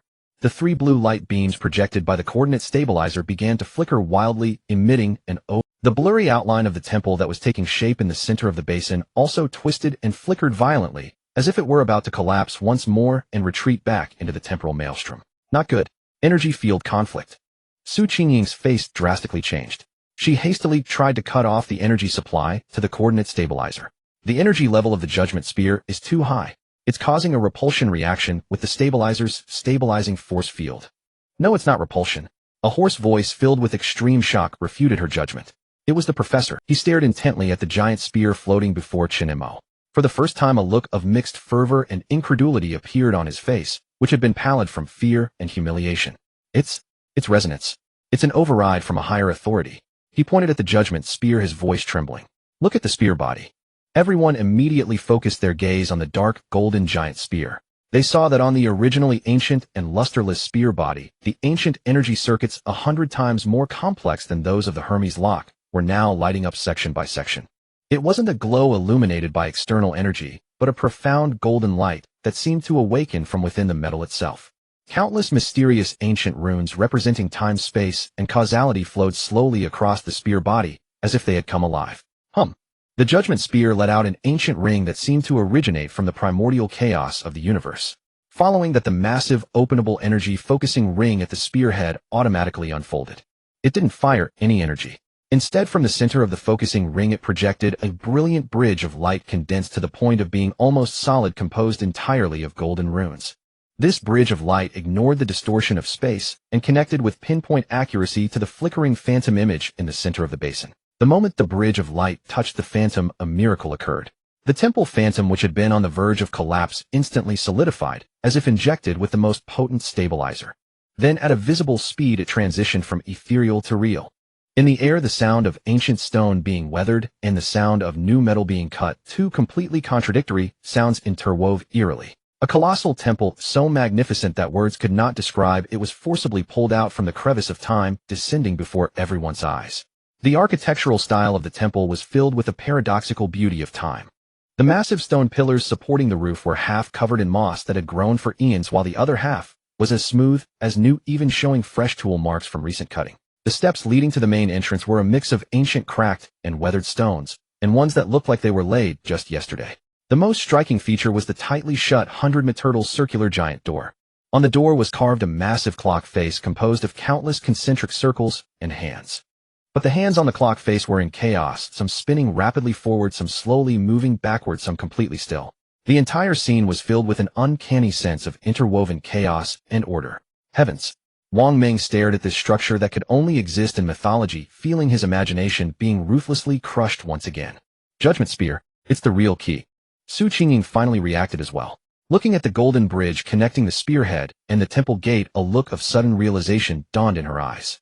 The coordinate stabilizer's function was merely to allow us to see this temple. But this rune bridge projected by the Judgment Spear is the only temporal path that can cross the temporal maelstrom and safely reach the temple gate. The Truth Parliament. We've been deceived. The professor muttered in despair. The information given to us by the selector never mentioned this. They never intended for us servants to truly control the method to enter the temple. This discovery filled him with more despair than Chen Mo's enslavement. His prized intelligence advantage was nothing but a joke in the eyes of higher-dimensional beings. Chen Mo ignored the shock of the others. He merely gazed quietly at the golden bridge constructed by the Judgment Spear. Through his phase observation goggles, he could see that on either side of the bridge were countless twisted, folded, nightmare-like temporal fault lines. To deviate from the bridge, even by a single centimeter, could instantly sweep one away or cause one to experience billions of years of decay in a split second, turning to dust. This path was the only path to survival. Let's go. Chen Mo put away the Judgment Spear, but the bridge of light did not disappear, remaining firmly connected at both ends. He was the first to step forward, setting foot on the resplendent bridge formed by golden runes, which seemed to freeze time itself. Beneath his feet came a peculiar sensation, as if treading between the solid and the ethereal. Wang Meng immediately followed. His heavy power armor made no sound on the bridge. Qingying, the professor, and Magic Eye also followed, closely filled with awe and tension. The 100-meter distance was crossed in an instant. When all five stood on the platform before the temple gate, the golden bridge behind them slowly dissipated into the air. They had successfully arrived at the Temple of Kronos. The door. How do we open it? Wang Meng asked, looking at the massive closed door carved with the chaotic clock face. The door had no keyhole nor any energy interface. Let me handle it. The professor, eager to prove his worth, stepped forward, quickly pulling out a set of sophisticated decoding tools from his backpack, attempting to analyze the movement patterns of the hands on the door. This is the Lock of Kronos, a logical lock based on multidimensional temporal algorithms. Its password changes every Planck time unit. Only, before he could finish, Chen Mo had already walked past him. Chen Mo didn't bother studying the complex hands. He simply reached out and slowly placed his palm on the cold, massive door, which was steeped in temporal paradox. Then he closed his eyes. Vast spiritual energy surged once more. He wasn't deciphering. He was reading. He was reading the rules inherent within the door itself. In his perceived world, the complex clock face and chaotic hands transformed into lines of cold, underlying code, representing time and sealing. Ding. Analyzing Kronos temporal lock rules. Analysis successful. Performing rule synthesis. Materials rule unlock rule time flow. Synchronized spiritual energy, 200 units. Synthesis successful. Obtained item one-time temporal synchronization key. Under the professor's instantly stupefied gaze, Chen Mo's palm gently swept across the chaotic clock face on the giant door. In that instant, all the hands on the door, which had been spinning at different speeds, seemed to be moved by an invisible giant hand pointing simultaneously to the same position. The 12 o'clock mark at the top. Click, click, click, click, click. A series of crisp, grand sounds of gears engaging like those from an ancient clock tower emanated from within the door. Then, rumble. The gate of Chronos sealed for who knows how many epochs slowly began to open in. A gust of air rushed out from the darkness beyond the door, richer and more ancient than the outside, carrying a desolate breath that seemed to freeze time itself. The darkness was profound and full of the unknown. Chen Mo opened his eyes, withdrew his hand, and calmly swept a glance at the professor, who stood frozen in place, decoding tool still in hand, looking like a fool. Then, without looking back, he was the first to step into that forbidden domain of time. The moment the five of them stepped through the gate of Chronos, the colossal door behind them slammed shut, severing all connection with the outside world. Absolute silence descended instantly. This was a place where even sound was devoured by time. They stood in a circular hall of unimaginable grandeur. The vaulted ceiling soared into fathomless darkness, where countless enormous hourglasses shimmering with starlight hung, suspended in midair, like celestial bodies frozen, as if they had congealed eternity itself. The hall's floor was paved with countless black and white diamond-shaped stone tiles resembling a colossal chest. The walls bore no sculptures or murals, but instead displayed a series of silent, endlessly looping projections akin to holograms. Some images showed the rise and fall of ancient cities, as others depicted the birth and death of stars, and some portrayed nothing more than a single man's life from birth to death accelerated infinitely. This was a museum of time. My God! Qingying stared at the images, her eyes filled with awe. These are all real fragments of history that actually happened. This temple records the history of every timeline it has ever existed in. Don't move. The professor's voice rang out in their mental link, filled with unprecedented gravity. Look at the floor. Those stones. There's something wrong with them. The group looked down. On the black and white checkered floor, some tiles were smooth as new, while others were covered in cracks and signs of weathering. What was even more bizarre was that the same tile could be pristine on its left half, while its right half seemed to have suffered billions of years of decay. Time traps. Evil Eye's voice trembled. In her pupils reflected the densely packed energy currents on the ground, signifying extreme danger. Almost every step is a trap. Some will aid you instantly, some will reverse your time, and some will erase you directly from the timeline. Wang Meng's forehead beaded with sweat. His seemingly impenetrable war maniac power armor felt as fragile as paper against this intangible threat that operated at the level of rules. For the first time, he felt how utterly powerless his strength was. Stay close to me. Chen Mo's voice was as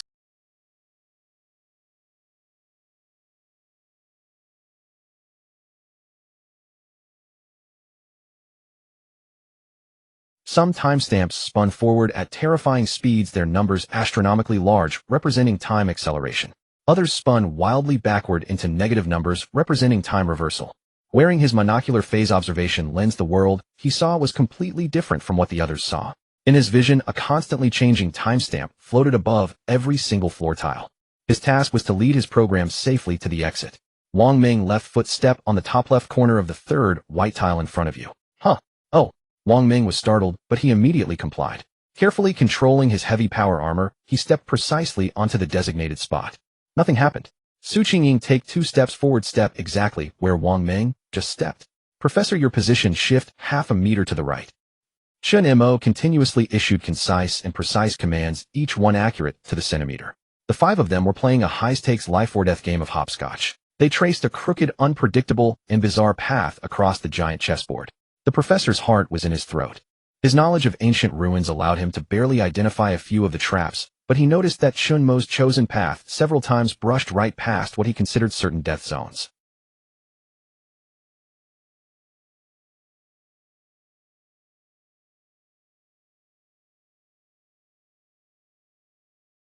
This man wasn't avoiding the traps. He was searching for that single safe bug within the rules of the trap. There stood a relatively smaller stone door carved with the image of a sundial. Everyone breathed a sigh of relief. Wang Meng was just about to say, Chen, you're a god, when suddenly a change occurred. Watch out.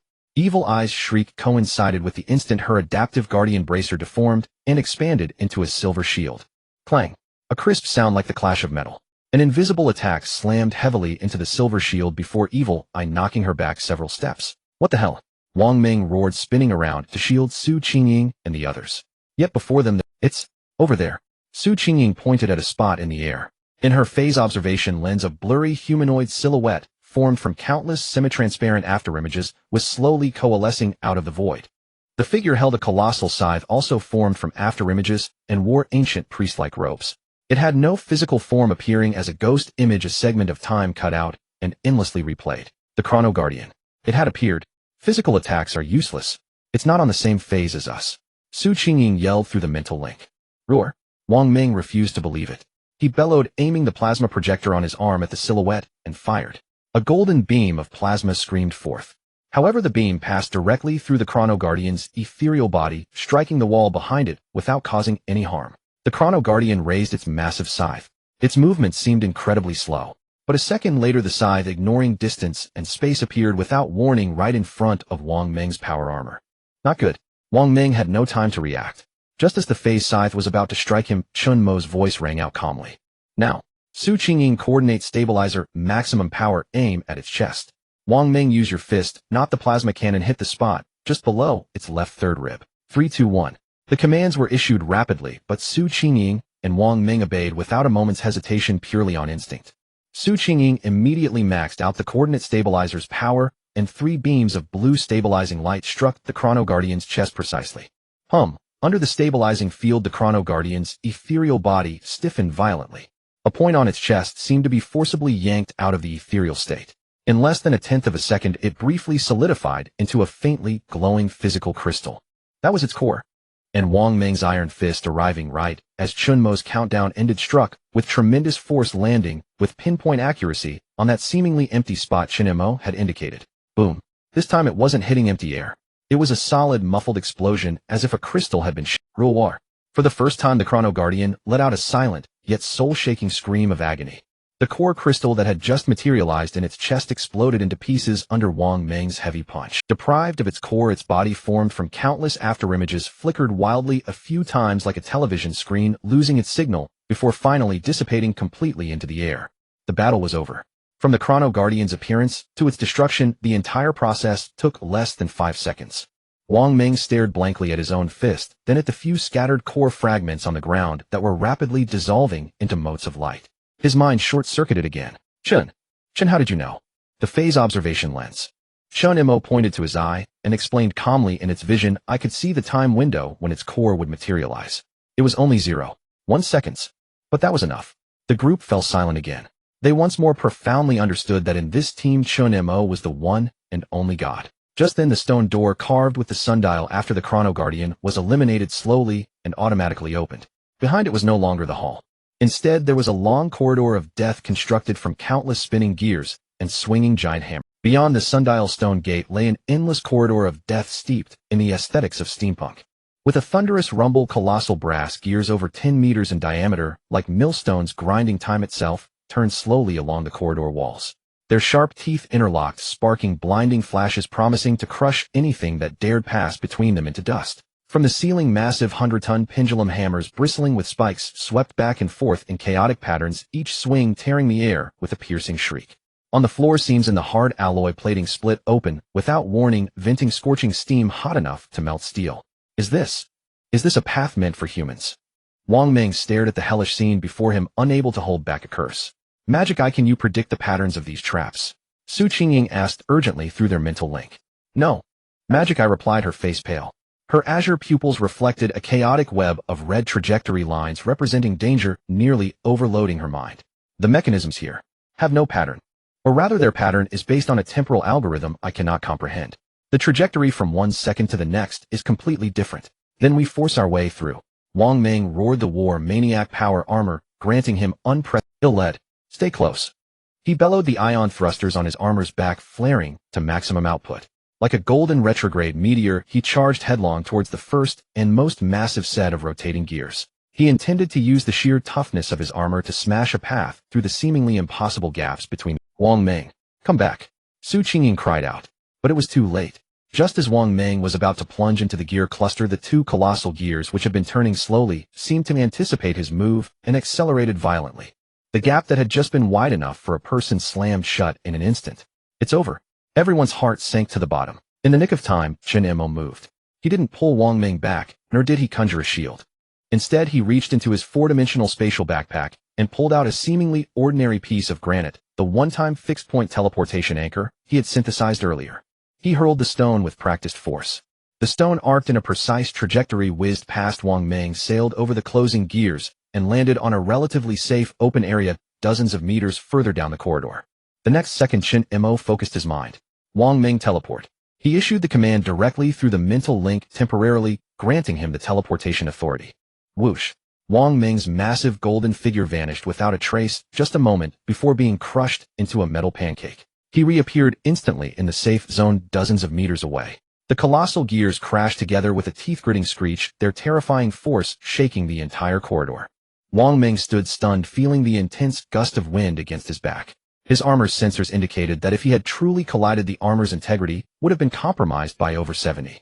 He had almost died. He opened his mouth to thank Chen Mo, but his throat was too dry to "Don't just stand there." Chen Mo's calm voice broke the silence. "Everyone grab my hand." The group immediately complied, forming a circle. Chen Mo activated the fixed-point teleportation anchor ability again.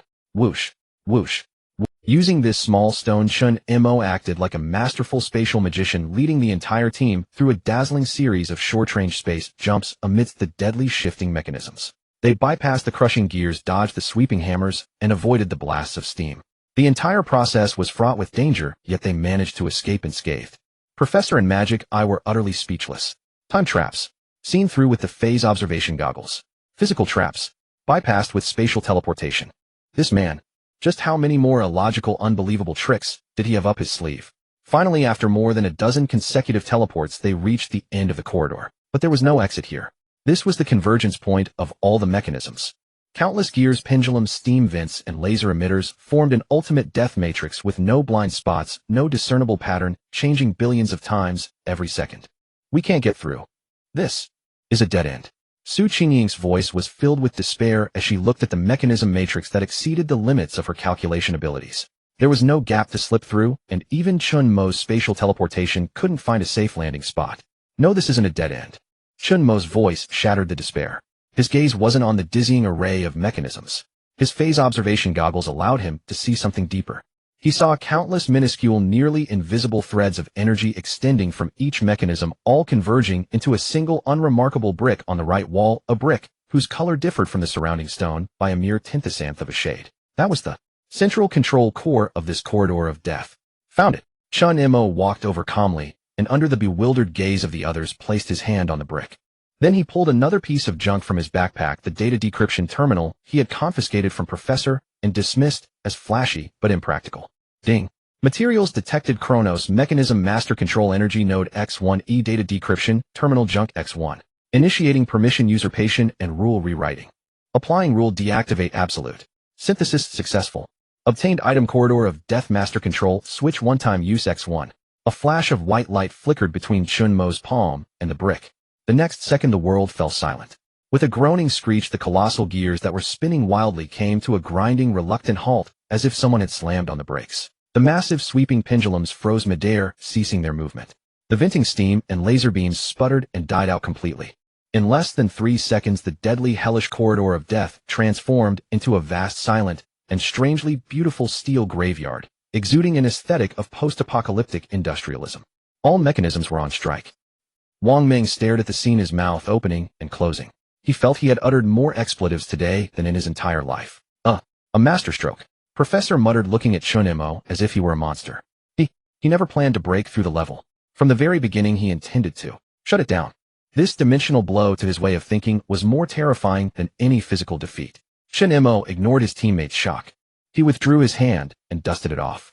Behind the death matrix, a circular archway leading deeper into the structure was now revealed, having been hidden by the mechanisms. Chen Mo strode towards the archway. However, the moment he crossed the threshold, his steps faltered abruptly. Through his phase observation goggles, the scene before him made even his usually calm pupils constrict slightly. Beyond the door lay a colossal circular plaza reminiscent of a Roman Colosseum. There were no mechanisms, no traps on the plaza. Only an army. Thousands upon thousands of Time Guardians, densely packed, stood in perfect military formation upon the plaza. They held phase scythes, and their hollow eye sockets flickered with a cold blue light. At the very center of the plaza, a Time Guardian several times larger than the others, clad in resplendent golden armor and wielding a massive battle axe, sat upon a throne forged from solidified fragments of time. He was a king among them. As if sensing the presence of intruders, the thousands of Time Guardians raised their scythes in perfect unison, aiming them at Chen Mo and his 4 companions at the entrance. And the Time Guardian general on the throne slowly rose to his feet. A terrifying pressure 100 times more potent than before, capable of freezing time itself, swept over them like a tidal wave. They had stumbled into a Time Legion's barracks, infiltrating the military camp. No, more accurately, it's a sheep entering a pack of wolves. As the thousands of Time Guardians radiating a ghostly blue glow uniformly raised their phase scythes capable of severing causality, an overwhelming terror known as despair descended like an invisible mountain, pressing heavily on each member of the Long Kingdom team's heart. Run! Run fast! The voice of Demon Eye trembled uncontrollably in the mental link. Her once proud predictive ability shattered upon witnessing the army of death, leaving only an endless blood-red hue representing certain death in her vision. There's no escaping now.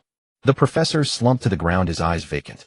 We've alerted the Imperial Guards of the Divine Temple. It's over. Wang Meng firmly protected Su Qingying behind him, his golden-powered armor appearing as insignificant as a speck of dust before the sea of stars formed by ghostly blue lights. He clenched his fist, preparing for a final futile struggle. The global live stream fell into a deathly silence. Everyone was stunned by the epic, suffocating scene of despair. In the Long Kingdom Command Center, everyone's faces were ashen. Faced with such a ghost army that could not be harmed by conventional weapons, any struggle from humanity seemed utterly ridiculous. Yet amidst the deathly silence where even light was consumed by despair, Chen Mo smiled. It was a faint smile tinged with curiosity and excitement. He gazed at the Time Legion capable of leveling a civilization, his expression not that of a soldier facing an army, but rather that of a perfect, vast experimental ground. You all seem quite afraid. His voice calmly resonated in the mental link, starkly contrasting with the overwhelming atmosphere of despair around. Chen, how do we fight this? Wang Meng's voice was filled with bitterness. Who said we need to fight? Chen Mo retorted. Then he took a step forward, standing alone against the multitude of soldiers. He slowly raised his hands, not to forge a weapon or prepare an attack. He simply opened his palms as if to embrace the entire world. I just had a new thought about time. He murmured softly, unleashing a tremendous mental force intertwined with the inexhaustible energy of the heart of eternity, erupting on an unprecedented scale. This time what he was forming was no longer any object, but rather a domain, a realm that belonged solely to him. A realm of rules, initiating super-range rule synthesis. Materials, rule time, chronos square area, rules stasis absolute, heart of eternity, overclocked energy. Synthesis target, constructing a one-time absolute time stop domain. Synthesis successful. Domain unfolding. Eternal silence. Buzz. No light, no sound. An invisible golden ripple that transcended all dimensions suddenly expanded from Chen Mo. This ripple was neither energy nor shockwave, it was a divine decree. It was Chen Mo with his own will issuing an absolute and irresistible command to the time of this region. Where the ripple passed, time ceased. The thousands of Time Guardians poised to charge forward were frozen in place. The phase scythes they wielded hung suspended in midair, the cold light on the sides transformed into a still. Their ethereal forms, composed of countless afterimages, also came to a complete standstill, becoming lifelike, semi-transparent ice sculptures. The entire square, that sea of death, surging with ghostly blue lights, was momentarily paused. The only thing still in motion were three entities, Chen Mo and his 4 teammates. The Time Guardian general seated upon the throne, clad in magnificent golden armor, and the 7 billion global viewers, their hearts racing with extreme shock. This. Wang Meng stared at the incomprehensible still scene before him, one that even the gods couldn't create. He felt his language system had been utterly destroyed, unable to utter anything beyond this. Time has stopped. Su Qingying pushed her glasses up, her pupils contracting sharply upon witnessing a phenomenon beyond comprehension. No, it's not stopped. The professor murmured, his voice filled with endless fear and fervor. He has forcibly set the flow rate of the concept of time in this area to 0. This explanation sent a bone-chilling sensation through everyone who heard it. What a tyrannical, unreasonable divine authority. What are you standing there for? Chen Mo's voice shattered the eerie silence. He pointed at the live targets frozen in midair and said with an air of certainty, their time window is currently infinite. Wang Meng, eliminate them. One sentence snapped Wang Meng back to reality from his shock. He gazed at the Time Guardians who had previously been invincible but could now hardly move. An unprecedented, indescribable ecstasy and fighting spirit erupted from his chest. Yes, Chen. He let out a thunderous roar, his voice filled with exhilaration.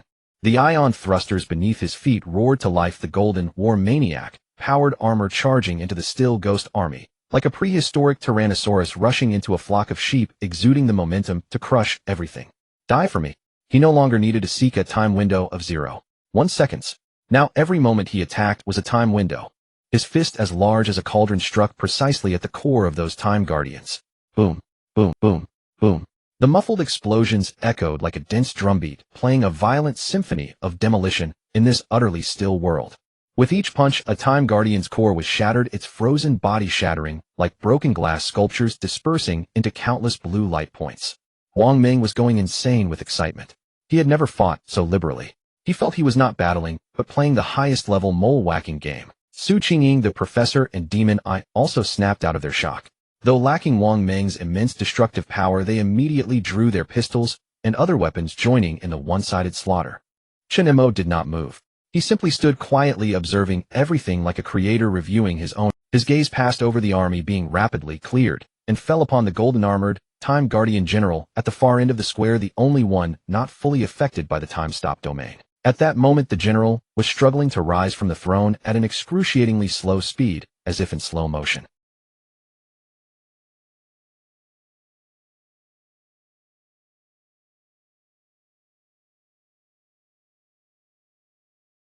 It seemed to realize that this insignificant human before it was its never-before-seen nemesis, directly acting upon the very rules themselves. Its hollow eye sockets shimmering with golden light fixated on Chen Mo. A surge of anger and battle intent crossed space, entering Chen Mo's mind. Intruder, you have desecrated time. Chen Mo's lips curled into a slight smile. Finally someone who can speak. He stepped forward, facing the terrifying pressure, walking step by step towards the time general, struggling to break free from his time-stop domain. Just right, my gun of judgment is still missing a qualified sacrifice. Outsider, you have desecrated time. That spiritual shockwave brimming with majesty and wrath struck Chen Mo's mind like a solid hammer. For any ordinary person, such a spiritual assault alone would be enough to shatter their soul and reduce them to a mindless husk. But Chen Mo merely felt a brief numbness in his brain before returning to normal. His spiritual power, tempered by the eternal heart and numerous upgrades, had long become as unyielding as divine metal. He gazed at the time general, who was rising from the throne inch by inch at an agonizingly slow pace, and the smile at the corner of his mouth grew more pronounced. Desecrate. Chen Mo sent his response through the mental link to that colossal will. No, I just think your rules are a bit outdated. Arrogance. Boom. The time general fully rose. The instant it stood, a time rule field of its own 10 times more powerful than before erupted violently. The silent eternity domain Chen Mo had previously laid down shattered silently, like a pricked balloon under the impact of this more advanced, more condensed rule. Time began to flow once more. In the square, the remaining time guards that Wang Meng and the others had not yet cleared, the moment they regained the ability to move, transformed into streaks of azure light and merged into the time general's body. With each streak of light that merged, the golden armor on the time general grew brighter, and its aura grew. In the blink of an eye, the entire time legion in the square was reduced to it alone. Yet the pressure it now emanated was even more terrifying than the army of 1,000 before. It devoured all its own soldiers. Wang Meng, who had just finished his demolition work and hadn't even caught his breath, witnessed this baffling sight, and was so shocked his jaw nearly dropped. Its energy unification. It's recalling all the energy and time rules from its clones back to its main body. Qingying's face turned extremely grim. Its current state is its complete form. Everyone fall back. She didn't need to warn them. In the face of the time general's terrifying aura, Wang Meng and the others couldn't even get close. In the center of the square, only Chen Mo and the time general remained facing each other from a distance. Pay the price for your ignorance. The time general raised its massive battle axe.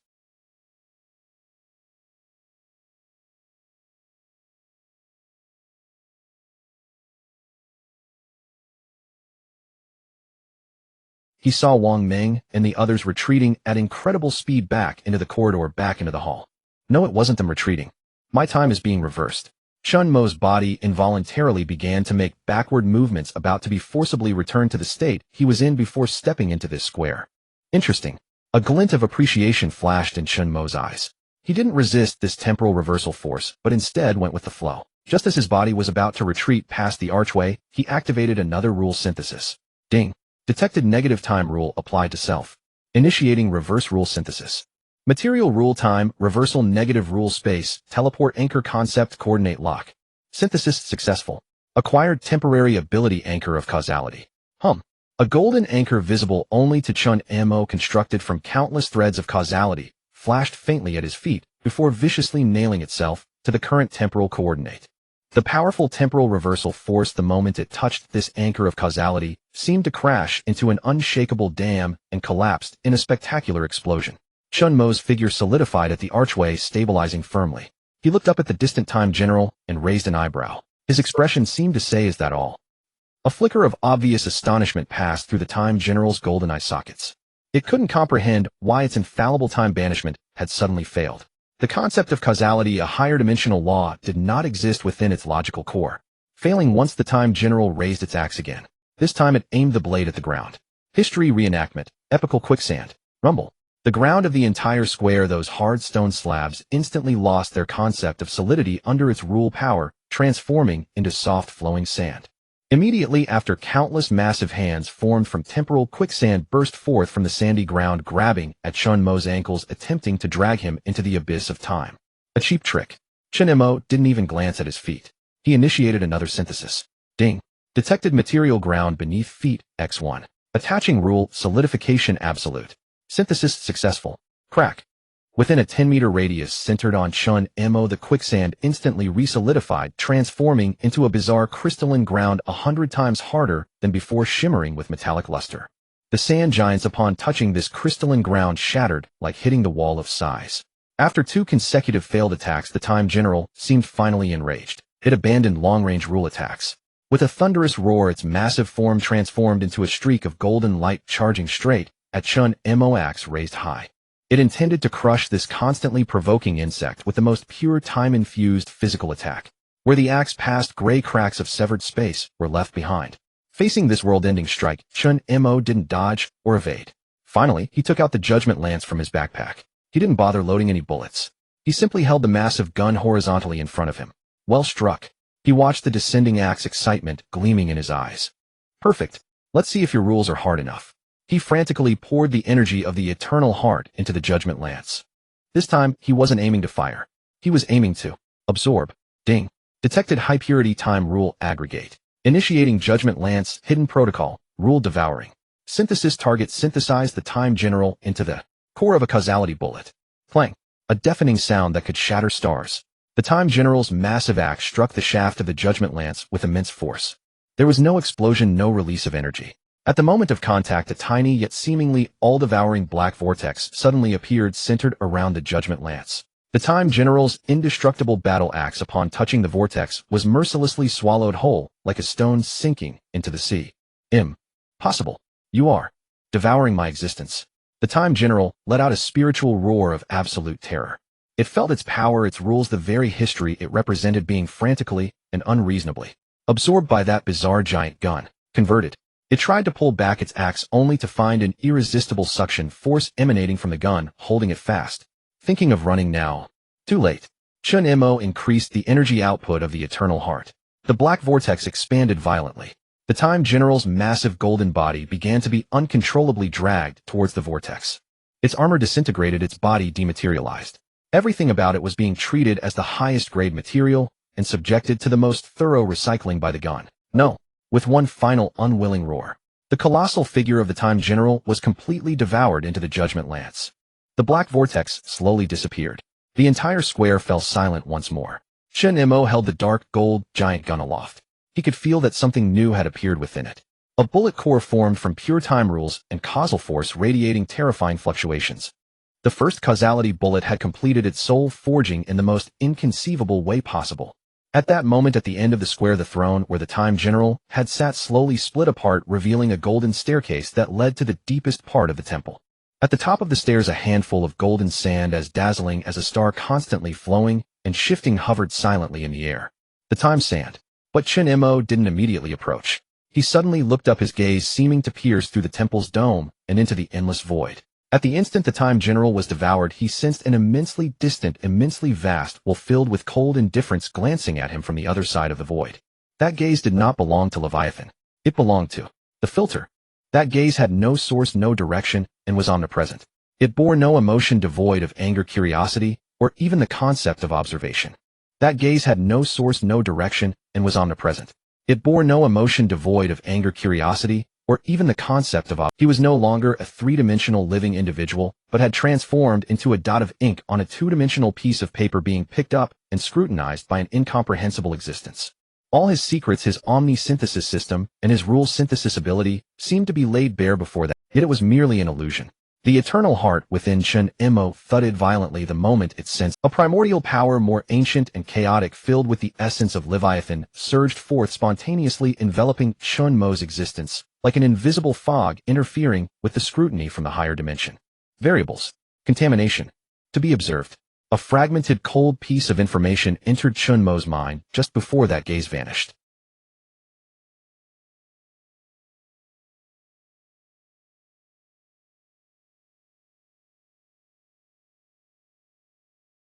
A drop of cold sweat slid down his forehead. It was the first time since arriving in this world that he felt a genuine threat to his essence. A danger. Chen Shun. What's wrong? Wang Meng's voice echoed in the mental link as he looked at Chen Mo, who had suddenly stopped, a hint of worry in his eyes. It's nothing. Chen Mo's response was as succinct as ever. He suppressed the turmoil within, burying the greater threat of the selector deep in his heart for the time being. The urgent task was to deal with the Leviathan before him. He lifted his head and directed his gaze toward the golden staircase formed by the split of the throne leading to the core of the temple. At the end of the staircase, a cluster of dazzling, ever-changing golden grains of sand emitted a fragrance of time that could intoxicate the very soul. He took a step forward, advancing one step at a time. As he drew closer, he could more clearly see the essence of those sands of time. In his phase observation mirror, they were not sand at all. They constituted a conceptual assembly formed from countless miniaturized cosmic bubbles that were constantly born and extinguished. Each grain of sand was a collapsing galaxy. Each movement was a compressed epic. This was the most primitive, tangible form of time. Chen Mo extended his hand cautiously, using a container made from void dark matter that he had taken from the factory to collect that cluster of sands of time. The moment he touched the sands of time, a torrent of ultimate secrets regarding the rules of time surged into his mind like a data flood. Ding. Congratulations, host. You have acquired an epic rule material, Sands of Time. Ding. Your understanding of the time rule has significantly improved, unlocking multiple new synthesis formulas. Alright, this matter is settled. Chen Mo solemnly placed the container holding the Sands of Time into his four-dimensional spatial backpack. We should go back now. He turned around, leading the still-shocked crowd back the way they came.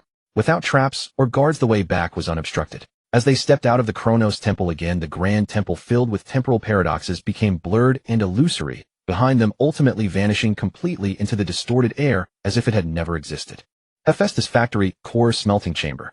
Chen Mo stood once more at the center of the heart of Hephaestus. He placed the judgment gun which had devoured the General of Time and already nurtured a bullet core inside on the energy hub of the heart. Then he took out the container holding the Sands of Time. Dr. So the production of the causality bullet can begin. Understood. Su Qingying replied excitedly, as she immediately rushed to the control panel preparing to activate that mythical production line. However, Chen Mo shook his head. No, we won't be using that production line. It's too slow. Su Qingying was taken aback, but we have no other equipment to process the sands of time. Now we do. Chen Mo opened the container and carefully extracted a single grain of sand using his spiritual power. Just a single grain. Then he retrieved a piece of the most ordinary iron ore used to manufacture the factory shell from the materials library. He placed that grain of sand of time and the piece of iron ore together. His hands covered them. Ding. Detected materials high purity iron ore X1, sand of time X1 grain. Initiating synthesis of time acceleration and material evolution rules. Synthesis successful. Obtained item eternal star core gold X1. A flash of white light erupted. But this time within the white light it seemed as if billions of years of star rivers were flowing. The unremarkable iron ore upon contact with the sands of time appeared to have been thrown into the furnace of time. It underwent the high temperatures and pressures of planetary cores, the terrifying impacts of neutron star collisions, and the gravitational tearing at the edges of black holes. Billions of years of geological evolution and cosmic creation were compressed into a mere second. When the light faded, both the iron ore and the grain of sand of time had vanished. In their place was a fist-sized piece of dark golden metal covered in natural star patterns, emanating an aura of immortality and eternity. The metal of the gods. This. What is this? Su Qingying stared at the metal. Her tactical tablet's analyzer instantly burned out upon detecting an incomprehensible material structure. Now use this as the catalyst and core for the production line. Chen Mo tossed the star core gold to Su. With this, the production time for the causality bullet can be shortened from 12 hours to 12 minutes. Su Qingying trembled as she caught the still warm, divine metal feeling that what she had caught was not just a piece of metal, but a whole new future that overturned all physics. After completing all this, Chen Mo's gaze turned to Wang Meng, Su Qingying the professor and demon eye. He spoke calmly. Now it's your turn. He walked in front of Wang Meng, extending his hand to rest upon his golden war maniac power armor. Ding. Detected item war maniac type 3 assault power armor X1. I feel it isn't fast enough, Chen Mo whispered. He again extracted a grain of sand of time. Additional rule time acceleration individual. Additional concept divine speed. Synthesis successful. Buzz. Wang Meng felt his power armor tremble violently, and the energy circuits inside illuminated with an unprecedented brilliance. He felt as if the flow of time around him had slowed down. Give it a try, Chen Mo said. Wang Meng concentrated his mind, activating the thrusters beneath his feet. Whoosh. His figure left a golden afterimage in place, instantly appearing at the other end of the smelting chamber. His speed had increased tenfold or more. He could even clearly see the air being torn apart in the wake of. Next, Chen Mo walked up to Su Qingying. Your calculation speed isn't fast enough. Ding. Detected item Su Qingying's tactical tablet X1. Additional rule overclocking concept. Additional rule precognition weak. Synthesis success. Countless formulas and algorithms from the future, which Su Qingying had previously been unable to comprehend, burst forth like a waterfall on her tablet. Finally, Chen Mo looked at the professor and demon eye. Your tool attributes aren't strong enough. Ding. Detected items mental contract collar X2.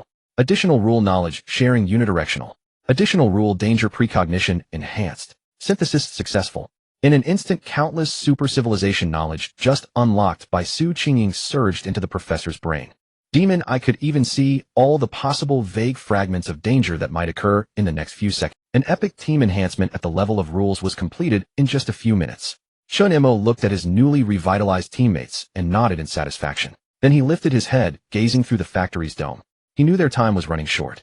Final awakening countdown 8 hours 17 minutes 6 seconds. 5 seconds.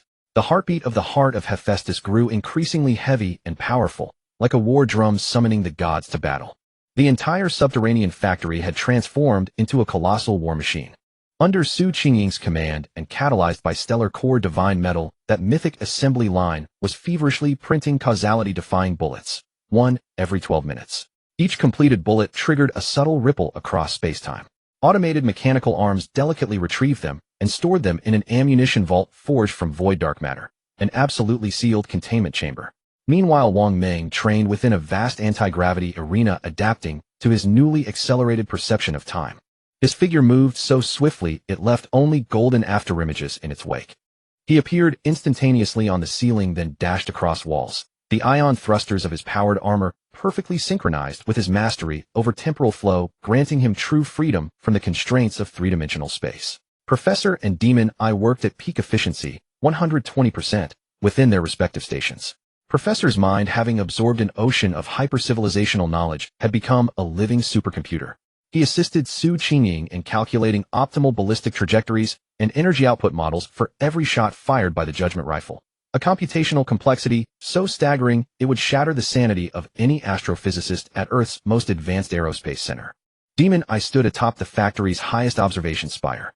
Her eyes, enhanced by Chen Mo, had begun to perceive, however faintly, the flowing threads of causality. She stared unblinking beyond the perimeter, monitoring even the slightest anomaly in universal laws across the forbidden lands as Leviathan stirred toward awakening. Everything proceeded with flawless precision, preparing for the final confrontation. And Chen Mo, architect and sovereign commander of it all, stood before the central control console of the factory. He did not glance at the dazzling streams of data. Before him floated a holographic, three-dimensional schematic of the entire Hephaestus factory. His fingers traced slowly across the structure. Steward. Present, my master. Dismantle all non-essential production lines from sectors B7 through F9 and reconfigure them into conceptual erosion armor, fully encasing the factory's outer shell. Affirmative, master. Parallel connect all inventory Hermes lock energy circuits with the heart of Hephaestus to construct a multi-layered causal paradox shield. Affirmative, master. Physically link the judgment rifle's firing platform to the factory's geothermal energy conduit. I require it to channel the full power of this planet upon discharge. Affirmative, my master. A fleeting tremor rippled through Steward's data stream, evidence of the sheer audacity embedded in that command. Calmly, Chen Mo issued one directive after another. Under his will, the Hephaestus factory began its epical mythic metamorphosis. It was no longer merely a factory. It was becoming a mobile, fully armed, self-sufficient divine realm of war, capable of offense and defense at the level of fundamental reality itself. Global alert 1 hour remains until Leviathan's final awakening. A cold, mechanical voice resonated across the planet. Every live broadcast focused exclusively on the Dragon Nation squad, for by now humanity understood they alone remained humanity's last hope against this apocalyptic cataclysm. Lighthouse Nation, Sakura Nation. All other national contingents having endured the brutal trials of the Forbidden Lands were either dead, gravely wounded, or cowering in shadows, trembling and praying for miracles. Dragon Nation had become the final bastion of Blue Star civilization. Can Lord Chen prevail? He must. He is Lord Chen. Pray for Dragon Nation. Pray for human civilization. Countless citizens of Dragon Nation spontaneously gathered in public squares, gazing upward at the massive holographic skyscreen, palms pressed together in reverent silence, offering their deepest blessings to heroes fighting in a distant world. Time ticked away second by second. Final awakening countdown: 10 minutes. 5 minutes. 1 minute. All modifications within the factory were complete. 36 causality-defying bullets had been manufactured. Wang Meng, Qingying, and the others returned to the central control chamber, standing silently behind Chen Mo. Each face bore solemn resolve. Chen Mo turned slowly, his gaze sweeping across every comrade. Are you afraid? For the first time he voiced an emotionally charged question through the neural link. Not at all. Wang Meng's voice rang with unwavering strength. To fight alongside Lord Chen in a battle like this, dying would be honor enough. All my knowledge originates from civilization. To defend its survival is my highest privilege. Qingying adjusted her glasses, her eyes resolute. Professor and demon, I spoke no words, but their absolute, unwavering devotion shone unmistakably in their eyes. Well done. Chen Mo nodded once. He turned back, fixing his gaze upon the crimson countdown, its digits racing toward 0. 10, 9, 8, 3. Steward. Chen Mo issued his final command. Ascend the Hephaestus to the surface. 2. Affirmative. 1. Boom. Crack. Roar. The entire Forbidden Lands convulsed violently. The earth heaved like an enraged ocean surging with titanic waves. A gargantuan war fortress, forged from dark golden metal bristling with grotesque artillery emplacements and arcane sigils, ripped through the crust, ascending from the depths amid thunderous detonations and blinding incandescence. 0. The countdown reached 0. The world seemed to choke, its breath stolen. The colossal beast foretold did not appear. The expected roar never sounded. Instead, an eerie, suffocating silence descended, absolute and unnatural. Then, the sky fractured, not from dispersing clouds, nor from spatial rupture, but as if the azure firmament itself were a shattered pane of glass splintering into countless jagged fragments. Within each shard no longer reflected forests or terrain, but alien worlds, each collapsing in agony, each screaming its final dying lament. Then the land began to melt. Mountains, rivers, jungles, all lost their form, dissolving into an endless undulating sea of pulsating, indescribable flesh and sinew, a boundless scarlet abyss. At that very moment of Leviathan's awakening, the Forbidden Lands were rewritten, not merely altered but fundamentally overwritten, at the physical level, into its divine realm. At the heart of that fleshy wasteland, deep within the scarlet sea, something stirred, slowly rising from the blood-drenched depths.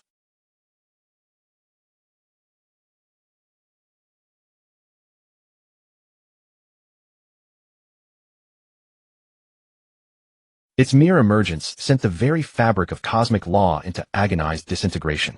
The eye rotated slowly, focusing its gaze upon the sole remaining structure retaining its original form amidst the carnage, the immense hovering war fortress suspended above the ruins. Focusing upon the lone human figure standing atop its bridge. The final battle had begun. The golden eye, forged from countless shattered stars, slowly opened. There was no sound, yet under its gaze the entire world began to scream, collapse, and rewrite itself. The sky, that blue mirror reflecting the annihilation of countless civilizations, shattered completely.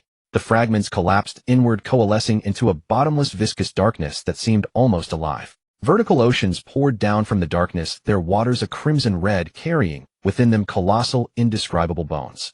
The earth, an endless sea of writhing flesh, began to proliferate with savage abandon. Mountain ranges, like colossal spinal columns, thrust upward from the ground, and between their vertebrae, translucent, pulsating organs grew. A foul, cloyingly sweet gale swept across this divine purgatory. This was the domain of Leviathan. The laws of physics were null and void here. The chains of causality were trampled underfoot.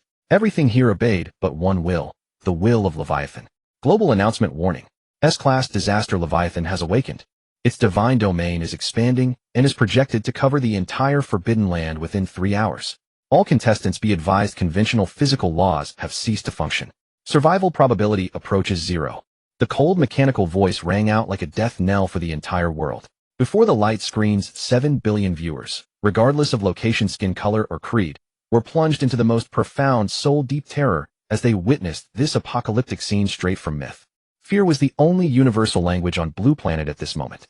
Yet within this world consumed by chaos and madness, there existed a single anomaly. The colossal war fortress Hephaestus, constructed of dark golden metal and suspended above the sea of blood, stood as immense as a mountain range. It hung there in silence, its entire surface shimmering with a deep blue glow that represented absolute order and rationality. It was like the one clean drop of water in an ink painting utterly out of place amidst the twisted, insane world around it. Aboard the fortress bridge, the atmosphere was as heavy as iron. What the hell is this place? Wang Meng stared through the porthole at the bizarre apocalyptic scene outside. Even his heart, forged through countless trials as a soldier king, pounded violently in his chest. He felt his breathing grow labored. Merely looking at those sights gave him the illusion that his mind was being corrupted and his sanity twisted. The data. I can't analyze it. All physical parameters are going haywire. Spatial curvature, time, flow, energy constants. It's all turned into garbled nonsense. Qingying's hands flew across the console, but her prized tactical tablet could only emit a stream of meaningless red error alerts. A god. A true divine domain. The professor slumped to the floor, his mind once filled with knowledge now a blank slate, leaving only the most primal reverence for a higher dimensional existence. Amidst this near-breaking atmosphere, Chen Mo's voice rang out clearly in everyone's mind through their butler. Activate the causal paradox shield. His voice was as calm as if he were commanding a home vacuum robot to start cleaning. Yes, my master.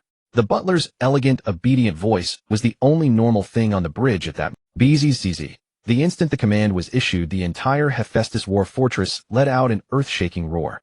On its dark golden surface, countless golden runes dormant for eons and more intricate than the stars themselves began to light up one by one. 1, 10, 10,000, a billion. Billions of golden chains of pure rule force burst forth from every corner, every cannon, every seam of the fortress armor. They interwove, connected, and recombined madly in the air, forming a colossal golden divine net that enveloped the entire fortress, radiating an aura of immortality. Upon the net, countless images representing past, present, and future flickered rapidly, while countless mutually contradictory, yet perfectly coexisting logical paradoxes cycled endlessly. This was the ultimate defense system of the Hephaestus factory. It did not defend against energy or physics, it defended against reality itself. The moment the golden causal paradox shield fully expanded, the madly twisting chaotic rules of Leviathan around the fortress seemed to crash into an invisible absolute dam. Outside the shield, blood seas surged, mountains breathed, and everything twisted in madness. Inside the shield was absolute silence, unbreakable order, the last bastion of human civilization. Divine domain against divine domain, they collided with brutal force. Did it hold? Wang Meng stared at the apocalyptic scene, held at bay, his voice filled with incredulous joy. Qingying and the others also saw a glimmer of hope amidst their despair. Their gazes unanimously converged on the calm figure standing at the front of the bridge. With his unfathomable abilities, this man had forcibly carved out a pocket of mortal sky within this divine purgatory. As if sensing the stubbornness of this anomaly, the colossal golden eye, composed of countless stars deep within the blood sea, slowly turned its focus, locking completely onto the Hephaestus fortress. It launched its first formal attack. There was no light, no heat, no shockwave. Only an invisible will, or rather a concept, undetectable by any instrument, descended. Whether it was a pure command that acted upon the level of rules. The instant this concept descended upon the causal paradox shield, a bizarre scene unfolded. On the golden surface of the shield, where the wither concept touched, the luminous, supposedly eternal runes began to rust at a visible rate. The golden light dimmed, and large patches of gray-black spots representing decay and corruption emerged. The shield wasn't breached, but its very existence was being polluted, weakened. Warning. Shield integrity is dropping. Detecting unknown conceptual erosion. The butler's voice carried a note of alarm for the first time. Its attacks can directly affect rules. Qingying's face turned pale again. Our shield can hold, but with every block it gets contaminated by its rules. At this rate, the shield will collapse because its existence is completely negated. Everyone's hearts tightened. This was a form of combat they had never seen or understood. It was like a programmer realizing the opponent wasn't attacking the firewall, but directly rewriting the firewall's underlying code. Chen Mo watched the spreading gray-black rust on the shield, his brow furrowing almost imperceptibly. His gaze shifted to the center of the bridge console. There, the launch platform where he had previously placed the spear of judgment was now closely connected to the factory's geothermal energy pipelines. He turned and gave Wang Meng his second order. Wang Meng, sir, God Chen, go to the ammunition depot and retrieve a causality bullet. Chen Mo's voice was calm, filled with an unwavering resolve. Now it's our turn to teach it some rules. Yes, Lord Chen. Wang Meng's blood surged to a boil the instant he heard the words causality bullet. Without a moment's hesitation, the thrusters on his powered armor erupted with blazing light, propelling him forward as a streak of golden radiance racing towards the ammunition depot deep within the fortress. His speed, amplified by time acceleration, was pushed to its absolute limit.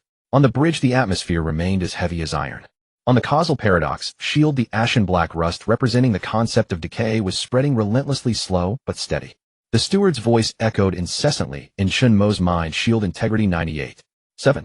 Detected decay rule attempting penetration blocked by causal paradox logic loop, but the shield's fundamental rules are being persistently polluted. Estimated shield failure due to rule conflict overload in 37 minutes. Time was running out. The faces of Su Qingying and the professor were grim. Mr. Chen Mo. It was the first time the professor had used a respectful honorific, his voice dry. The divine kingdom domain of Leviathan will continuously strengthen its rule power. The longer we delay, the stronger its conceptual attacks become. We cannot wait idly for our doom. I know. Chen Mo's reply was but 3 words. His gaze remained calmly fixed on the colossal launch platform at the center of the console. The platform shimmered with a deep blue light, countless streams of energy flowing continuously from the planet's core conduits, causing the entire structure to hum with a low resonant drone. It yearned for the bullet that could judge a god. Minutes later, Lord Chen, I've returned. Wang Meng's figure reappeared at the bridge entrance. His golden-powered armor still radiated the scorching heat of high-speed travel. In his hands, held with the utmost care, as if cradling the most precious treasure in the world, was a transparent crystalline container filled with coolant. Within the container, the half-meter-long dark golden causality bullet floated serenely.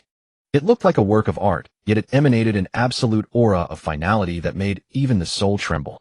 Place it inside. Chen Mo pointed to the loading port at the center of the launch platform. Wang Meng took a deep breath, stepped forward with heavy strides, and approached the platform.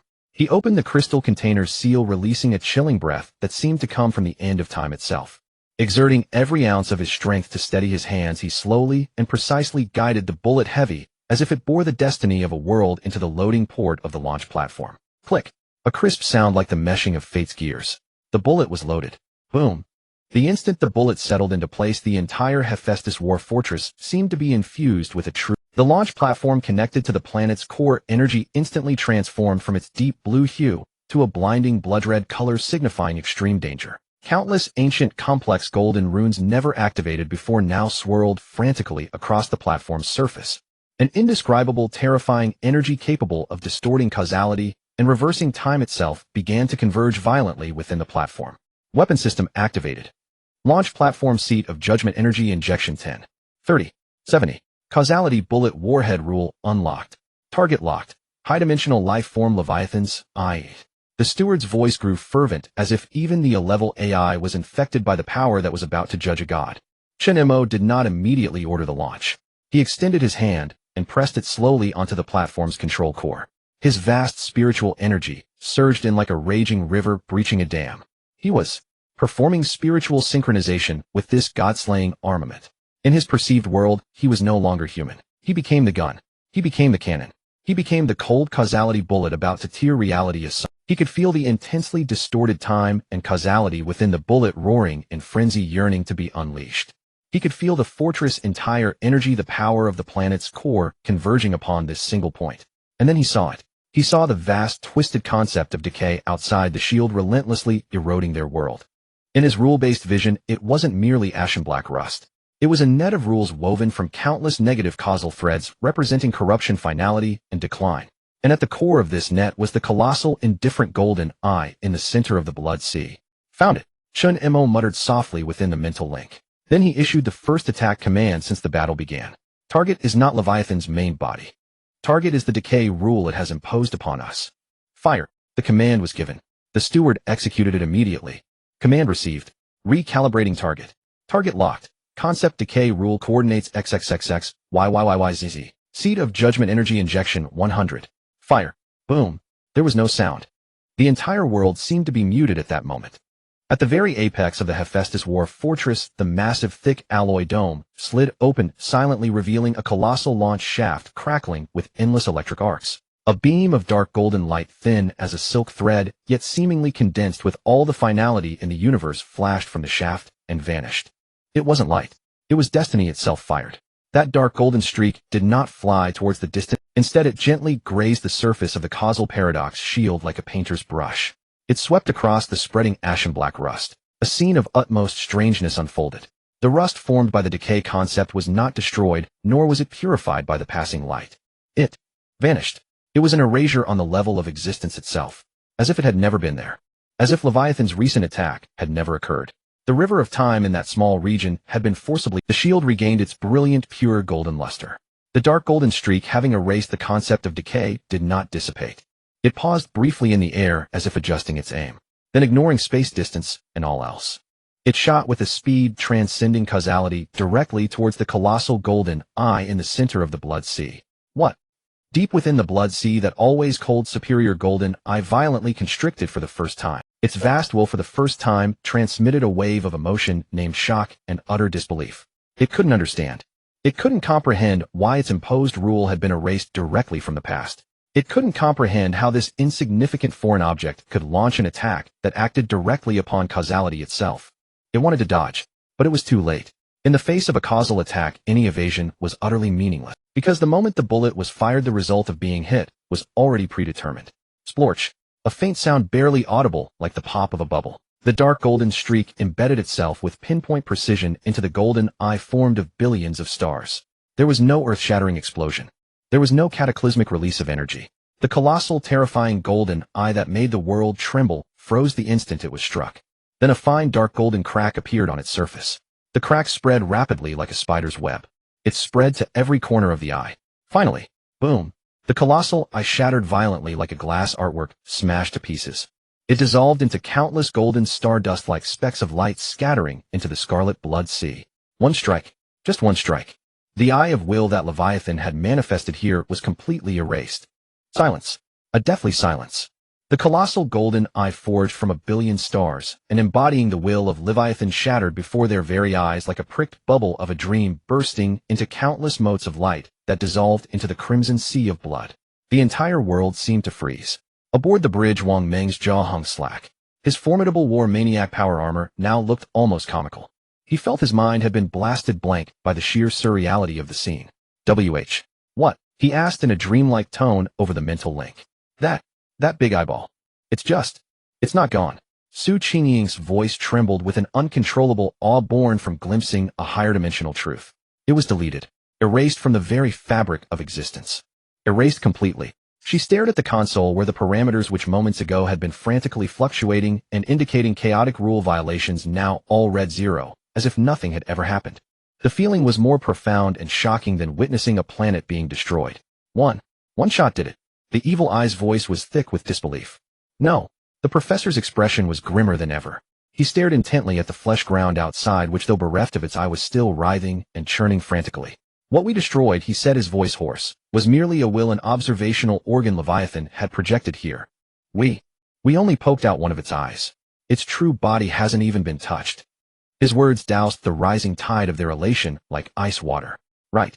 They were facing a cosmic-level calamity that fed on mimetic contamination. How could it be so easily resolved with a single shot? Sure enough, as if to validate the professor's words, the crimson divine realm of flesh outside, after a brief lull, began to evolve with a ferocity and horror that surpassed everything before. Boom. The boundless ocean of flesh began to churn violently. Countless colossal tentacles of sinew and gore erupted from the blood sea, whipping through the void like frenzied demonic dragons. The mountains, resembling upthrust spinal columns, began to grow at an alarming rate. Their peaks split open to reveal gaping maws lined with rows upon rows of jagged teeth snapping shut and open. The sky, that viscous darkness, began to drip. Each drop of black rain that struck the ground caused a colossal, translucent tumor to bulge forth instantly. Within these tumors one could clearly see the forms of bizarre, misshapen biological weapons conceived from flesh and bone, gestating. The entire divine realm of Leviathan, deprived of the rational observational organ of the eye, had descended wholly into a primal, pure, and maddened evolution driven solely by the instincts of devouring and proliferation. A terrifying will tenfold more powerful than before, filled with chaos and madness, descended once more. Pain. Devour. Repair. Kill. Fragmented psychic static brimming with sadistic rage swept across the bridge like a storm.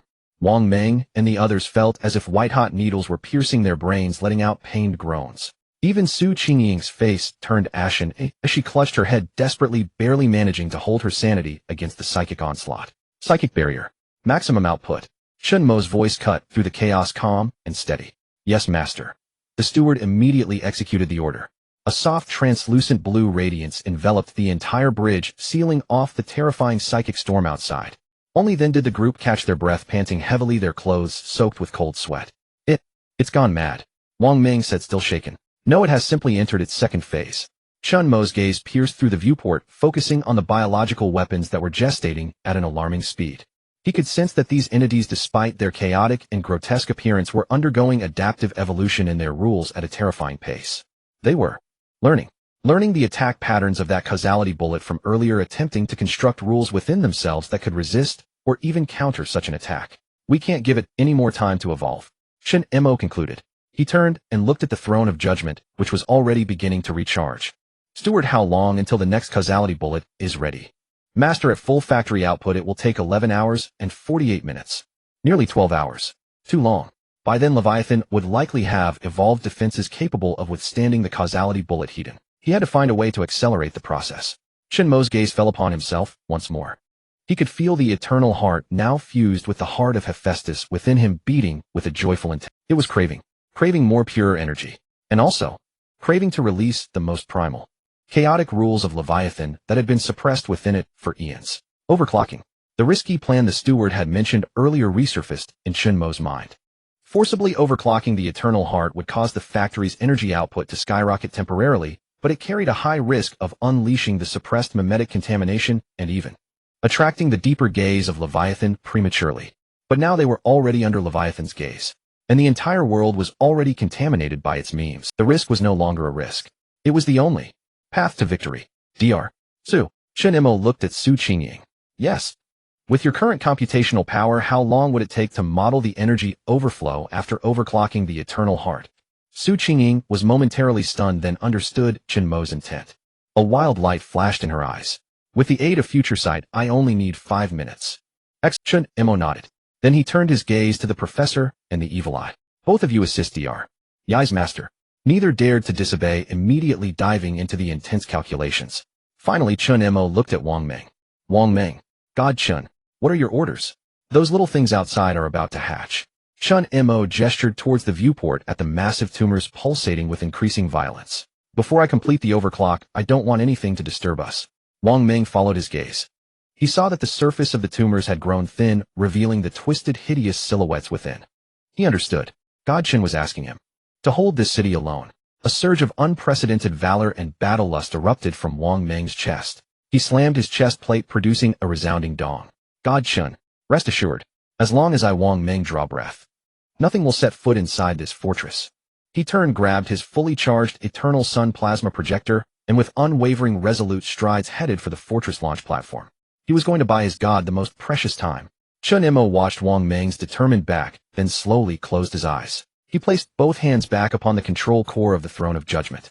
His immense psychic force, like a scalpel, delved precisely and boldly into the deepest recesses of the eternal heart that was fused with him.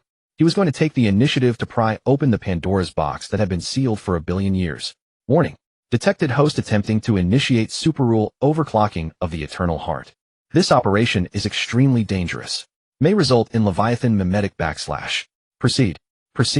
Chen Mo's will was as firm as iron. Boom. Boom. At the very instant Chen Mo's consciousness plunged fiercely into the deepest core of the eternal heart, the entire Hephaestus war fortress let out a deafening, agonized groan, as if its very structure were buckling beneath unbearable strain. That pulsing core, the fortress's vital heart, no longer beat with steady rhythmic certainty. Instead it convulsed violently, erratically, like the failing heart of a dying man. With each spasm a cataclysmic torrent of energy, vastly exceeding standard output, surged forth from the Hephaestus heart, roaring like a spiritual tsunami. Simultaneously an inky black miasma, thick with primordial chaos and unbridled madness, leaked from fissures within the eternal heart, the insidious taint of mimetic corruption. Warning. Eternal Heart overclock initiated. Energy output increased by 300, 500, 800. Warning. High concentration Leviathan mimetic contamination detected. Factory self-purification systems overloaded. Warning. Causal paradox shield integrity compromised by internal contamination. Structural coherence deteriorating. Even the butler's emotionless mechanical voice sharpened into urgent staccato bursts, while crimson alerts flashed wildly across every bridge display. Model complete. Su Qingying's face had turned deathly pale. She jerked her head up sharply, blood seeping like fine threads from her eyes, nose, ears, and mouth, a testament to neural overload. Chen Mo. Peak energy overflow will occur in 3 minutes and 12 seconds. You must channel this force into the throne of judgment before then. Otherwise the entire fortress will detonate inward, reduced to cosmic dust. Her words pierced his mind with crystalline clarity transmitted via their psychic link. Chen Mo did not reply. At that moment he bore a pressure no mortal could endure. His spiritual energy acted as an unyielding rein, clamping down with iron resolve upon the eternal heart, a wild stallion forged from pure chaos and madness.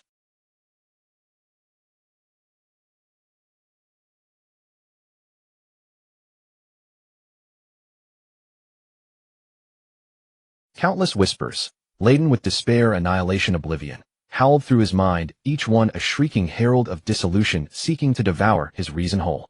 Yet Chen Mo's heart remained unmoved, unshaken, unbroken. Calmly, precisely, he wrenched each surging torrent of space-rending energy, twisting, bending, forcing them toward the blood-red throne of judgment. Meanwhile, beyond the fortress walls, war had erupted. A wet, visceral plop, then another and another, echoed across the fleshy plain. Those massive throbbing tumors, long incubating, had finally ripened and burst. Amidst nauseating bursts of viscous fluid, grotesque biomechanical war beasts writhed free, born of sinew, bone, and raw, screaming flesh. Some bore arachnid bodies crowned with weeping human skulls, their 8 segmented limbs ended in gleaming, serrated bone blades. Others resembled flayed serpents, skinless, undulating coils covered in countless blinking eyes, and vomited torrents of highly corrosive acid from gaping maws.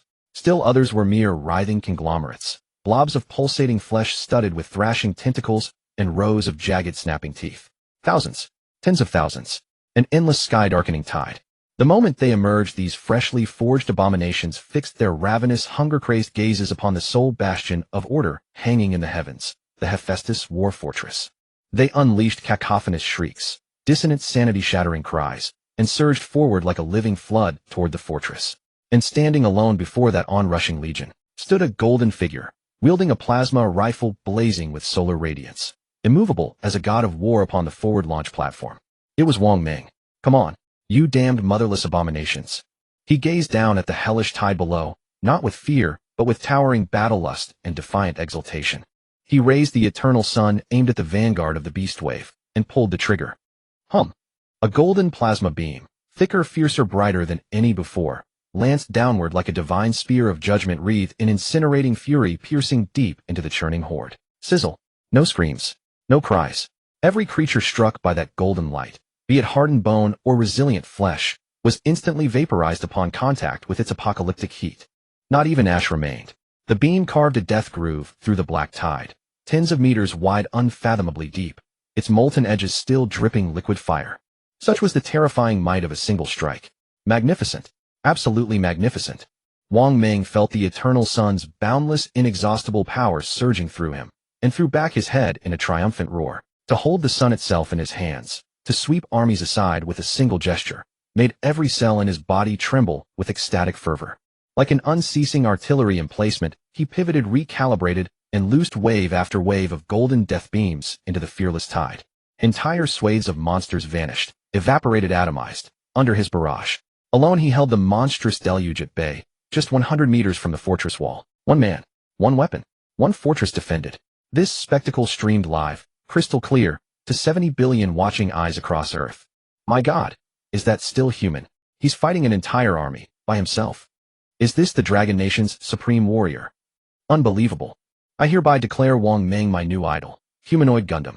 A walking artillery. In the Dragon Nation's livestream, the chat had long since drowned in a roaring sea of Wang Meng is invincible. Countless soldiers of the Dragon Nation watched that godlike figure upon the screen, and felt their blood ignite with pride and shared glory. Yet the monsters were too many, relentless, undeterred. Though Wang Meng's plasma cannon wielded devastating force, each shot demanded a brief cooldown interval. And in that fleeting pause, a pack of lightning-fast cheetah-like bone-blade creatures breached the fire line, scrambling up the fortress's sheer metallic hull like agile lizards racing straight toward Wang Meng's platform. Excellent. Wang Meng smirked coldly, holstered the eternal sun, and clenched his fists.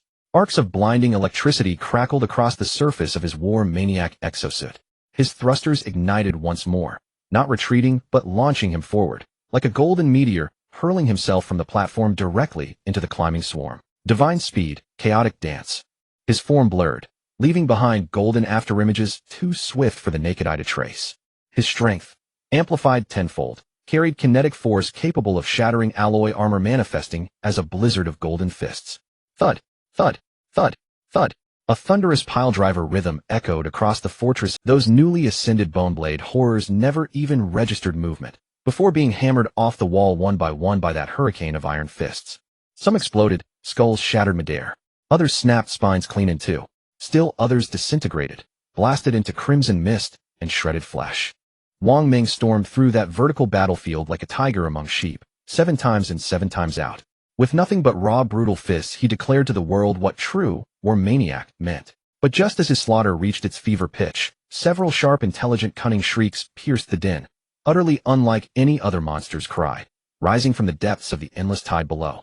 Then, dozens of thick, viscous green acid streams erupted from the rear ranks, firing like high-pressure jets through the air. Their target was not Wang Meng locked in glorious carnage. It was the shimmering golden chains of sigils overhead, the intricate web sustaining the causal paradox shield. Danger! Wang Meng's heart lurched, but it was already too late. He could only watch, helpless, as those dozens of rule-corroding acids slammed into the divine barrier, the very shield safeguarding every life within the fortress.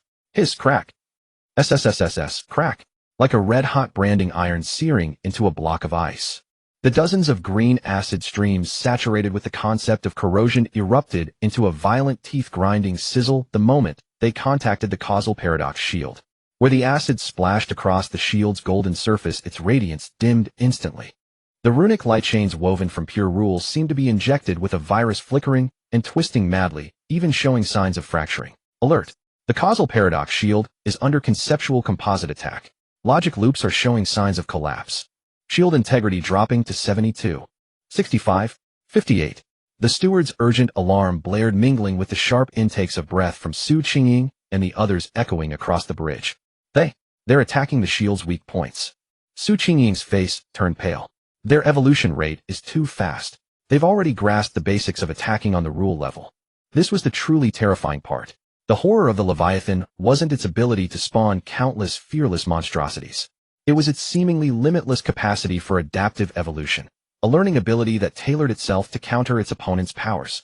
It was analyzing the causal paradox shield's composition, purposefully creating a key capable of breaching. Wang Meng, get back here!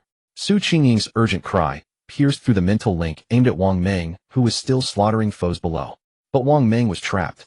More monsters, even larger than before, surged from the sea of blood, forming walls of flesh that ensnared him midair, preventing any escape. The situation deteriorated within seconds.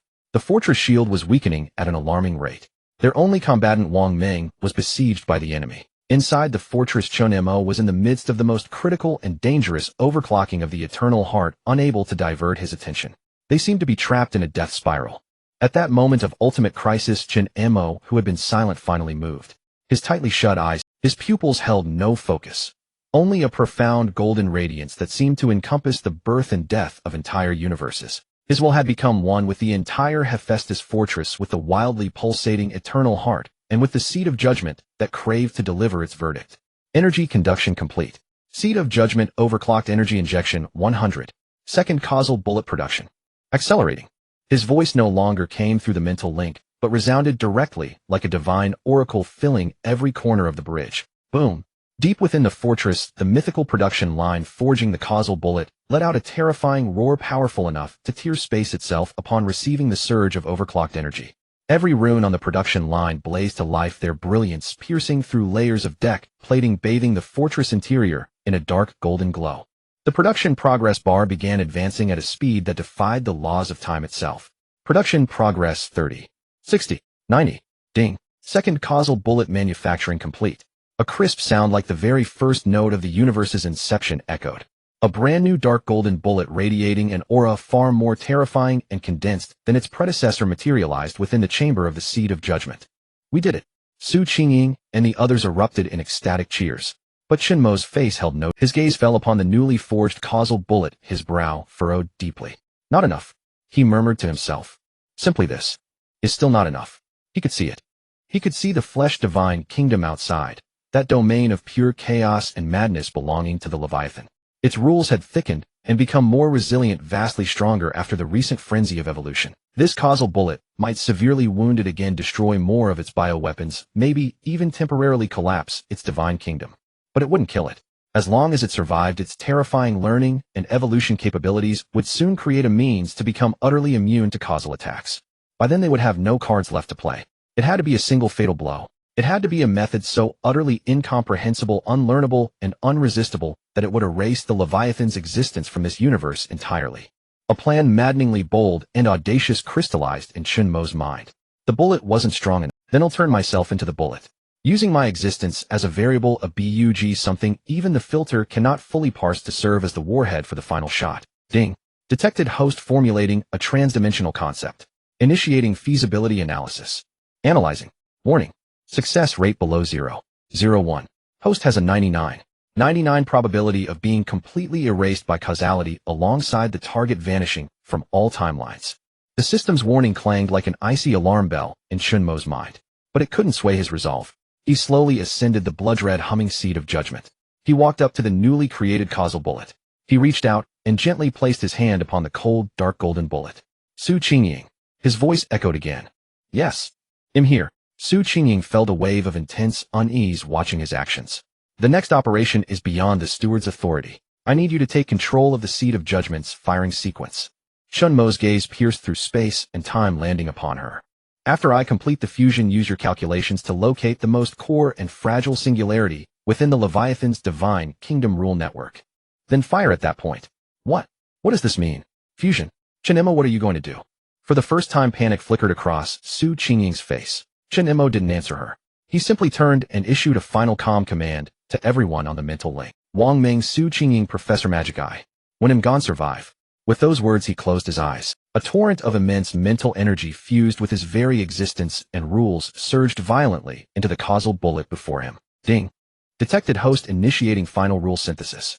Materials causal bullet X1 host Chen Mo existence X1 Hephaestus divine kingdom rule authority X1. Adding rule I am the Tao. Adding concept the sole truth. Synthesis target final judgment bullet. Chen Mo. Boom. A pillar of white light indescribable in its essence, seemingly containing all colors of the universe, yet also pure nothingness, erupted from Chen Mo, shooting into the heavens. His body began to turn transparent, ethereal within that blinding radiance. He was transforming himself into a pure rule, a unique singular rule named Chen Mo. No, God Chen. Outside the fortress, Wang Meng, drenched in blood, felt that familiar yet alien presence beginning to dissipate and let out a heart-wrenching roar. On the bridge, Qingying wept uncontrollably, reaching out as if to grasp something only to clutch at emptiness. Professor and Magic Eye were frozen in shock. They had envisioned countless endings, but never once had they imagined that this man, godlike in his power, would choose such a path to end the war, using his body as the bullet, using himself for the final judgment. Finally, the light faded. On the Seed of Judgment, Chen Mo's figure had vanished. In its place floated a single bullet, its form indefinable, appearing as if it were chaos incarnate. The bullet bore no runes, emitted no light. Yet all who beheld it felt with absolute certainty that it was. Qingying bit her lip so hard it drew blood. She wiped away her tears, and all traces of feminine vulnerability vanished from her face. In its place was an absolute, cold, machine-like rationality. She sat before the Seed of Judgment's console and linked her consciousness to the divine construct. Chen Mo, rest assured, I won't let your final strike be in vain. In her eyes, the enhanced future sight activated with a thunderous roar. Countless causal threads representing the very rules of the Leviathan's divine kingdom unfolded before her into a vast, boundless sea of stars. And within that sea she would find the single fate-deciding star of destiny. Qingying's consciousness sank into a vast sea of stars formed by infinite data and rules. This was the divine domain of Leviathan, its true form as seen through the lens of future sight. Every twinkling star was a node of rules. Every ray of light connecting them was a chain of causality. Together, they formed a colossal, intricate, and ever-shifting network of rules that represented the very existence of Leviathan. Su Qingying's task was to find the core, the linchpin, the most fragile point within this network, a network more complex than the universe itself, the singularity. It was the cornerstone of the entire divine network. It was the anchor of Leviathan's existence in this realm. Destroy it, and the entire divine kingdom, even Leviathan's avatar manifested here, would instantly collapse, having lost the very foundation of its being. This was the sole chance for victory that Chen Mo had created for her, using his own body as the projectile. No. Too fast. My computational power can't keep up. Su Qingying's face was as pale as paper. Even with her enhanced future sight, she felt overwhelmed by this astronomically vast data stream. Before her eyes, countless fragments of the future flickered wildly. In some she fired the bullet, but it missed its mark, the final bullet representing Chen Mo vanishing into the void, lost forever. In others, she struck a seemingly vital node, only to trigger Leviathan's deeper defense mechanisms, causing the entire fortress to be devoured in an instant. Failure. Failure. Failure again. Countless possibilities all converged on a single outcome, annihilation. No. There has to be a way. There must be. Su Qingying gritted her teeth, refusing to let her spirit break. Her mind raced, every brain cell burning with intensity. Dr. Su, what do you need me to do? The urgent voice of the professor came through the mental link. Shaken by the immense impact of Chen Mo's sacrifice, this man, usually defined by his self-interest, had now cast aside all distractions. He knew they were in this together now. United in glory, united in ruin. Knowledge. I need knowledge. Su Qingying practically screamed her response. Everything about higher dimensional life forms, mean contamination, non-Euclidean space. All the relevant knowledge in your head. Transfer it all to me. I need to build a new logical model. Understood. Without hesitation, the professor began to frantically pour his vast knowledge base, enhanced by Chen Mo, containing the millennium of accumulated wisdom from the Truth Council, directly into Su Qingying's consciousness through the mental link, holding nothing back. Buzz. Su Qingying felt as if her brain had been forcibly connected to the universe's grand library. Countless profound, obscure, even contradictory concepts like a data storm swept through her entire being. Catalyzed by this knowledge, her future sight underwent another transformation. She was no longer just passively seeing those futures. She began to understand them. She understood why some nodes seemingly fragile were actually indestructible. It was because they were protected by the concept of history. She understood why some regions seemingly empty were fraught with lethal danger. It was because they were focal points where the rules of nothingness converged. In her eyes, the vast sea of stars was no longer chaotic. It began to reveal its patterns. Found it. Her voice trembled with a mix of fear and ecstatic revelation. Her gaze pierced through layers of obscuring mist, locking onto the deepest part of the rule-bound star sea.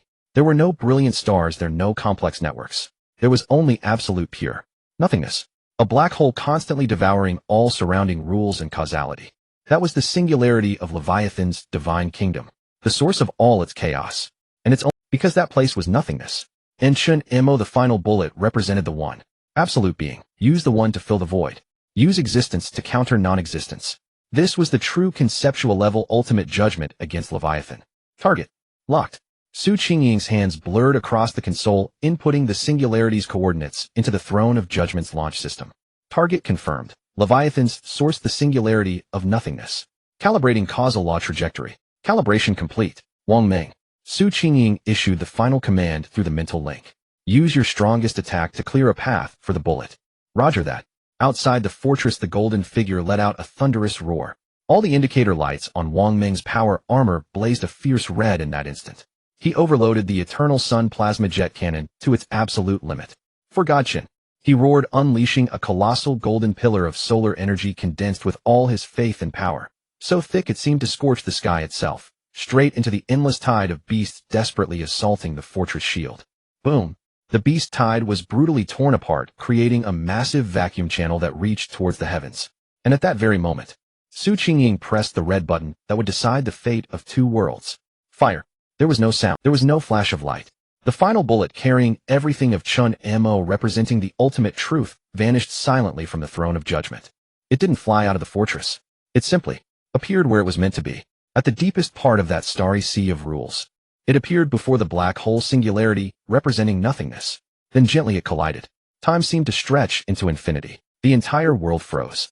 The chaotic, maddening, fleshy divine kingdom built by Leviathan, the roaring beast, tied the acid splashing against the shields, the writhing mass of flesh that formed the ground. Everything stopped. Then a fine, almost imperceptible crack appeared across the viscous dark sky. The crack spread like a virus. Crack. Crackle. The entire world, like a shattered eggshell, began to break apart inch by inch. The endless ocean of flesh dissolved into a rain of blood-red dust amidst its death throes. The grotesque biological weapons disintegrated silently into primordial energy particles. That twisted, maddening, indescribable Leviathan divine kingdom was being erased from reality. Peace. On the bridge, Qingying, Wang Meng, the professor, and magic, I stared blankly at the world disintegrating outside their minds, completely overwhelmed, unable to process what they were seeing. Had they won? Had they actually won? Just then, at the center of the collapsing world, where the singularity of nothingness had been erased, a familiar figure slowly coalesced from within a pure, soft white light. He still had that lazy demeanor, wearing those ordinary clothes, as if the cataclysmic battle of the divine kingdom moments ago had nothing to do with him. He had returned. Chen Mo was back. He was completely unharmed. In fact, his gaze was deeper and brighter than ever before. In his pupils one could almost see the birth and death of universes, the flow of time itself. He glanced at the world returning to normal, then looked at the Hephaestus fortress still hovering in the sky. A faint smile touched his lips. Ding. Congratulations, host. Successfully erased the Leviathan avatar and absorbed its core rule, chaos. Ding. Congratulations, host. Fully mastered the Hephaestus divine kingdom and obtained its hidden authority, order. Ding. Your golden finger, the universal synthesis system, is undergoing its ultimate evolution. Evolution successful. Congratulations, Mr. Chen Mo. You have become a walking god. The moment Chen Mo's silhouette rematerialized in the real world, the entire forbidden land, that territory twisted and corrupted by the divine kingdom of Leviathan, was rapidly returning to normal at a visible speed. No, not restoration. It was reset. The ocean of flesh receded, transforming back into primordial jungles and mountains. The dark sky dissipated, revealing the long-lost azure firmament, as if the cataclysmic apocalyptic battle that had just occurred was merely an unreal nightmare. But everyone knew it was not a dream, for a faint, lingering lament of a fallen deity still hung in the air. The Hephaestus war fortress slowly descended to the ground. The hatch opened. Wang Meng was the first to rush out. His golden power armor was now covered in scars, and the green blood of monsters, looking somewhat battered, but his eyes shone with astonishing brilliance. Godchen. He strode over to Chen Mo in quick, eager steps, wanting to give him a bear hug, but afraid his ironclad suit might hurt him. He could only stand there, excited and at a loss. A 1.9-meter-tall man in power armor with reddened eyes. Welcome back. Qingying also walked over. Her face still bore traces of undried tears, but her beautiful eyes were filled with the joy of survival and boundless reverence. The professor and magic I stood far behind, heads bowed, not daring to meet Chen Mo's gaze. The look in their eyes was no longer reverence. It was pure primal fear of a higher dimensional life form. Chen Mo smiled and nodded at Wang Meng and Qingying. "I'm back." His voice was soft, yet carried an unprecedented soothing power that could calm all things. He looked up and surveyed the world reborn anew. Then he slowly extended his right hand. In his perception, he could clearly see the threads of rules representing physical laws interwoven at the very foundation of this world. With a thought, he lightly snapped his fingers. Click. A crisp sound. The next second, all the flora in the entire forbidden land seemed to be infused with divine life. Countless withered trees revived, sprouting tender green shoots. Countless delicate flowers bloomed in full glory, bathed in the sunlight all at once. A clear stream appeared from the parched earth, babbling merrily. In that instant, the whole world seemed to transform from a cruel purgatory into a vibrant, divine paradise. This scene, broadcast live, plunged 7 billion viewers across the globe into a state of shock once more. If Chen Mo's previous battle was the might of a god, then what he was displaying now was the very authority of a god. Words become law. The Midas touch. The creation of life. What has he become? In the underground bunker of the White House Beacon Country, the elderly man with stars on his shoulders, staring at the back that resembled a creator god on the screen, croaked out the question on everyone's mind. No one could answer him, for Chen Mo's existence had surpassed the limits of human civilization's understanding. Just then, that cold, long unheard mechanical voice echoed across the globe once more. But this time its tone was no longer cold and indifferent. It carried a hint of reverence that even it itself hadn't noticed. Global announcement: Leviathan has been completely erased. The immune system activity test has concluded. Final victor Dragon Country contestant Chen Mo. Commencing final national fortune settlement. Settlement complete. National fortune reward: Dragon Country gains full ownership of the Forbidden Land. This place shall become Dragon Country's overseas divine domain with infinite resources and self-determined rules. National fortune rewards: spiritual energy concentration across Dragon Country increases by 1,000, officially commencing the National Transcendence Era. National Fortune Reward: all Dragon Country citizens have their lifespan limit increased by 50 years. All diseases will be completely eradicated within 3 months. National Fortune Reward: Dragon Country receives the complete knowledge inheritance of the ancient technological civilization Hephaestus. Boom, boom, boom. One after another, the National Fortune Rewards detonated like the most concentrated nuclear bombs in the minds of everyone worldwide. Dragon Country erupted in celebration. Countless people flooded the streets, embracing and weeping, chanting the name God Shun. The entire nation was immersed in a grand carnival named Miracle. Other nations, however, were plunged into the deepest, most profound silence and despair. They knew that from this moment on, the world order had been irrevocably rewritten. Blue Star was about to enter a new age of gods dominated by Dragon Country. Forbidden Land. Chen Mo paid no heed to the announcements echoing across the sky. His gaze pierced through the barriers of space, looking into the boundless void. He knew this was not over. Leviathan was merely a virus released by the screener. Now the virus had been killed by him, the antibody. So what would the screener do? Reward him? Or cleanse him? This super antibody that had exceeded control and was perhaps more terrifying than the virus itself. As if in response to his thoughts, a massive pitch-black scar-like crack tore open in the azure sky. Without a truly higher dimensional will, 100 times more terrifying and 10,000 times colder than when Leviathan descended, slowly projected from the other side of the rift. It wasn't an eye. It was a pure, indescribable gaze. Under that gaze, time itself and the entire world seemed to freeze. Wang Meng, Qingying, and the others instantly lost all consciousness, frozen in place like puppets whose pause button had been pressed. Only Chen Mo, who had mastered the two opposing fundamental rules of order and chaos, could maintain his existence, in this time frozen by a god. He looked up calmly, meeting the gaze from the higher dimension. Variable. Threshold exceeded. Judged as threat. A cold, emotionless will echoed in Chen Mo's mind. Initiating final erasure protocol. The pitch-black rift began to slowly expand. Behind the rift was an incomprehensible ultimate void composed of pure nothingness. A true erasure force capable of dragging the entire universe into silence was slowly descending. Facing this true apocalypse that would make even gods tremble. Yet there was no trace of fear on Chen Mo's face. He simply slowly raised his right hand. Then he gently raised his middle finger at the expanding black rift, the manifestation of the screener's will. In a tone so calm it bordered on provocation, he softly uttered a single word: scram. One word. A divine edict containing the fundamental rules of order and chaos. The instant the word was spoken, boom. The pitch-black rift seemed to be viciously struck by an irresistible, even more unreasonable force of rules. Its expansion halted abruptly. Then it began to violently, uncontrollably contract and twist. Paradox. Incomprehensible. Authority. Conflict. For the first time, that cold will emitted emotional fluctuations of confusion and shock. Finally, amidst a reluctant, silent roar, the pitch-black rift was forcibly smoothed over. The sky returned to its azure state. As if nothing had happened. Time began to flow again. Wang Meng, Qingying, and the others regained consciousness, looking around bewildered, completely unaware that in the few brief seconds just past their god had engaged in a silent universe of fate deciding confrontation with a higher dimensional being. Chen Mo lowered his hand and let out a soft breath. He knew this was only temporary. The screener would not let things end like this. He had to become stronger. Strong enough to truly go to their world and teach them the rules. He turned and looked at the Hephaestus war fortress behind him. Then he looked at this overseas divine domain that was completely his. And then he smiled. He gave his teammates one final brand new order. Rest is over. Our next destination. His gaze seemed to pierce through dimensions, seeing the azure homeland that belonged to Blue Star. Is to go home. When Chen Mo uttered the word home, the cold system notification that had already taken on a hint of humanized reverence resounded across the heavens once more. Victory team's intent to return has been detected. Opening spatial passage between the divine realm and the main world. Passage established. As the voice faded, the space before the Hephaestus war fortress began to churn and warp violently like the surface of water. A colossal oval-shaped luminous gate shimmering with iridescent colors slowly materialized before them. Beyond the gate was no longer the forbidden land filled with miracles and perils.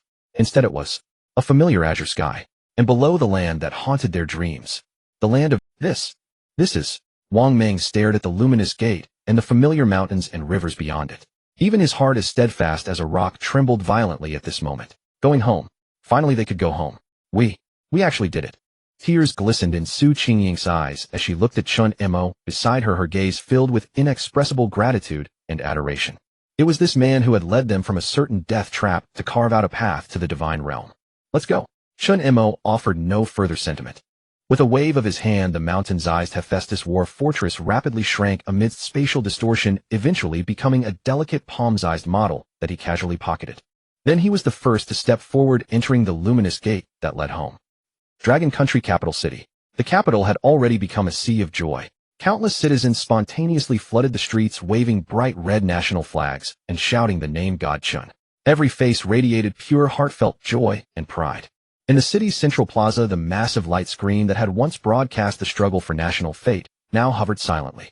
Everyone knew their hero would return gloriously from there. Suddenly, the light screen blazed to life.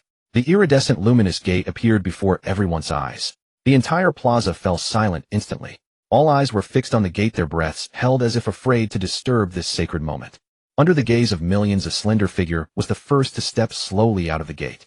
He wore ordinary casual clothes, looking like a lazy boy next-door youth. Yet the moment he appeared, the whole world seemed to become his backdrop. The sunlight crowned him. The gentle breeze. He was Chen Mo, the god of Dragon Country. God Chen. It's God Chen. He's back. After a brief silence, earth-shattering cheers like the fiercest storm swept across the capital and resounded throughout the entire Dragon Country. Following him, Wang Meng and Qingying also emerged from the gate. Seeing the familiar yet strange sea of people, their compatriots, cheering and weeping for them, they were overwhelmed with mixed emotions. Behind them, Professor and Magic I also walked out silently, their heads bowed. They looked at this vibrant scene, so different from their own world that had fallen into twilight, their eyes filled with complex emotions. Just then the crowd parted. A motorcade of the highest spec Hongqi limousines slowly approached. An elderly man with graying hair but spirited and sharp-eyed, exuding both majesty and kindness, strode quickly to Chen Mo, surrounded by numerous guards. It was the supreme leader of Dragon Country. He looked at this young man, the hero who had single-handedly reversed the nation's fate and brought in the age of gods, tears of excitement glistening in his eyes. He extended both hands and firmly grasped Chen Mo's. "Welcome home, comrade," Chen Mo. His voice, though aged, was full of strength. "You are the greatest pride of Dragon Country, of the entire nation." Chen Mo looked at the old man, at the sincere, unadulterated gratitude and excitement in his eyes, and even his own heart, long as calm as still water, could not help but stir with a faint ripple. He nodded and replied softly, "I'm home." 3 days later, Dragon Country top-secret military base. A meeting that would determine the future of Dragon Country and even the entire Blue Star was underway. At the head of the table sat Chen Mo. Below him were all of Dragon Country's highest-ranking leaders, scientists, and generals. Each sat upright, listening intently to Chen Mo's every word as if in a lecture. "The existence of the screener is a potential enormous threat." Chen Mo's voice echoed calmly, and they view us as experiments and may choose to cleanse us completely at any moment due to experiment failure. Therefore, we cannot afford any complacency. We must, before their next arrival, possess the strength to engage them as equals or even to teach them our rules. A white-haired Titan academician of the Dragon Country Academy of Sciences stood up, his voice trembling with excitement. "Mr. Chen, the technological data from Hephaestus you transmitted earlier has already advanced our technology by at least 500 years. Not enough." Chen Mo interrupted him. "That is merely Hephaestus' most basic conventional technology." He paused, then uttered a sentence that made everyone in the room catch their breath. "Next, I'm going to teach you the true, divine technology." He extended his hand. In his palm, a small handful of time sand shimmering with starlight materialized out of thin air. "This is time sand. It can accelerate time." He turned his hand over. A black crystal formed from void dark matter, seemingly capable of devouring all light, appeared in his hand. "This is void dark matter. It can fold space." Finally, a flash of golden light representing absolute order and a dark vortex representing ultimate chaos flickered in his eyes. "And these are merely one of the most fundamental rules that constitute this universe. From today onward, Dragon Country's goal is no longer the sea of stars." He stood up, his gaze seeming to pierce through the ceiling of the meeting room, looking toward a deeper, vaster, unknown, and challenging, higher-dimensional universe. "Our journey is towards the rules themselves. I will make Dragon Country's civilization the new screener of this universe." As his words fell, the entire meeting room fell into dead silence.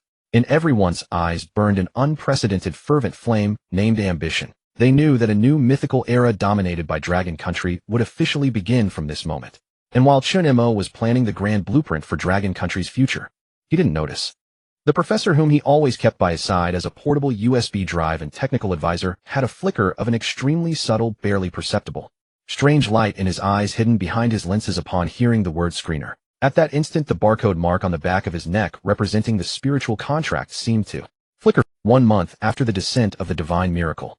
The global landscape of Blue Star had undergone earth-shattering transformations. The Dragon Nation, without a doubt, had become the sole and absolute sovereign of the planet. Bolstered by the twin pillars of universal transcendence and technological explosion, the pace of the Dragon Nation's development had entered an incomprehensible new dimension, leaving all other nations far behind in the dust. Sky cities styled after futuristic sci-fi aesthetics and propelled by anti-gravity engines rose from the ground, hovering above major metropolises as new residential zones and scientific research hubs. The energy crisis that once plagued humanity had become ancient history thanks to the large-scale proliferation of controlled cold fusion technology. Transportation, healthcare, education. Every facet of social life was leaping forward at a dizzying, unprecedented pace. These were the best of times, at least for the people of the Dragon Nation. Yet Chen Mo, the architect of it all, seemed to have vanished from the public eye. He declined every honor, refused every title, and chose instead to return to his origins, the small waste recycling station on the city's edge that had once been his. Of course, the station was now unrecognizable. It had been expanded into a colossal private laboratory, a simplified version of the Hephaestus factory. This was the most technologically advanced and heavily fortified restricted zone in the entire Dragon Nation, and indeed all of Blue Star. At this moment, in the heart of the laboratory, Chen Mo lounged lazily on a recliner crafted from memory metal and biogel, perfectly conforming to any posture he took. He idly sipped a happy brew, a life-extending concoction of fountain of life spring water and elf fruit juice. Beside him, Qingying, clad in a white research coat, was meticulously reporting on their recent work. Based on the time acceleration model you provided, we've successfully constructed the first-time furnace. It can accelerate the evolutionary process of materials by a factor of 10,000. In just 1 week, we produced enough Star Core Divine Gold to equip an entire carrier strike group. Also, Wang Meng has fully adapted to the latest generation of Titan power armor. Theoretically, he could single-handedly and effortlessly destroy a conventional army group. There's more. Qingying's eyes sparkled with excitement as she rattled off one research achievement after another, each enough to drive any foreign nation to madness with envy. Chen Mo listened half-heartedly, nodding occasionally to acknowledge her words. To him, these were merely infrastructure. His gaze, however, was fixed on a holographic screen nearby. The screen displayed neither research data nor matters of national importance. Instead, it showed a figure, engaged in waste sorting. It was the professor. Wearing a research coat of identical style and gold-rimmed glasses, he was meticulously classifying, labeling, and archiving a pile of waste materials teleported back from the Forbidden Land, each imbued with strange and unique rules. His movements were focused and precise like a most distinguished scholar. Were it not for the faint flickering barcode mark on the back of his neck, no one would guess he was a slave bound by a spirit contract. How has he been behaving lately? Chen Mo suddenly spoke, interrupting Qingying's report.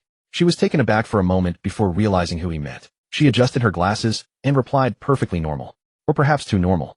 Ever since his return, the professor has been extremely docile and cooperative.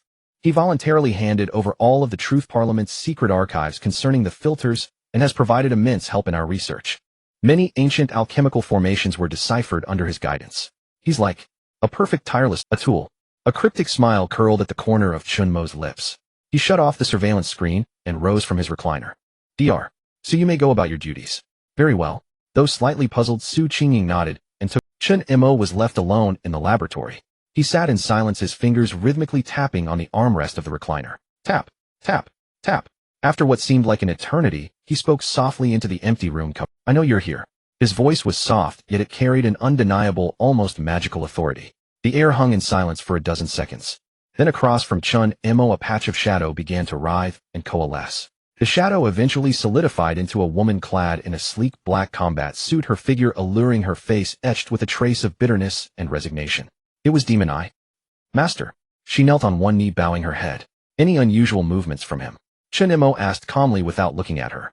Demon Eye's body trembled slightly. She knew exactly who Chen Mo referred to. She took a deep breath and answered, her voice a little dry, reporting to you, Master. Since his return, the professor enters a deep meditative state every night. During each session, I detect an extremely faint wave of spiritual energy emanating from him that doesn't belong to him.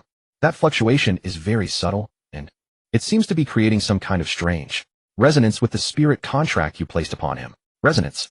Chen Mo's eyes narrowed. Yes. Demon Eye bowed her head even lower. But my instincts tell me he's using your contract as a signal amplifier to transmit something to an unknown entity, and that entity receiving the signal. Demon Eye paused, her voice laced with an uncontrollable fear. Is very likely the filters. The laboratory fell into dead silence once more. Chen Mo's fingers stopped their tapping. He slowly rose and walked to the massive floor-to-ceiling window. Beyond it lay the thriving, vibrant new world of the Dragon Nation. Yet his gaze seemed to pierce through this prosperity, staring into the deeper, colder expanse of the cosmos. I knew it. Things are never that simple, he murmured to himself. The filter's erasure protocol had been forcefully repelled by his own more unreasonable, but that didn't mean they had given up. The professor, this seemingly thoroughly subjugated tool, had from the very beginning been their deepest placed pawn, or rather a backdoor program. They were using the professor, using the very spirit contract he had set to learn and decode his rules. A classic case of turning one's own weapon against them. Master, do you need me to? Demon Eye's voice carried a hint of murderous intent. No. Chen Mo waved his hand. Killing him would only alert the enemy. Besides, a smile crept onto Chen Mo's face, one that sent chills down Demon Eye's spine. The amused smile of a hunter watching prey walk willingly into a trap. Who says he's using me? Perhaps I'm using him too. He turned to look at Demon Eye. Keep watching him. Don't let him suspect a thing. I'm curious to see what these lofty gods can learn from me. And a flash of absolute, unquestionable confidence and madness crossed his eyes. Whether they can afford the price of the tuition. 2 months had passed since the divine miracle descended. The development of Dragon Nation could no longer be described as merely changing with each passing day. It was an explosive leap of civilization akin to an act of creation itself. Inside Chen Mo's private laboratory, Qingying stood before a massive holographic projection. Her eyes sparkled with barely contained excitement as she reported the latest progress to Chen Mo, who lounged idly in a recliner. The first batch of 12 sky cities has been completed and has entered the phase of citizen relocation. The anti-gravity engines are running stably, powered wirelessly by the cold fusion towers on the ground, with an energy loss rate below 0.01. Wang Meng's Divine Special Operations Unit has completed its initial human-machine integration training.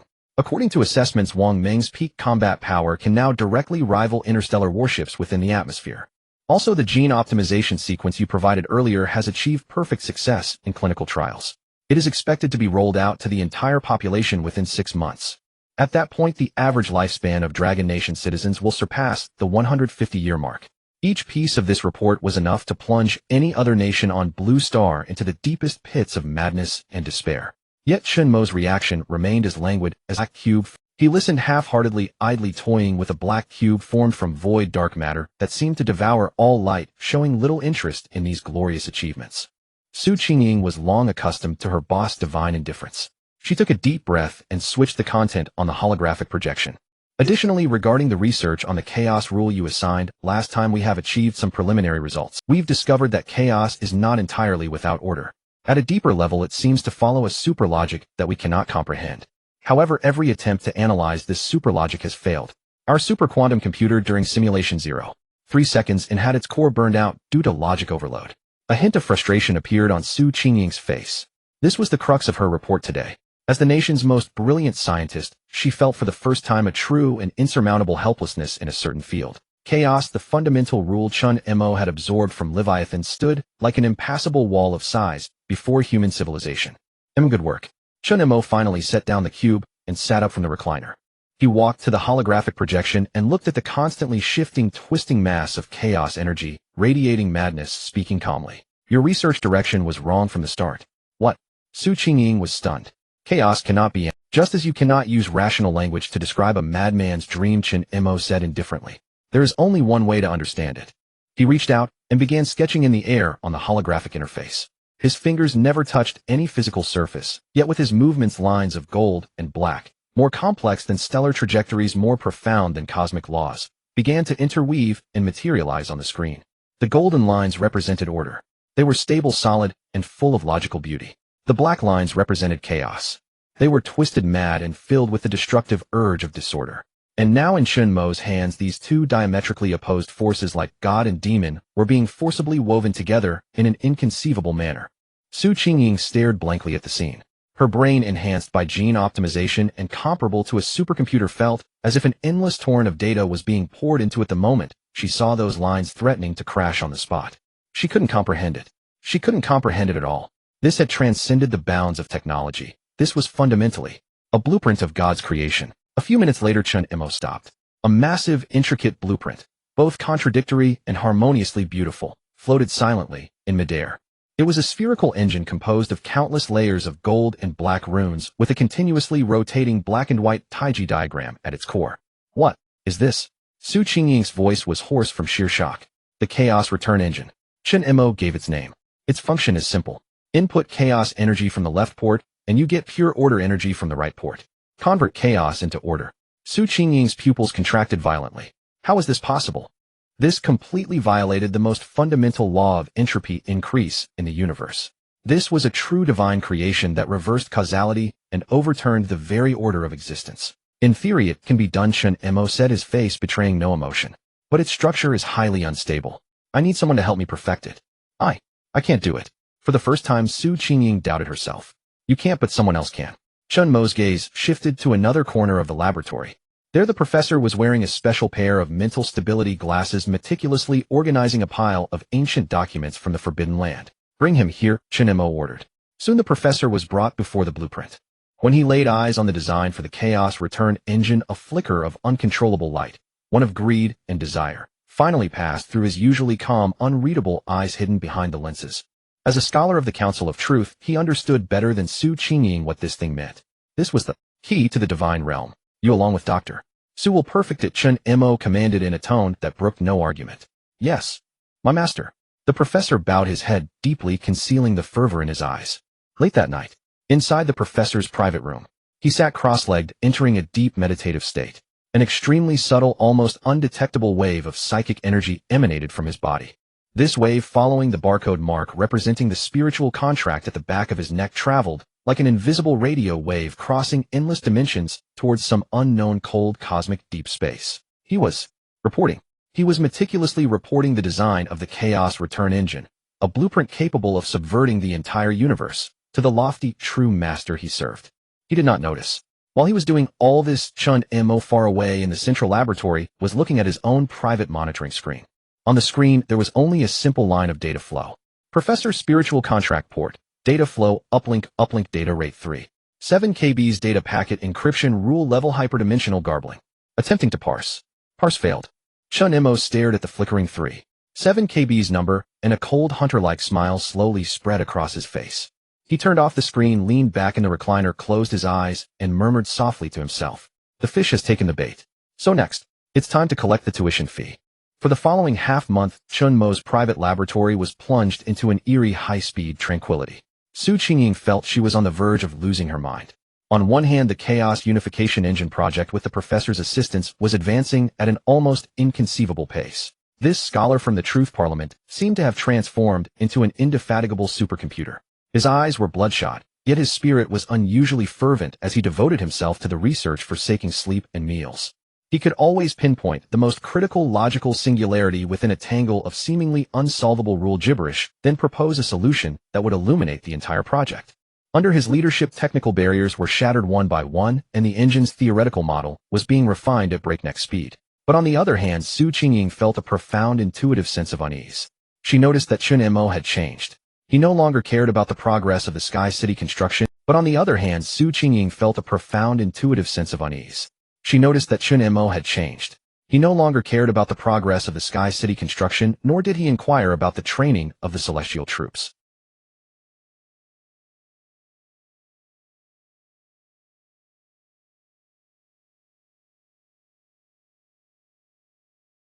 And the professor had also become strange. He was too focused. It was a focus that transcended a scholar's thirst for knowledge, resembling more a morbid obsessive determination to achieve his goal at any cost. That day, Su Qingying finally couldn't contain herself and approached Chen Mo. Chen Mo, don't you think the professor's recent state is a bit off? She looked at the man still lazily reclining in his chair, her brows furrowed with worry. Oh, off how? Chen Mo asked casually, his gaze never leaving the screen. He's pushing himself too hard, and many of the solutions he proposes, while effective, are too unorthodox, even reckless. Su Qingying chose her words carefully. It's as if he's not building this engine, but rather dissecting it. He only wants to know how it works, not whether it will ultimately explode. Chen Mo finally lifted his gaze from the screen upon hearing this. He looked at Su Qingying's worried face, smiled, stood up, and handed her a cup of freshly synthesized happy cola. Relax, Dr. Su. With me here it won't explode. His tone was light, as if discussing the weather. But, no buts. Chen Mo interrupted her. A good researcher needs a bit of obsession. What you need to do now isn't to doubt your colleague, but to provide him with more fuel. As he spoke, Chen Mo casually swiped his finger in the air. A brand new, even more complex rule module blueprint was transmitted to Su Qingying's personal terminal. This is my latest concept, a stability plan for the logical singularity at the core of the chaos unification engine. Take it and have them study it. Su Qingying looked at the runes on the blueprint, which seemed like the ravings of a deity, and involuntarily swallowed hard. She knew that once this was released, the entire project team, especially the professor, would plunge into another bout of. She wanted to say more, but seeing the unyielding look in Chen Mo's eyes, she ultimately nodded. Watching Su Qingying's departing back, the smile on Chen Mo's face slowly faded. He sat back down, his gaze returning to the private surveillance screen that only he could decipher. The screen was divided into two sections. On the left was the uplink data stream representing the data the professor was transmitting outward, which had remained stable at around 3.7 kbs for the past half month. But the downlink data stream section on the right, which had always displayed 0, was no longer empty. Lines of cold rule codes composed of pure zeros and ones belonging to no language known in the universe were now cascading down at tremendous speed. Unknown rule language detected. Initiating reverse analysis. Analysis progress 1.7.1.8. The filters were learning. Through the camera that was the professor, they were greedily watching Chen Mo's livestream of the chaos unification. They were analyzing, imitating, trying to comprehend the mysteries of order and chaos. And Chen Mo, like a master angler, was patiently casting carefully prepared bait into the pond bit by bit. Each of those seemingly top-secret rule modules carried an undetectable rule backdoor he had left behind. An invisible war was being waged silently within this quiet laboratory. The filters believed they were. Little did they know, in Chen Mo's eyes, they were the true prey. Another 3 days passed. That afternoon, the professor, with a grave expression, took the initiative to convene an urgent technical seminar. In front of everyone, he pointed at the core model of the chaos unification engine and posed a question. Everyone regarding the latest logical singularity stabilization plan proposed by Mr. Chen Mo. After 3 days and nights of calculation, I have discovered a fatal paradox. He projected his derivation process onto the screen. It was a string of incredibly complex, profound formulas that almost no one present except Su Qingying could fully comprehend. According to the order conservation law of the Hephaestus civilization, any creation of order must be paid for by the annihilation of an equivalent amount of chaos. However, in this model, the singularity itself is both the endpoint of order and the starting point of chaos. It is both existence and non-existence. This is absolutely contradictory at the rule level. May I ask, Mr. Chen Mo? The professor lifted his head, and for the first time his eyes hidden behind his glasses met Chen Mo's directly, as he asked word by word, how can a single point be simultaneously itself and not itself? The entire meeting room fell into a dead silence. All eyes converged on Chen Mo. Su Qingying's face turned deathly pale. She understood. This question was no longer a technical one. It was a fundamental, philosophical and rule-based paradox that struck at the very origin of the universe. It was a question only a god could answer. Her mind went blank. She knew there was no way the professor could have conceived this question on his own. This was a probe from the entity behind the professor. A lethal probe, however, faced with this ultimate conundrum that could silence any cosmic civilization. A smile, the same intriguing predatory smile, once again appeared on Chen Mo's face. He looked at the professor's face, which was etched with intellectual curiosity, leaned forward slightly, and whispered in a volume so low that only the two of them could hear you, or rather, you all have finally asked the right question. This question is the second tuition fee I have prepared for you. In the conference room, silence was so profound that a pin drop could be heard. All eyes were fixed on Chen Mo, awaiting his response. The air itself seemed to have been evacuated into a vacuum so oppressive it was hard to breathe. Su Qingying's heart was in her throat. She knew that every word Chen Mo uttered could determine the future of human civilization. The professor stood there, a cold, determined light flashing in his eyes behind his spectacles. He, or rather the selector behind him, believed this paradox to be an insurmountable chasm for any civilization based on logic. They were waiting for Chen Mo's silence, or for a flawed answer riddled with holes that they could easily refute. However, Chen Mo's reaction exceeded everyone's expectations. He didn't ponder, didn't calculate, and didn't show even a hint of hesitation. He simply looked at the professor, gazed into the wisdom in his eyes that wasn't his own, and slowly uttered 5 words. I am the answer. Boom. The 5 words were soft and plain, but they struck the ears of everyone in the room with the impact of a nuclear bomb detonating in the depths of their souls. What does that mean? I am the answer. What kind of response is that? Is it arrogance, evasion, or a higher dimensional truth that they cannot comprehend? Su Qingying and the other scientists were completely stunned. Their minds raced desperately, trying to interpret the meaning of his words through every known field, logic, physics, theology, but all they found was a blank void. And the professor upon hearing these words was struck as if by lightning. His expression of intellectual curiosity and confidence instantly froze and shattered. His body, which had been standing as straight and rigid as a spear, suddenly convulsed. The gold-rimmed glasses, symbolizing wisdom, slipped off his nose with a clatter, fell to the ground, their lenses shattering into a spiderweb of cracks. His pupils lost all focus, becoming hollow and vacant. It was as if the core program of a most sophisticated AI fed the absolutely contradictory Command 113 had been completely fried in that instant. Chen Mo ignored the shock of the crowd. He calmly looked at the distraught professor and continued, "Your logic is not flawed. In a purely rule-based world, existence and non-existence indeed form an ultimate paradox that cannot be reconciled. But," Chen Mo slowly extended his right hand, palm open facing upward, "you have overlooked one most crucial variable, and that is me." As his words fell, a miracle occurred. Under the horrified and awestruck gaze of everyone in the conference room, on Chen Mo's unremarkable palm, bearing a faint trace of calluses, space began to warp. Light began to collapse. A point of infinitesimal smallness, more minuscule than a speck of dust, was born out of nothingness. This point manifested a form of paradox that defied any verbal description. One half of it was pure light-devouring darkness, resembling the ultimate void of the cosmos. A single glance seemed to suck one's very soul into its depths. The other half was a dazzling, life-creating white light, like the first note of creation at the dawn of all things. Just sensing its aura made every cell in one's body rejoice. Existence and non-existence. Creation and destruction. Order and chaos.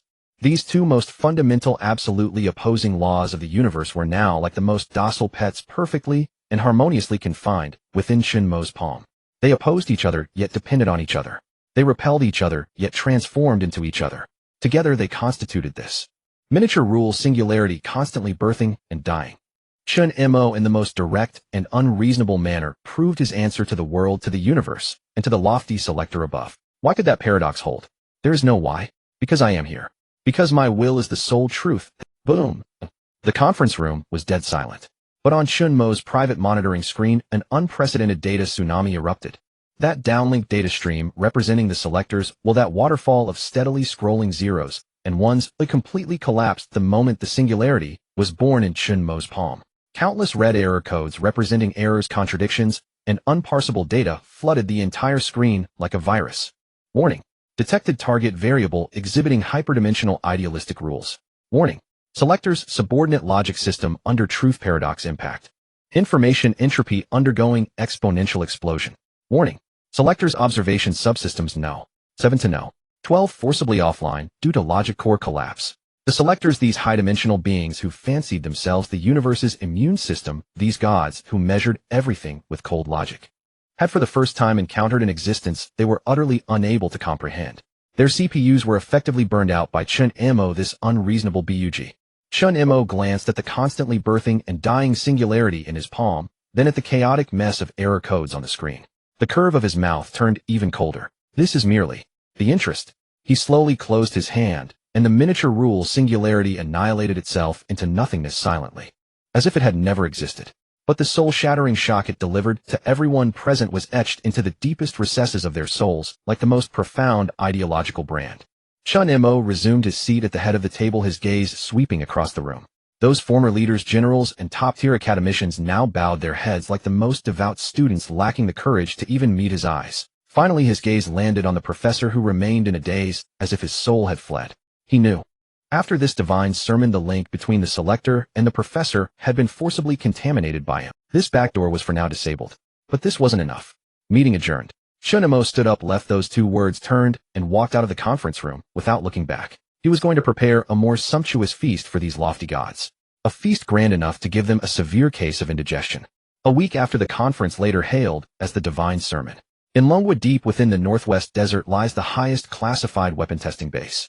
Wang Meng, clad in the latest generation of the Tiantian series power armor, stood like a towering golden demon god 100 meters tall, steadfast in the heart of the desert.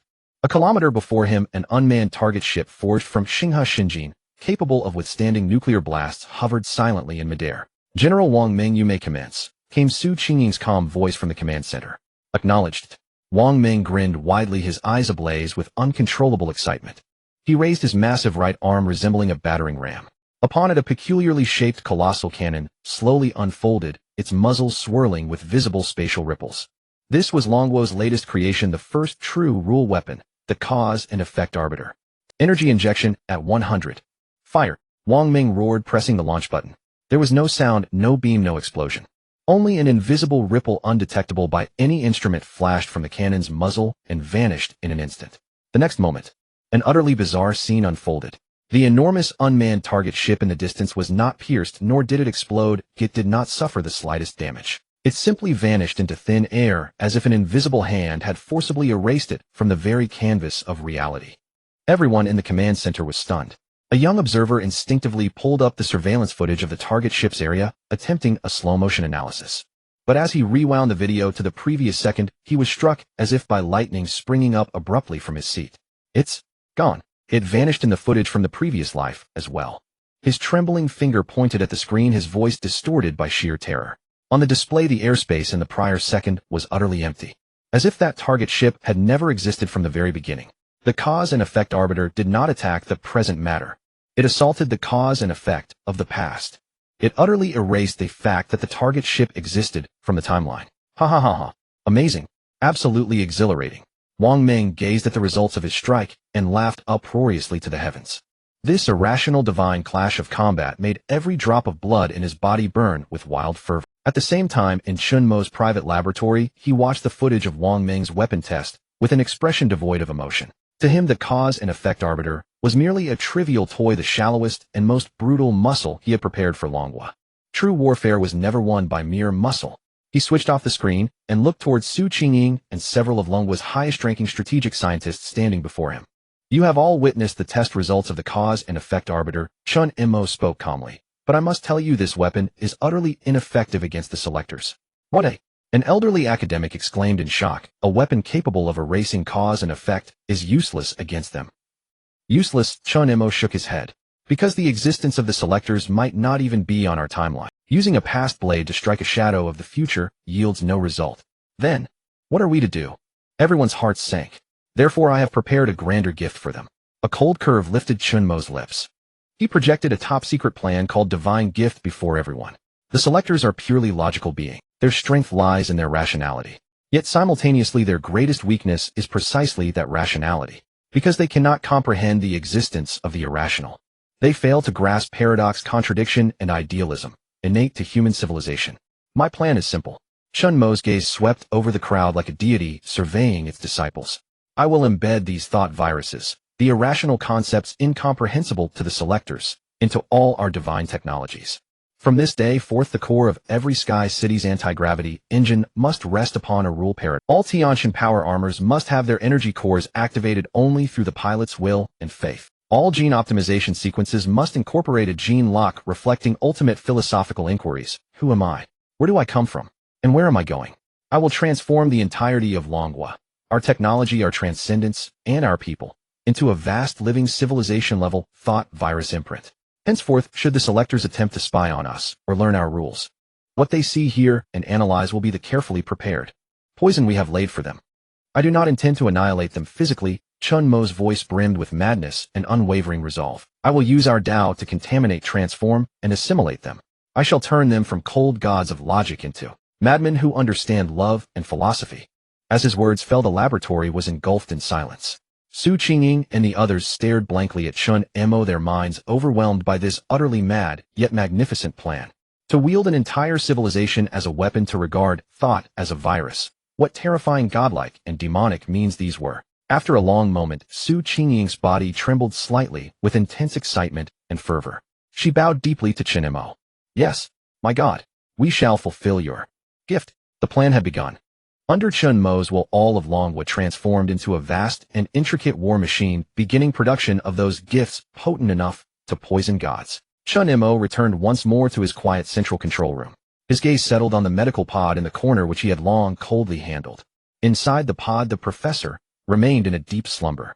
His physical indicators were normal, yet his spirit stayed in a shutdown state like a robot with a burnt-out CPU. The gift has begun preparation, Chen Mo whispered to the sleeping professor, as if gazing upon a delicate present about to be dispatched. Now all that remains is a messenger to deliver the gift. He extended his hand, gently tapping the control panel of the medical pod. A purified essence of divine will, merging order and chaos, brimming with paradox and contradiction, slowly infused into the professor's body. He intended to repair him, using his own Tao, to mend this puppet controlled by the selector's Tao. At that moment the professor's eyes long closed twitched violently before slowly opening. Those eyes no longer held the prior emptiness and confusion, but a profound, complex glow, half cold logic, half maddening contradiction. He had awakened. The medical cabin slid open silently. The professor slowly sat up from within. He paused for a moment, a fleeting look of confusion crossing his eyes. Outside the laboratory through the one-way observation window, Qingying and Wang Meng felt their hearts race. He looks different from before. Wang Meng lowered his voice, his hand gripping the eternal sun, tightly, veins bulging, ready to vaporize this dangerous item at any moment if something unexpected occurred. Qingying's expression was grave. His mental fluctuations are extremely chaotic. It's like a symphony being played simultaneously with the most precise classical music and the most frenzied rock music. Full of contradictions. Just then the observation room door opened. Chen Mo walked in. He did not bring any guards or wear any protective gear, simply walking casually up to the professor, pulling out a chair and sitting down. "Awake?" he asked, his tone resembling that of a roommate greeting someone just waking up. The professor raised his head, looking at Chen Mo. His gaze was complex. Half of it was as cold and logical as a machine, while the other half was filled with the heated self-doubt of a madman.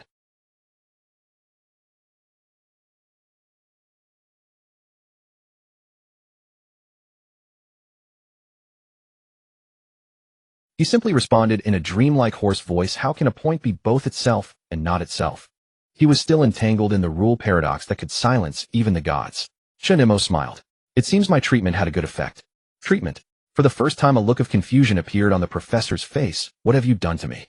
"I merely tossed a pebble named possibility into your world constructed of 0 and 1, a world that is black and white," Chen Mo said lightly.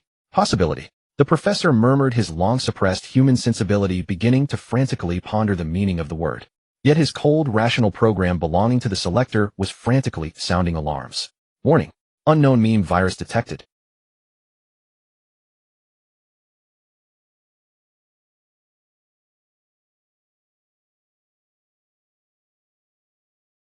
At times he furrowed his brows, lost in painful contemplation. At other times his eyes turned cold, surveying Chen Mo with an emotionless, scrutinizing gaze. He was engaged in a battle stemming from the depths of his soul. A battle between man and heaven. "I need answers." For a long while the professor suddenly raised his head, fixating intensely on Chen Mo, the madness of contradiction finally overpowering the cold logic. "I want all the data on your chaotic unification engine. I want its core control permissions," he screamed, as if grasping the last straw for survival. He had an intuition. That engine, a divine creation filled with both contradiction and harmony, was the only key that could liberate him from this endless hell of self-awareness. Preposterous. Outside the observation room, Wang Meng shouted angrily, raising his hand to draw his A captured, mentally unstable, dangerous item actually dared to demand the highest core permissions from the... This was simply courting death. Qingying's face turned pale instantly. She understood better than Wang Meng what the chaotic unification engine meant. It was the core of the entire gift of the gods' plan. A messenger who could be recontrolled by the selector at any moment was to be given its core permissions. This was tantamount to voluntarily putting the lifeblood of the entire dragon kingdom into the hands of the enemy. "Chen Mo, you cannot agree to this. It's too dangerous." She immediately sent Chen Mo the sternest warning through the mental link. However, Chen Mo's response once again exceeded everyone's expectations. He looked at the professor's face, twisted with pain and desire, and unexpectedly revealed a playful "Okay." He softly uttered these two words. The entire world seemed to press the pause button again. Wang Meng's action of drawing his gun froze in midair. Qingying's warning got stuck in her throat. They all thought they had misheard. What did you say?" Even the professor himself was taken aback. "I said okay." Chen Mo stood up, walked in front of the professor, and gently touched his forehead. "From now on, the core control permissions of the Chaotic Unification Engine Project Team Level A3 will be granted to you.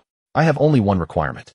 Chen Mo leaned slightly forward, whispering in a voice akin to a demonic whisper in his ear, "Find your answer, and then tell me." Once he finished speaking, he turned around and walked out of the observation room without looking back. What remained was a stunned professor and two teammates outside the observation room, their worldviews shattered. "Has he gone mad?" Wang Meng looked at Chen Mo's retreating figure, his voice trembling. "No." A glimmer of realization flashed in Qingying's eyes, a moment of extreme fear and admiration arising from glimpsing the madness of the gods. She recalled what Chen Mo had said before. "I want to use our Tao to corrupt them, to transform them." She understood. Chen Mo was not fishing. He was cultivating poison. He placed the professor, the selector, the chaotic unification engine, and even the entire Dragon Kingdom into a gigantic poison pot. What he wanted to witness was not a battle of theft and counter-theft. What he wanted to see was a war of Tao that was even more frenzied, bloodier, and more unpredictable. He wanted to see what kind of fruit would emerge when the idea of virus named self that he planted took root and sprouted. The professor, the first messenger to be contaminated. What kind of fruit would it bear? Qingying involuntarily recalled the last sentence Chen Mo had said to her in the mental link. That sentence plunged her into an icy abyss, leaving her cold all over. I just want to see. When a program learns to think, who am I? Will it first kill the enemy that has always wanted to control it? Or will it first format the god that... The moment Chen Mo granted the professor core authority, he personally opened a Pandora's box. What was released from the box was not disaster or plague, but madness. A rational madness that swept through the highest echelons of the Dragon Kingdom's scientific community. The laboratory of the chaotic unification engine had completely transformed. It was no longer a clean and orderly sanctuary of research, but had become a vast and chaotic madhouse, or rather a studio of a mad artist. The walls, floors, and even the ceilings of the laboratory were covered with dense formulas, symbols, and graffiti left in various languages. Here one could see the Planck quantum formula written in the most precise German, and beside it a giant question mark inscribed in ancient long-lost Sumerian cuneiform. Who am I? There one could observe a perfectly proportioned diagram of the Hephaestus divine realm, yet at its core was drawn a twisted, grotesque, ancient totem representing the Ouroboros. The professor was the creator of all this. He had fully transformed into a mad scientist. It seemed he no longer needed sleep or rest, spending all day immersed in the laboratory. At times he would wear a lab coat and argue with the academicians of the Dragon Kingdom about a technical issue concerning information entropy using the strictest logic.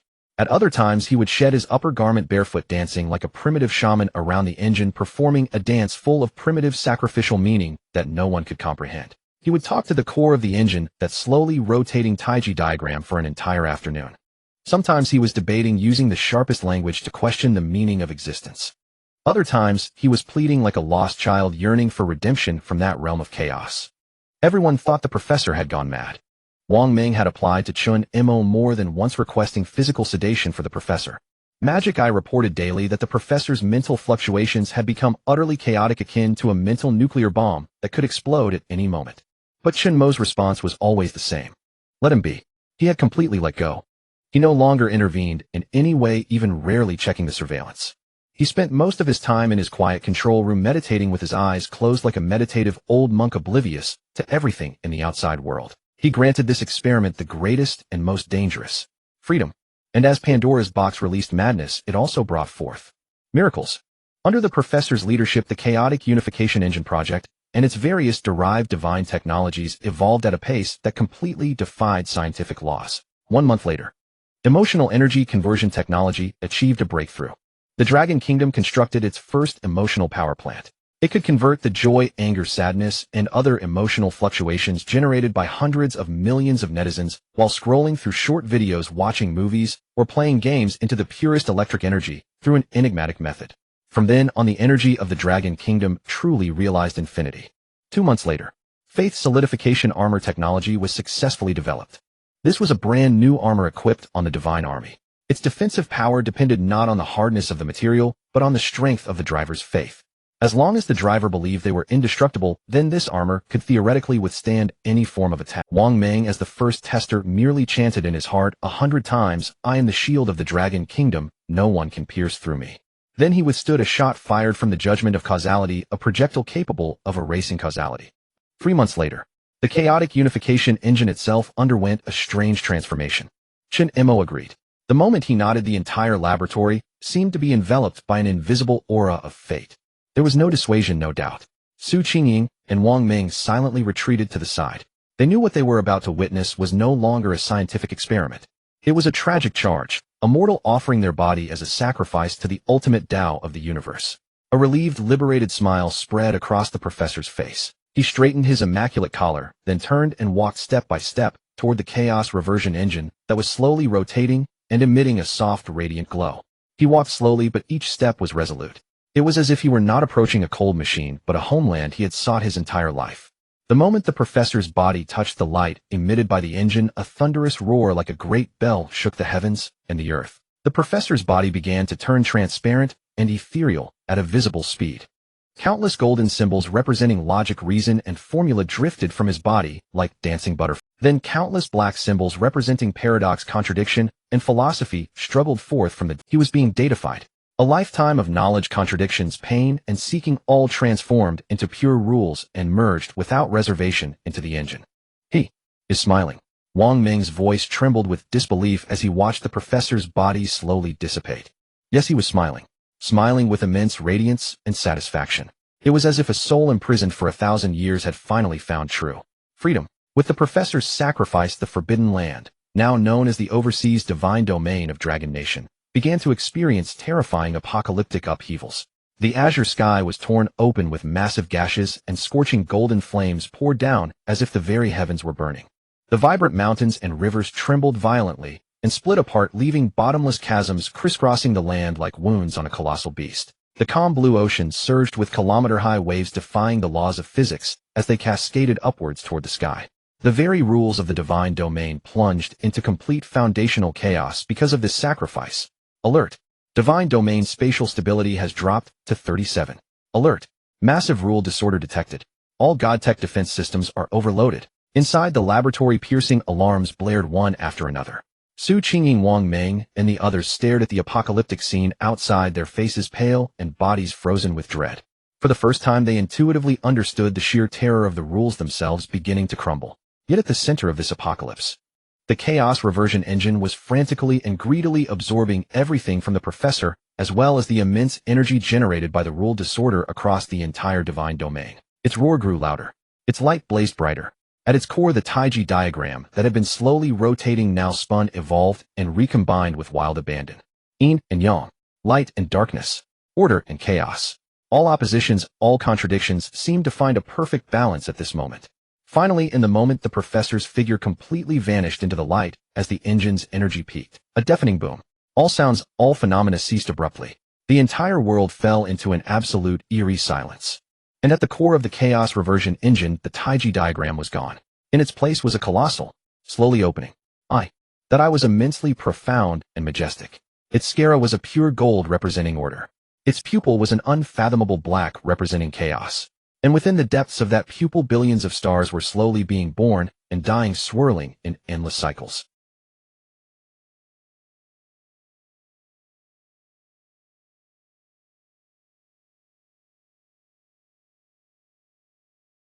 It possessed life. It had become a new god. And the moment this cosmic eye opened, casting its cold, emotionless gaze upon Chen Mo. Chen Mo, who had been watching everything quietly like an outsider, finally moved. He slowly stepped forward. He extended his right hand and gently placed it upon the colossal cosmic eye. A cold, maniacal smile like that of a demon god spread across his face. "Thank you for your hard work, Professor," he murmured softly, as if bidding farewell to an old friend. "Your Tao. I have received it. Now." A brilliant, unprecedented light burst from his eyes. "It's time to collect our final tuition." His will, like a breached dam, surged violently into the cosmic eye. He forcibly seized control of this newly born new god. Then, targeting the peeping gaze of the screeners, which had been exposed most thoroughly and nakedly by the professor's sacrifice, he issued the final, most brutal attack command. "Go. Return the gift I prepared for them with interest. To our high and mighty gods." A thunderous boom. The colossal cosmic eye trembled violently.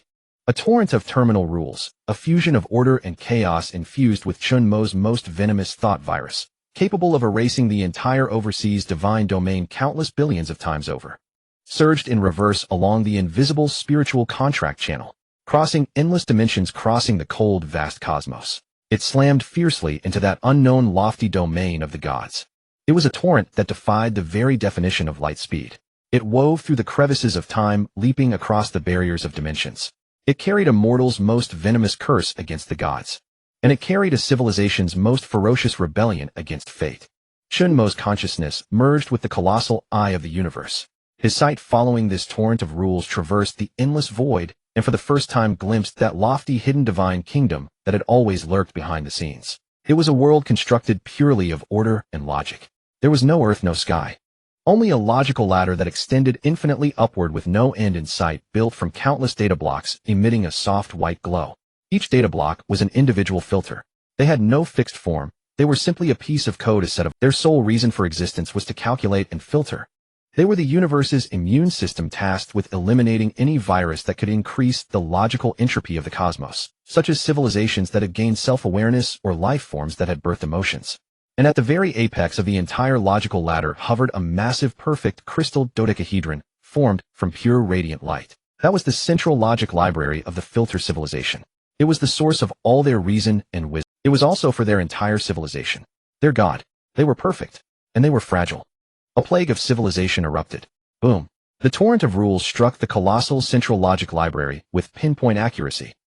Into this perfect A plague of civilization erupted. Boom. The torrent of rules struck the colossal central logic library with pinpoint accuracy. On the surface of that eternal, immutable crystal of pure logic for the first time a faint discordant. Then immediately after, who am I? The first thought virus brimming with irrationality born from the professor's soul-searching spread through the entire central logic library like a drop of ink in clear water. Warning. Fatal cognitive paradox virus intrusion detected. Initiating highest level firewall. Initiation failed. Attempting logical isolation. Isolation failed. Virus is spreading through the logical ladder, infecting all subordinate units. The cold, emotionless alarm echoed throughout the filter's divine kingdom. But it was already too late. The data blocks that had been quietly and methodically running their programs upon being infected by the virus collectively fell into a state of crash. After a brief silence, a strange scene unfolded. One data block, its soft white light suddenly began to flicker wildly. Then using its own light, it clumsily and twistedly wrote 3 words in the void. I am. Then a second, a third, and countless more followed.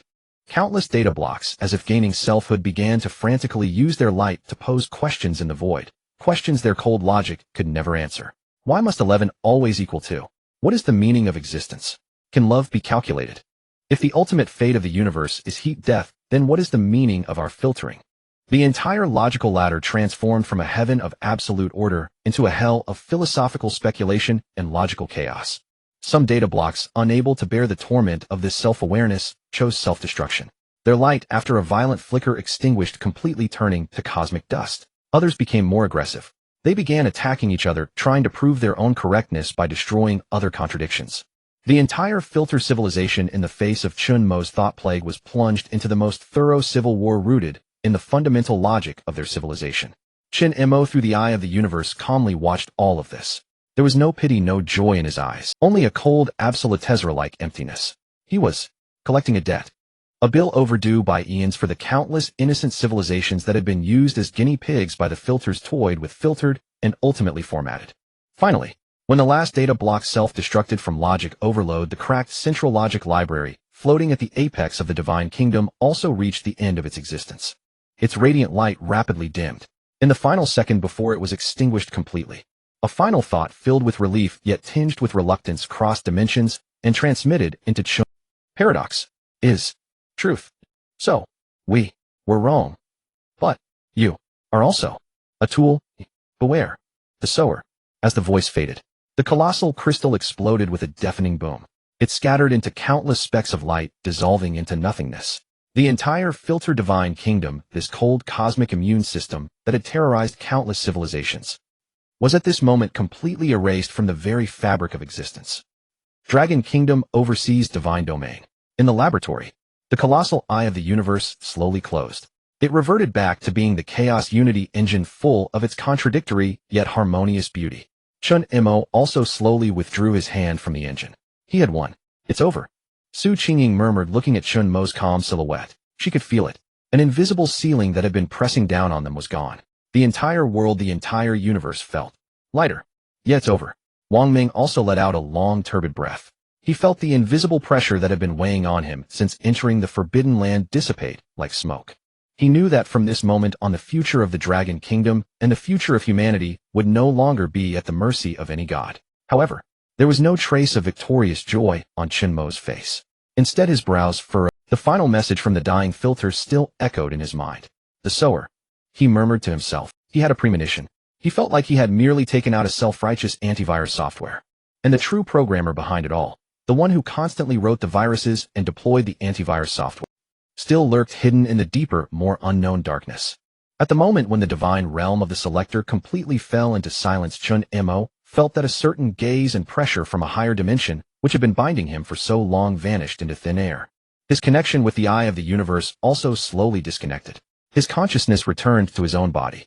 The laboratory was still engulfed in a deep silence. Qingying and Wang Meng were still immersed in the aftermath of that battle of gods, which, although invisible, could be clearly felt as a world-destroying force, unable to regain their senses for a long time. It's over. After a long while, Chen Mo softly broke the silence. His voice carried a trace of barely perceptible fatigue. The dimensional rule clash that had just occurred had taken an enormous toll on his spirit. Chen. Wang Meng's voice was somewhat hoarse. Did we win? I suppose so. Chen Mo nodded, his gaze once again falling on the chaos unification engine that had come. He knew that he had merely cleared a bill that should have been paid long ago. The true creditor might still be far away, coldly observing all of this. Buzz. As if sensing Chen Mo's gaze, the core of the engine, the vast and majestic eye of the universe, slowly opened once more. But this time its gaze no longer held that previous emotionless absolute Tao. Instead, there was a hint of light, a trace of what seemed to be curiosity, the initial wisdom of a newborn. Father. A clear, neutral voice like that of a child resonated directly in Chen Mo's mind. Chen Mo was taken aback for a moment, then smiled. The knowledge of the professor, the logic of the selector, combined with his own contradictory Tao. These three elements, like the most marvelous catalyst, surprisingly birthed true self-awareness in this engine. It was no longer the chaos unification engine. It was a brand new independent life. I am not your father. Chen Mo replied in his mind. I am your creator. In the pupil of the eye of the universe, billions of stars began to rotate at a speed countless times faster than before, analyzing the logical connection between creator and father. Analysis complete. From an emotional affiliation standpoint, similarity 97. 3. Conclusion. The title Father, Chen Mo. He realized that this newly born little one seemed to perfectly inherit the cold logic of the selector and the stubborn obsession of the professor. Alright, call yourself whatever you want. Chen Mo said somewhat helplessly. From now on you shall be called Taichu. Taichu. The beginning of all things. The pupil of the eye of the universe flickered with a hint of joy. Naming accepted. Father Taichu has received. As the words fell, an unimaginably vast and pure stream of information surged from Taichu into Chen Mo's mind. That was the heritage of the selector. Although the civilization of the selector had been completely destroyed by the thought virus. However, the observational data, physical laws, and knowledge of higher dimensional space stored in their central logic repository were partially downloaded by Taichu at the last moment. This was a treasure that could drive any cosmic civilization mad. Chen Mo closed his eyes, rapidly digesting this heritage. His brows occasionally relaxed, then furrowed tightly. He witnessed the birth of the universe. He witnessed the rise and fall of countless civilizations. These were the cold histories recorded by the selectors throughout their long and monotonous lives. However, deep within this vast database, Chen Mo keenly captured a segment of anomalous information that clashed with the entire database's style. It was a segment of garbage code that had been encrypted and sealed off by the selectors using their highest level of. The reason it was called garbage code was that this information was meaningless and unintelligible within the selector's logical framework. Yet Chen Mo caught a whiff from this segment of garbage code, a will that was more ancient, higher up, and more undeniable than that of the selectors. What is that? Chen Mo issued a command to Taichu. Returning to Father. According to the fragments displayed in the database, this segment of information is the initial command of the selector civilization.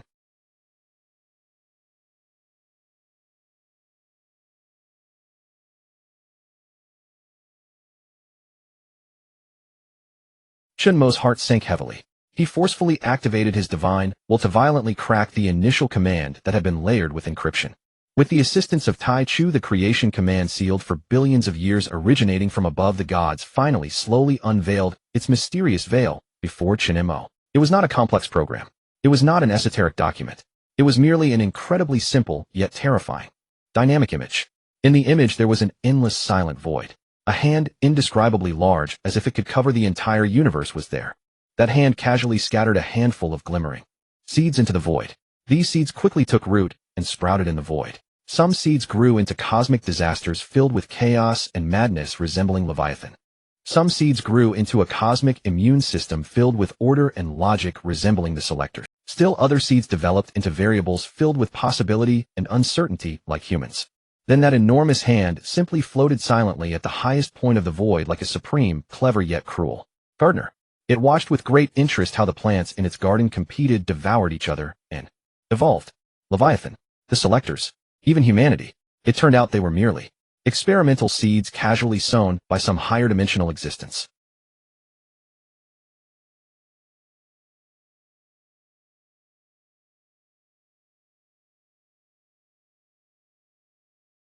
Their so-called battle of gods, their so-called civilizational rise.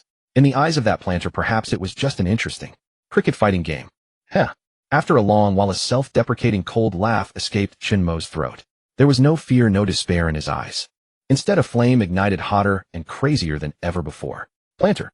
He raised his head, his gaze seeming to penetrate endless dimensions, coldly locking eyes with an unknown existence at the highest point of that void. The moment Chen Mo decided to claim the gardener's garden as his own, the months-long contest of national destiny, determining the fate of civilizations, finally drew to a close. Global announcement: immune system activity test has concluded entirely. All survivors will be teleported back to the primary world within 24 hours. That cold mechanical voice delivered its final proclamation inside every survivor's mind. Longhua, the overseas divine realm. Chen Mo, Su Qingying, Wang Meng, and the ever-silent demon I stood before the now-calm primordial engine awaiting their return. An oddly light atmosphere hung in the air. At last. "We're going home," said Wang Meng, rubbing his gleaming bald head and grinning like a 300 child. For these past months his nerves had remained taut, every second, every breath. From initial jungle survival to battling the Barrett Squad to later divine-scale wars. Battles so transcendent, they defied his very comprehension. He felt he'd never lived a life so intensely exhilarating. "Yes, we're going home," Su Qingying murmured, her gaze clouded with quiet reflection. She glanced at Chen Mo beside her, her eyes brimming with layered emotion or reverence and a subtle unacknowledged dependence. It was this man who had led them from a near-certain death game and ultimately overturned the entire casino. "Would you like something to drink?" Chen Mo smiled faintly at their bittersweet expressions and flicked his wrist. A heap of seemingly discarded vessels materialized before him. With practiced ease he tossed the items into a makeshift synthesizer. Ding. Materials detected: spring water of life, diluted 1, a residue of elf fruit 2, empty compressed CO2 cylinder 1. Target synthesis 1, unremarkable effervescent sweet chilled beverage, colloquially known as joy water. Synthesis complete. A flash of white light. 3 frosted glass cups, fizzing gently, appeared before the trio. Chen Mo lifted one, took a sip, and exhaled a sigh of deep satisfaction. "Still tastes just right." Wang Meng and Su Qingying stared at the drink, crafted from materials worthy of gods, momentarily speechless, torn between laughter and disbelief. Only Chen Mo could commit such extravagantly sacrilegious indulgence. Amid this easy camaraderie, a soft white light enveloped all four, completely. When Chen Mo opened his eyes again, an unmistakably familiar aroma rushed over him. The mingled scent of automobile exhaust dust and street-side snack stalls. A true unvarnished whiff of mortal life. They had returned. To Blue Star, to Longhua, to the very city from which they had departed. Per highest directive, your residence has been relocated to the top-secret military base on the outskirts of Beijing, ensuring absolute security. Su Qingying's voice came from beside him. Chen Mo nodded, unfazed. Given his current status as a walking deity, it would have been far stranger had Longhua's leadership not enshrined him as a national treasure, guarded by layers upon layers of impenetrable protocol. A sleek, futuristic Junkman-class anti-gravity shuttle descended soundlessly onto a military compound, so heavily fortified that not even a fly could slip through. "Godchen, you've returned." Wang Meng stood waiting. He'd swapped his combat gear for a crisp general's uniform. A brilliant star gleamed upon each shoulder, marking his ascended rank. His expression radiated pride, but also a nervous, almost childlike timidity, as if presenting a model student certificate to his teacher. "Godchen, well, we figured your old place didn't quite match your current stature." Wang Meng rubbed his hands, "So, we took the liberty of upgrading it for you. Come, I'll show you." Without waiting for consent, he ushered Chen Mo into a custom-built, fully armored Hongqi sedan. The vehicle glided toward the base's deepest recesses, where rising from the foundations of the former scrapyard stood a colossal structure. Chen Mo's lips twitched faintly. It was a supermansion spanning tens of thousands of square meters, blending imperial garden aesthetics with cutting-edge sci-fi design. Or rather, a temple. At its gates stood two imposing stone lions forged from stellar core, their eyes, miniature rule-based reconnaissance drones, swiveled slowly. The vermilion gate, intricately carved with dragons and phoenixes, swung open. Inside greeted a cyberpunk-inspired holographic landscape, artificial mountains, flowing water, pavilions, and terraces, all rendered in shimmering light. The floor was paved with massive, seamless energy crystals, each step delivering gentle acupressure stimulation to enhance circulation. "Master, welcome home." 2 rows of exquisitely crafted gynoid servants, dressed in classical made attire bearing Su Qingying's likeness down to the finest detail, bowed precisely 90 degrees. Chen Mo. His temples throbbed violently. "Godchen, how do you like it?" Wang Meng wore an eager praise me expression. This was built to the highest possible standard, by all of us. And this AI does Dr. Su's template meet expectations. Su Qingying's face flushed crimson to her ears. Chen Mo inhaled deeply, striving to keep his voice steady, not clenched. You've gone to great lengths. He stepped into the disconcertingly opulent temple and sank into a sofa carved from dragon blood wood, self-regulating temperature and humidity. An AI servant promptly presented a glass of divine joy water, precisely formulated by the nation's top nutritionists, enriched with 108 trace elements. Chen Mo stared at the kaleidoscopic health-glowing beverage and fell silent. After a long pause, he sighed and waved dismissively at Wang Meng's hopeful face and Su Qingying's flustered one. I appreciate your goodwill, but... Rising, he surveyed the gaudy, overprotected, gilded cage around him. I don't need any of this. With a single gesture, divinity descended once more. The grand temple convulsed, space itself warping like fragmented pixels. Gilded walls cracked and peeled, revealing weathered paint-chipped brick. The radiant energy crystal floor crumbled into pitted, oil-stained concrete. Futuristic furniture, holograms, AI attendants, all vanished. In their place lay heaps of authentic detritus, metal, plastic, rust, and decay. Within seconds, the temple reverted to what everyone knew best, the cluttered, chaotic scrapyard. What I need isn't a temple, Chen Mo said, calmly meeting Wang Meng's stunned gaze and Su Qingying's thoughtful silence. What I need is a place that looks like a landfill. To contemplate matters concerning trash and the gardener. Having spoken, he turned away, no longer acknowledging the others. It was a relic, an artifact retrieved from the ruins of a long-dead civilization buried deep within. It was a relic. An artifact retrieved from the ruins of a long-dead civilization buried deep within the Forbidden Zone. He examined the shard, its surface etched with an ancient glyph absent even from the primordial engine's vast database. His eyes lit once more, not with power or judgment, but with the pure, incandescent spark of curiosity. Perhaps, before considering how to weed the garden, I should first study the other seeds within it. Wang Meng and Su Qingying were ultimately driven away by Chen Mo. In Chen Mo's words, you two, one is the future war god of Dragon Nation, the other its chief scientist, are both incredibly busy. Don't waste your time in my junkyard. Though both were extremely reluctant, they obeyed the command. Thus, the waste recycling station located at the heart of the capital's most secure military base and transformed back from the sanctuary to its original form regained its proper tranquility. Chen Mo relished this peace. He reclined once more in his most comfortable chair, idly toying with a rusted metal fragment brought back from the Forbidden Land. Father, do you require a compositional analysis of this material? The voice of Primordium echoed in his mind. The Chaos Genesis engine, a marvel of paradoxical harmony, floated silently at the center of the laboratory. At its core, the profound eye of the cosmos seemed to gaze unblinkingly at Chen Mo. No need, Chen Mo shook his head. Conventional analysis won't work on this. He sensed that this fragment was fundamentally different from all the other junk around him. No matter how strange the other scraps were, their essence still adhered to the most fundamental physical laws of, but this fragment, its very existence was an inherent discordance that clashed with the world. Chen Mo sat up straight, his expression turning serious for the first time. He placed the metal fragment in his palm, then closed his eyes. If Su Qingying were here, she would have been utterly astounded once more. For according to her scientific instruments, Chen Mo was simply sitting still. But in Chen Mo's own perceptual world, a dialogue spanning dimensions had already begun. His consciousness, like an invisible probe of pure spiritual force, carefully delved into the deepest structural layers of the metal fragment. He did not look, nor did he listen. He was hearkening. He listened to the strings of information slumbering for eons, played by the most fundamental rules.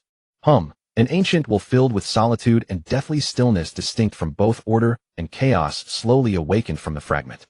Error. Prune. Return. To. Nothingness. Fragmented information steeped in despair and unwillingness flooded into Chen Mo's consciousness like icy tides. Father, unknown high-dimensional information intrusion detected. Attempting interception. Interception failed. The information lacks aggression, its essence is more like a last testament. Primordium's voice chimed in at the opportune moment, offering rational analysis.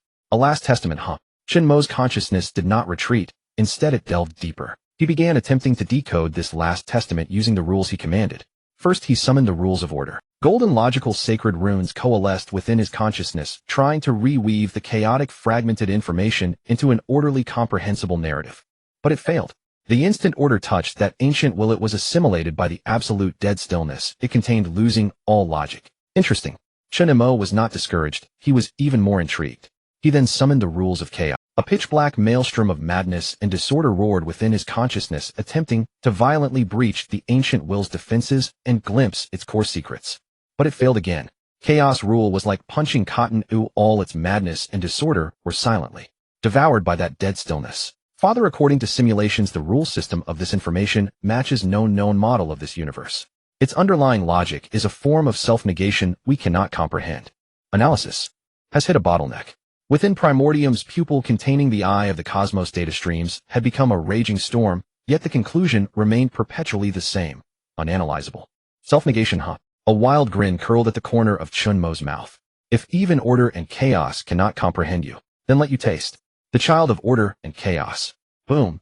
Deep within his consciousness, gold and black, the two diametrically opposed primordial rules of creation began to merge frantically and perfectly under his will in a manner defying comprehension.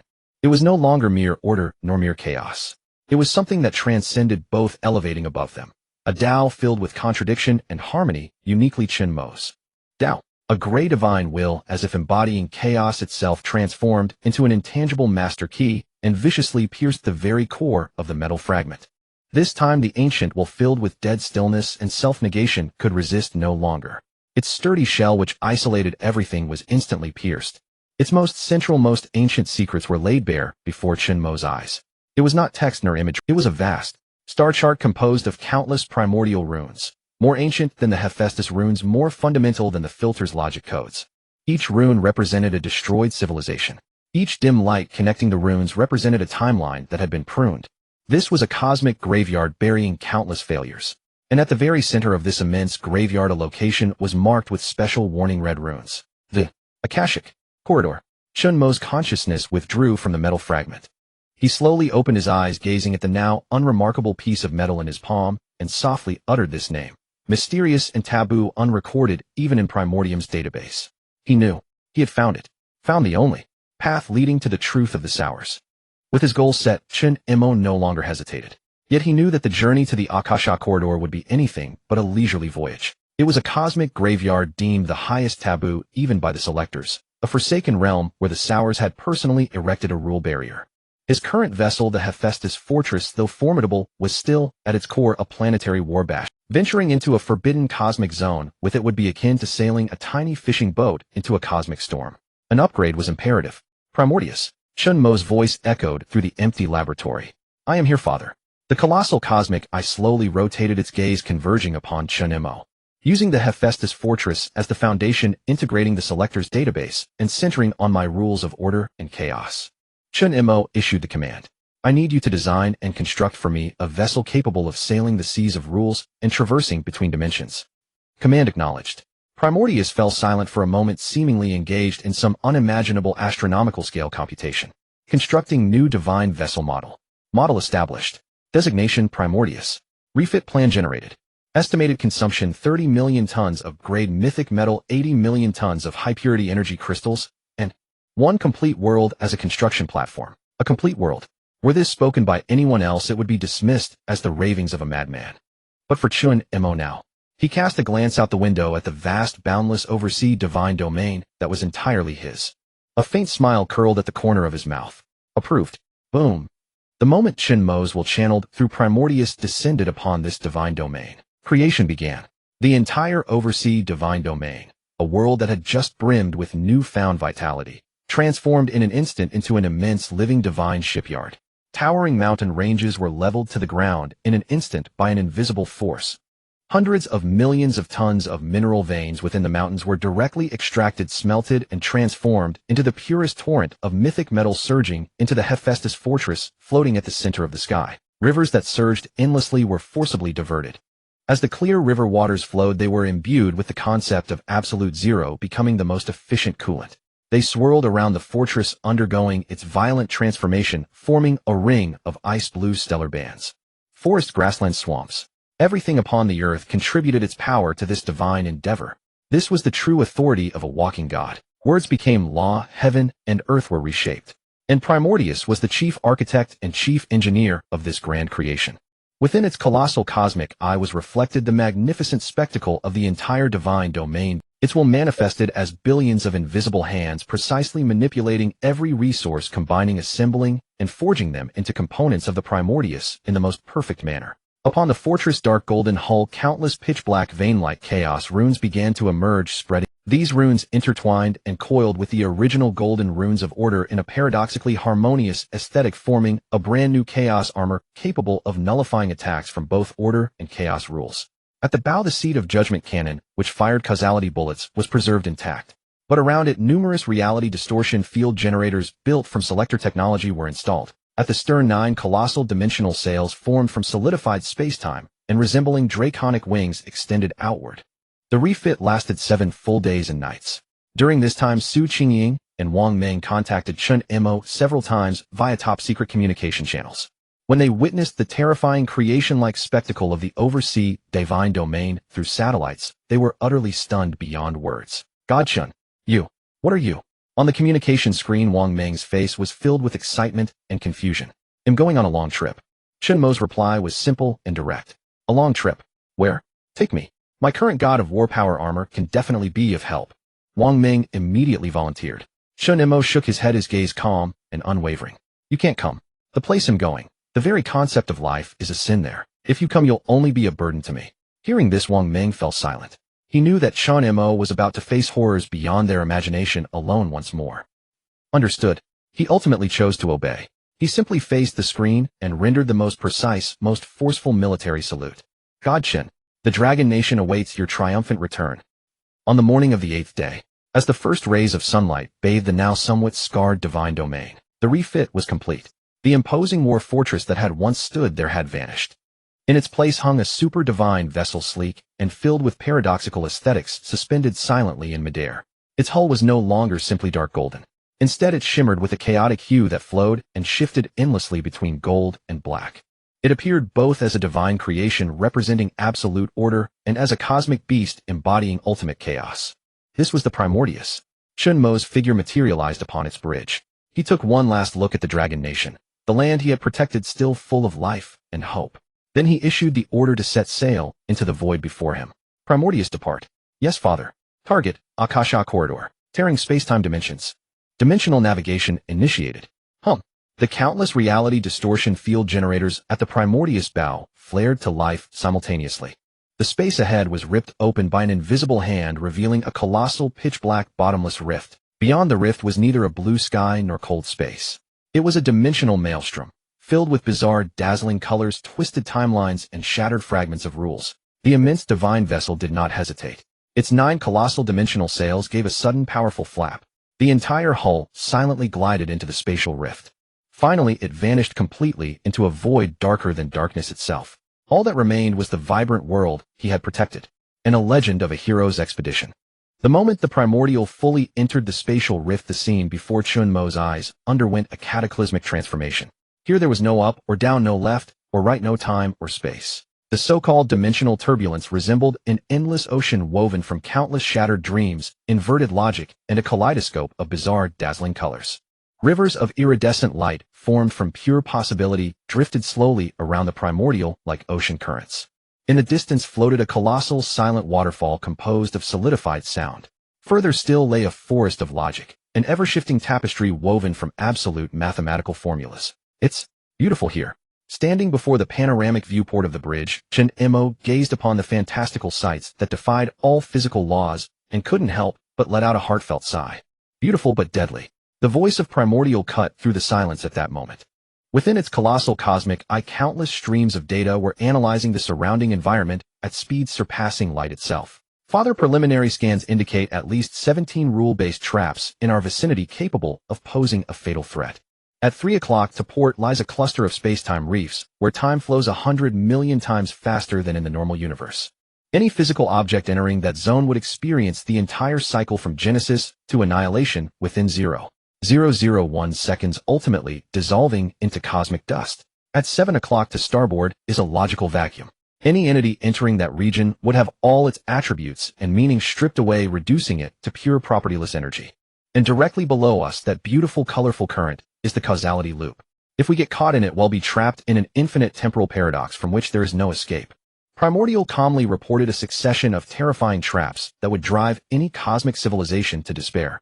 Yet Chen Mo's face showed not a trace of tension, because he could see.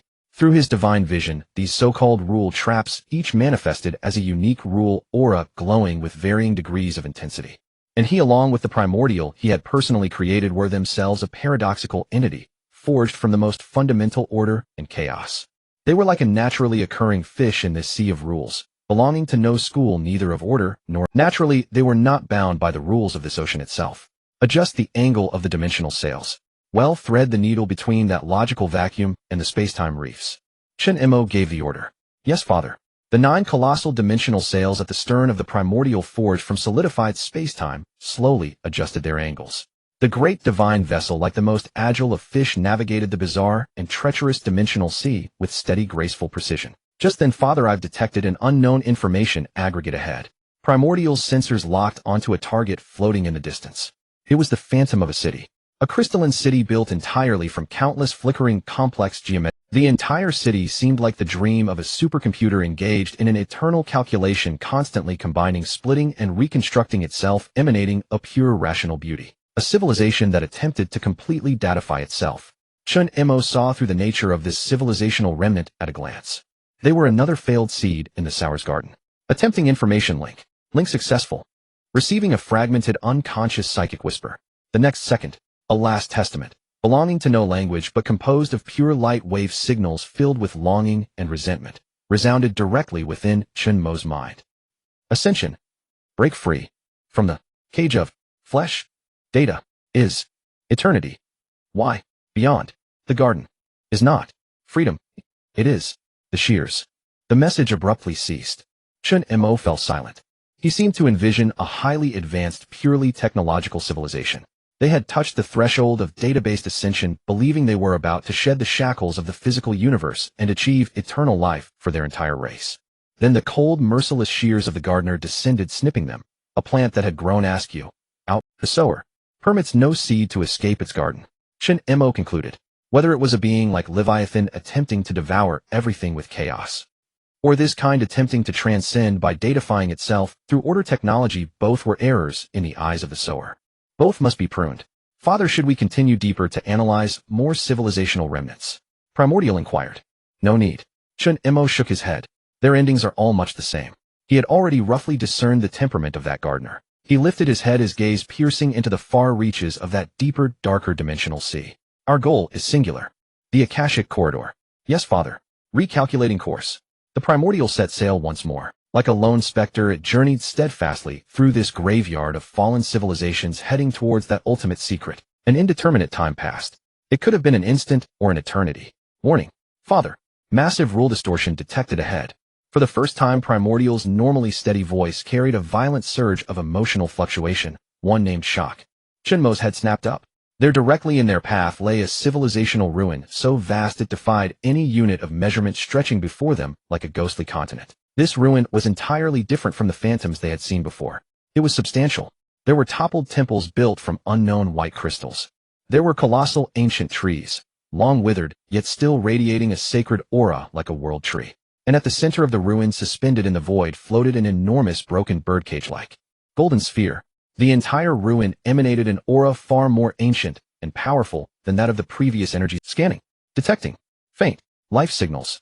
Primordial's voice was laced with disbelief. The signal source is from inside that golden birdcage. The Taichu slowly decelerated. It resembled a colossal sea beast that had wandered into the graveyard of the gods, cautiously navigating into the unimaginably vast ruins of civilization. Chen Mo stood silently at the bridge, observing everything before him. A profound stillness enveloped him. Yet in his ears it seemed he could hear the lamentations of countless deities falling from eons past. Father, analyzing according to the residual rules of the ruins. The voice of Taichu carried a hint of data-driven shock. This civilization, its former glory far exceeded that of Hephaestus. It seemed they had preliminarily mastered the ability to create and define fundamental physical constants. They had stood on the threshold of becoming gods before their fall. A civilization on the verge of godhood, yet ultimately transformed into this cold wasteland.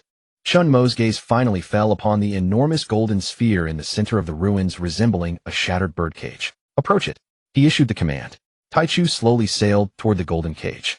The closer he got, the more Chen Mo could feel the suffocating grandeur and melancholy emanating from that cage. It was constructed of countless complex, shimmering golden runes resembling living entities. Between the runes flowed pure energy of order like liquid light. Yet on the surface of this massive cage there was a stark, grotesque, scar-like black fissure. That fissure seemed to possess life, slowly writhing. It was devouring the surrounding golden runes, devouring the energies of order. A terrifying aura filled with termination, entropy, and absolute void continuously emanated from that. Warning, Father. The fissure harbors the rules of absolute entropy. Any matter, energy, or even information approaching it will be instantly decomposed into nothingness.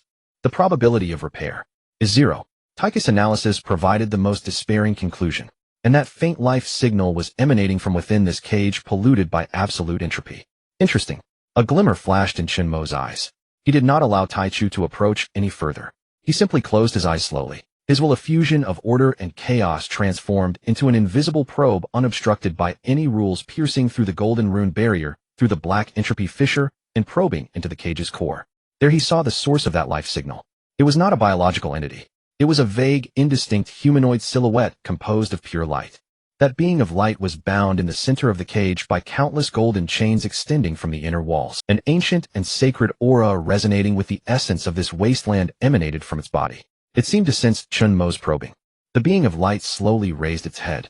The next moment, a voice ancient and weary yet brimming with infinite wisdom resonated directly from the upstream of the river of time, echoing deep within Chen Mo's consciousness. I have waited 36 million epochs. Finally, I have awaited a variable. Who are you? He countered. I. That voice paused for a long time, as if reminiscing about a name. You may call me the Gravekeeper. The Gravekeeper. Indeed.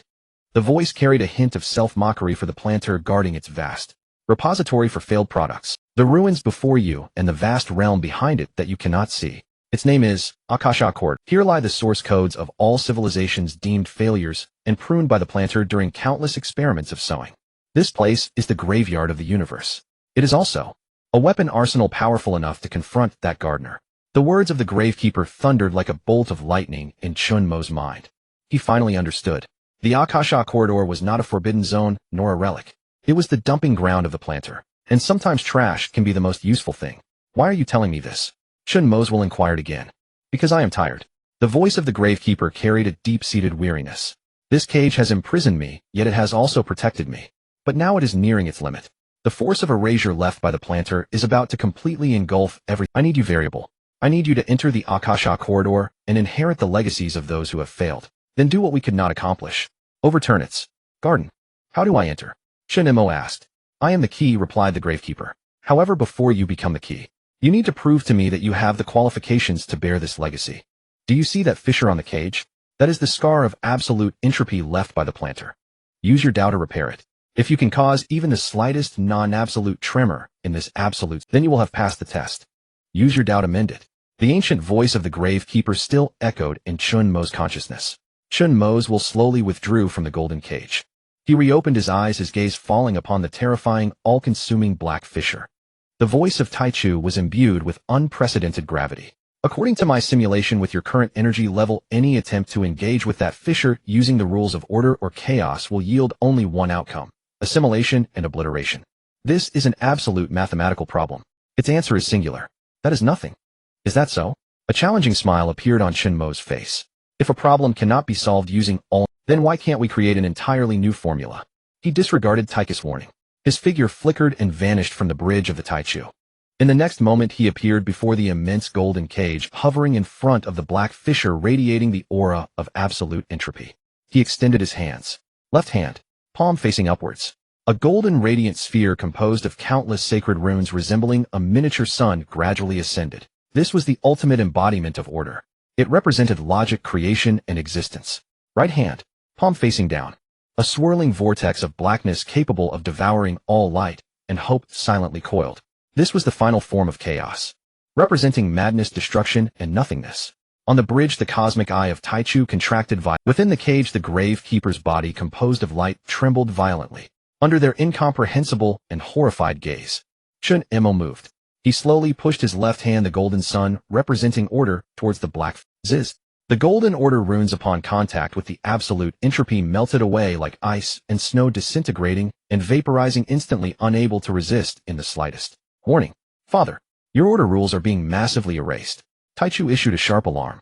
However, there was no trace of surprise on Chen Mo's face. He calmly pressed his right hand, the swirling black hole, representing chaos, against the fissure. A bizarre scene unfolded. The pure energy of chaos filled with destruction and madness upon entering the realm of absolute entropy was not erased. Rather, it seemed to find a kindred spirit slowly beginning to merge with the black fissure. For absolute entropy itself is another form of chaos born from order reaching its zenith. What is this? Within the cage, the ancient voice of the gravekeeper exhibited fierce emotional fluctuations called loss of composure for the first time. He is using chaos to fill chaos. No, this is not repair at all. He is painting. Indeed, painting. In the gravekeeper's astonishing vision. Chen Mo, like the most brilliant and most insane painter, first used the incessantly erased, yet endlessly replenishing power of order to forcibly sketch fragile golden lines on the pure black canvas known as absolute entropy. These lines constructed an extremely unstable framework, one that could collapse at any moment. Then, he took the chaos power derived from the same source as the canvas and cautiously filled it into this golden framework like paint. Gold and black, creation and destruction, existence and nothingness. Two utterly opposing cosmic primordial forces, which could never coexist, were forcibly pressed together by Chen Mo in a manner akin to a miracle. Within that tiny fissure they began the most intense primal collision. The golden order sought to construct, the black chaos sought to destroy. They repelled each other, devoured each other, and countered each other. Finally, just as the golden framework was about to be utterly burst apart, in the moment before the black paint was about to completely spiral out of control, a wondrous perfect balance was achieved. Buzz, a sound reminiscent of the oldest Tao sound from the birth of the universe, resonated from that fissure. Within that originally pure black fissure, a minuscule star no larger than a speck of dust exhibiting an indefinable gray hue slowly came into being. That star was constantly born and extinguished. Each flicker seemed like a birth and demise of the universe. It is the child of order and chaos. It is the contradiction of existence and nothingness. It is Chen Mo's Tao. It is sufficient to counter the absolute paradox. It quietly hovered in the center of that black fissure. Stubbornly, it ignited the first and only ray of gray light, representing infinite possibilities on that canvas of darkness representing absolute death. It succeeded. He actually really succeeded. Within the cage, the ancient voice of the grave keeper trembled violently, with uncontrollable excitement and admiration upon witnessing hope. Using paradox to counter absolute. Using uncertainty to shake truth. What a magnificent, brand new formula. Variable. No. From today onward you are no longer a variable. You are the breaker of the game. The voice of the gravekeeper, filled with admiration and hope, slowly descended within Chen Mo's. Chen Mo withdrew his hands. Within that pitch-black rift, the tiny gray chaos star continued to flicker tenaciously, achieving a delicate dynamic equilibrium with the power of that absolute entropic stillness. The trial was passed. Within the cage, the figure composed of light slowly performed a deep bow toward. It was an ancient, equal, and respectful salute exchanged between Tao seekers. Chen Mo's will in turn also bowed slightly in response. My time is running short. The gravekeeper's voice began to grow ethereal. Before you enter the Akashic Corridor, I shall bestow upon you my final gift. The Akashic Corridor is in essence a digital underworld composed of pure information. It records the most core source codes of all civilizations pruned by the sower. There you will find civilizations that could transmute themselves into logic viruses, others that could collapse reality with their songs, and those that created real universes from dreams. They were all failures. But their Tao and their wisdom are still stored there. This will be your greatest arsenal against the sower. And my gift is the highest authority of this arsenal. As the words fell, the light being within the cage began to glow with dazzling radiant brilliance at a visible rate. His immortal will, imprisoned for 36 million epochs, burned completely and without reservation at that moment. Remember, Breaker. His voice carried a final solemn entrustment. The strength of the sower lies not in its power, but in its definition. It has defined reality, defined existence, and defined meaning. To defeat it, you must use your own Tao to create a new definition that even it cannot deny it. Go. Inherit the fury and unwillingness of those who have failed, and then for all of us, for this pathetic experiment that has lasted countless epochs. Bring it to an end. The moment the final syllable fell, the light being, that great lonely will that had stood vigil for endless ages, exploded with a resounding boom. He did not dissipate. He transformed into billions of brilliant golden specks of light, carrying authority and mission. These motes of light penetrated the barriers of the cage, and like a grand yet tragic meteor shower, surged entirely into Chen Mo's brow, which hovered outside. Chen Mo closed his eyes. He could sense an immense, unimaginable torrent of information about the rise and fall of countless civilizations being downloaded and indexed within his mind. On his forehead, a complex and mysterious key mark formed by countless symbols from civilizations he had never seen flickered and vanished. From this moment on, Chen Mo had become the new master of the Akashic Corridor, the ultimate graveyard of the universe, the Alliance of the Fallen. The moment the inheritance was complete, the golden cage that had imprisoned deities for eons, having fulfilled its final purpose, also reached the end of its existence. Its formidable barriers, forged from billions of golden runes, emitted a mournful groan under the unbearable strain and began to crack apart. Finally, it shattered completely. It dissolved into a sky full of golden stardust-like particles that scattered within this dimensional sea. And there where the cage had once stood, space itself, like a shattered mirror, exploded into fragments. It revealed a colossal, massive data vortex composed of pure zeros and ones, with countless data streams spinning madly within. Within the vortex, phantasms of countless civilizations, rising and falling worlds being born and dying, flickered at dizzying speed. That was the gateway to the digital underworld. That was the entrance to the Akashic Corridor. Chen Mo slowly opened his eyes. He was silent for a moment, facing the place where the gravekeeper and the golden cage had dissipated. Then he bowed slightly, offering the highest salute from a successor to his predecessor. The salute complete, he turned around, and all reverence and solemnity faded from his face. In its place was an absolute, cold, resolute determination, like that of one about to step onto the final battlefield. He issued the final command to the primordial. Primordial, activate recording mode. Back up and analyze all source codes within the Akashic Corridor. Then await my return. Yes, Father. The voice of the primordial carried a hint of datafied reluctance. Chen Mo hesitated no longer. He stepped forward, walking deliberately towards that gargantuan data vortex that could devour everything. His figure before the vast, unknown, and perilous gateway of the Akashic Corridor appeared utterly insignificant, yet equally unwavering. Finally, he stepped into that torrent of information and vanished into that forbidden domain that had buried countless myths. The instant Chen Mo's body vanished into the data vortex, an unprecedented, terrifying impact, as if he were drowning in an infinite torrent of information, engulfed his entire consciousness. Within this inner world constructed entirely of data, the edges of his form began to flicker with an unstable, faintly pixelated quality. Countless data comets formed of light and bearing the rise and fall of civilizations streaked past him, their long tails composed of broken code blazing as they went. This was the Akashic Corridor, a world even more bizarre and sorrowful than the dimensional turbulence he had faced before. Connection established. The voice of Primordium echoed in Chen Mo's mind, tinged with a data-lagged electronic distortion. Warning. Immeasurable data source detected. Initiating. Download. Estimated completion time. 37 epochs. Even with Primordium's godlike computational power, it was utterly dwarfed by this vast ocean of data that had buried countless civilizations. Chen Mo ignored Primordium's warning. His divine will, a fusion of order and chaos, acted as an unbreakable firewall, shielding him from the data surge that would have caused any other being to suffer instant information overload and collapse. He began to walk through this ocean of information, his gaze sweeping across the bizarre information planets floating. Each planet was a silent tombstone of a civilization. He reached out his fingertip, gently touching a nearby music planet formed entirely of constantly shifting musical scores and leaping notes. A hum. A sensation like an electric current of data shot through his fingertip. The next second, the entire lifetime of this civilization surged into his mind like a fast-forwarded epic film. He saw how in a universe without light, the first life form that learned to perceive the world through vibration was. He saw how they used song to build cities, warp space, and create matter. He saw how in their final act they attempted to sing the song of creation that could restart the entire universe, only to have the invisible hand of the sower press the mute button, plunging their world into eternal silence. Chen Mo withdrew his hand and was silent for a moment. The key mark on his brow flickered faintly. The core source code of this music planet had been simultaneously backed up by him and Primordium, who was far beyond the dimensional barriers. He moved to the next planet. It was a phantasm planet composed of countless layers of dreams stacked like. He touched it. In an instant, his consciousness experienced the entire history of that phantasm civilization. From the birth of the first cell to the appearance of the first dream to their final attempt to pull the entire universe into a perfect dream they called ultimate truth, which angered the sower and led to their complete erasure from reality. He moved to the next.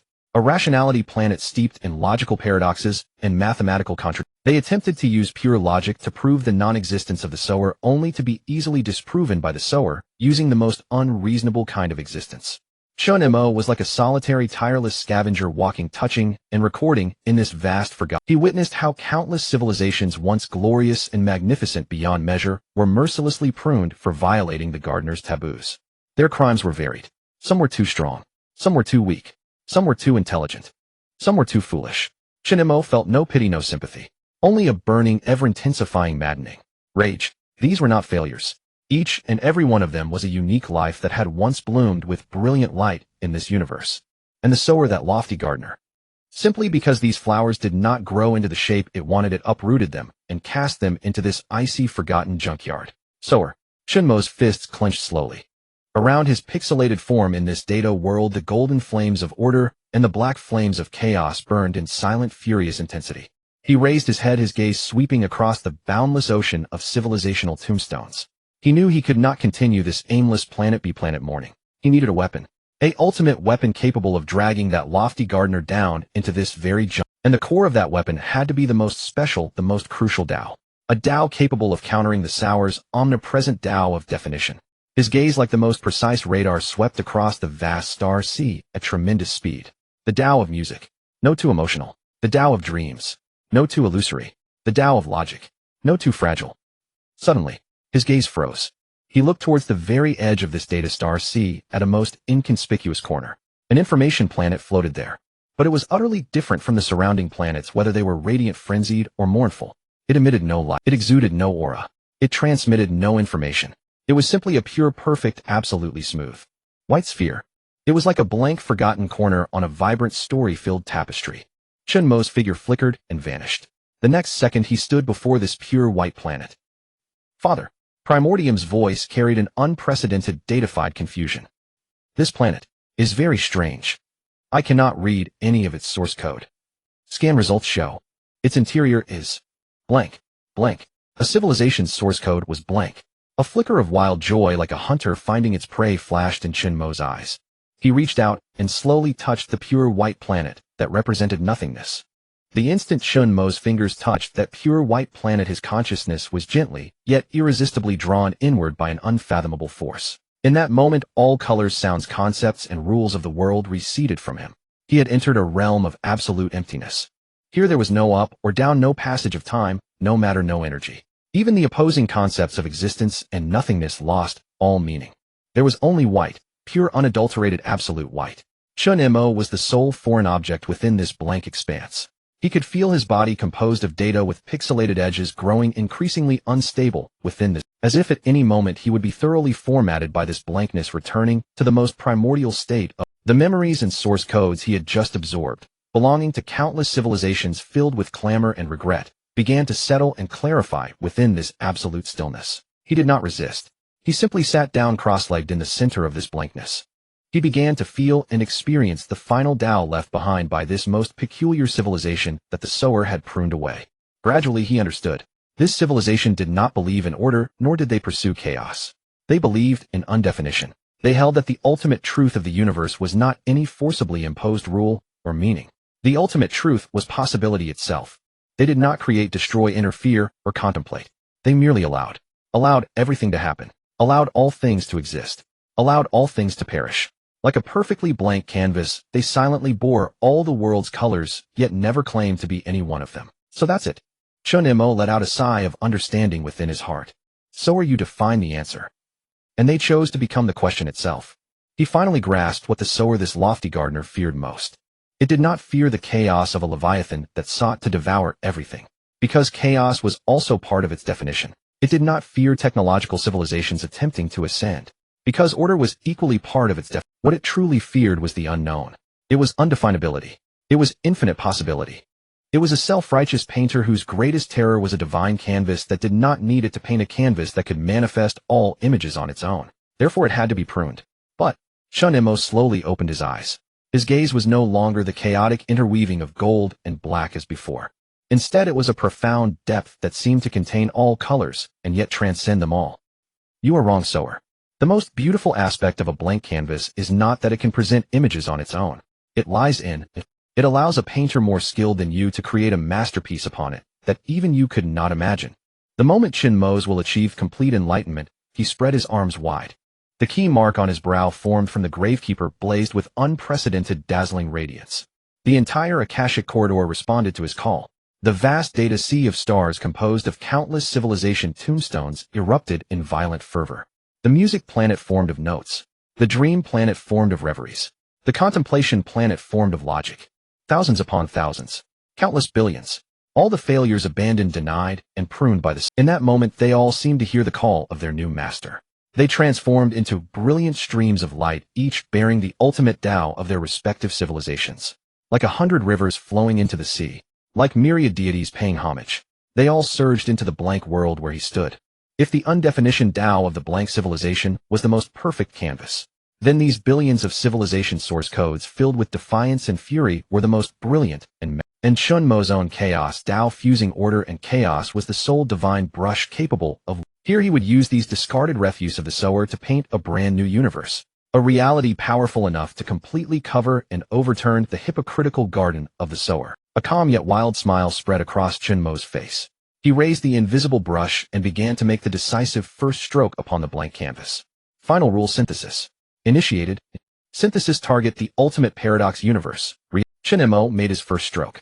He used the source code of the planet of speculation filled with logical paradoxes and mathematical contradictions as the skeleton of his painting. Thus within this blankness the first and only fundamental law was born.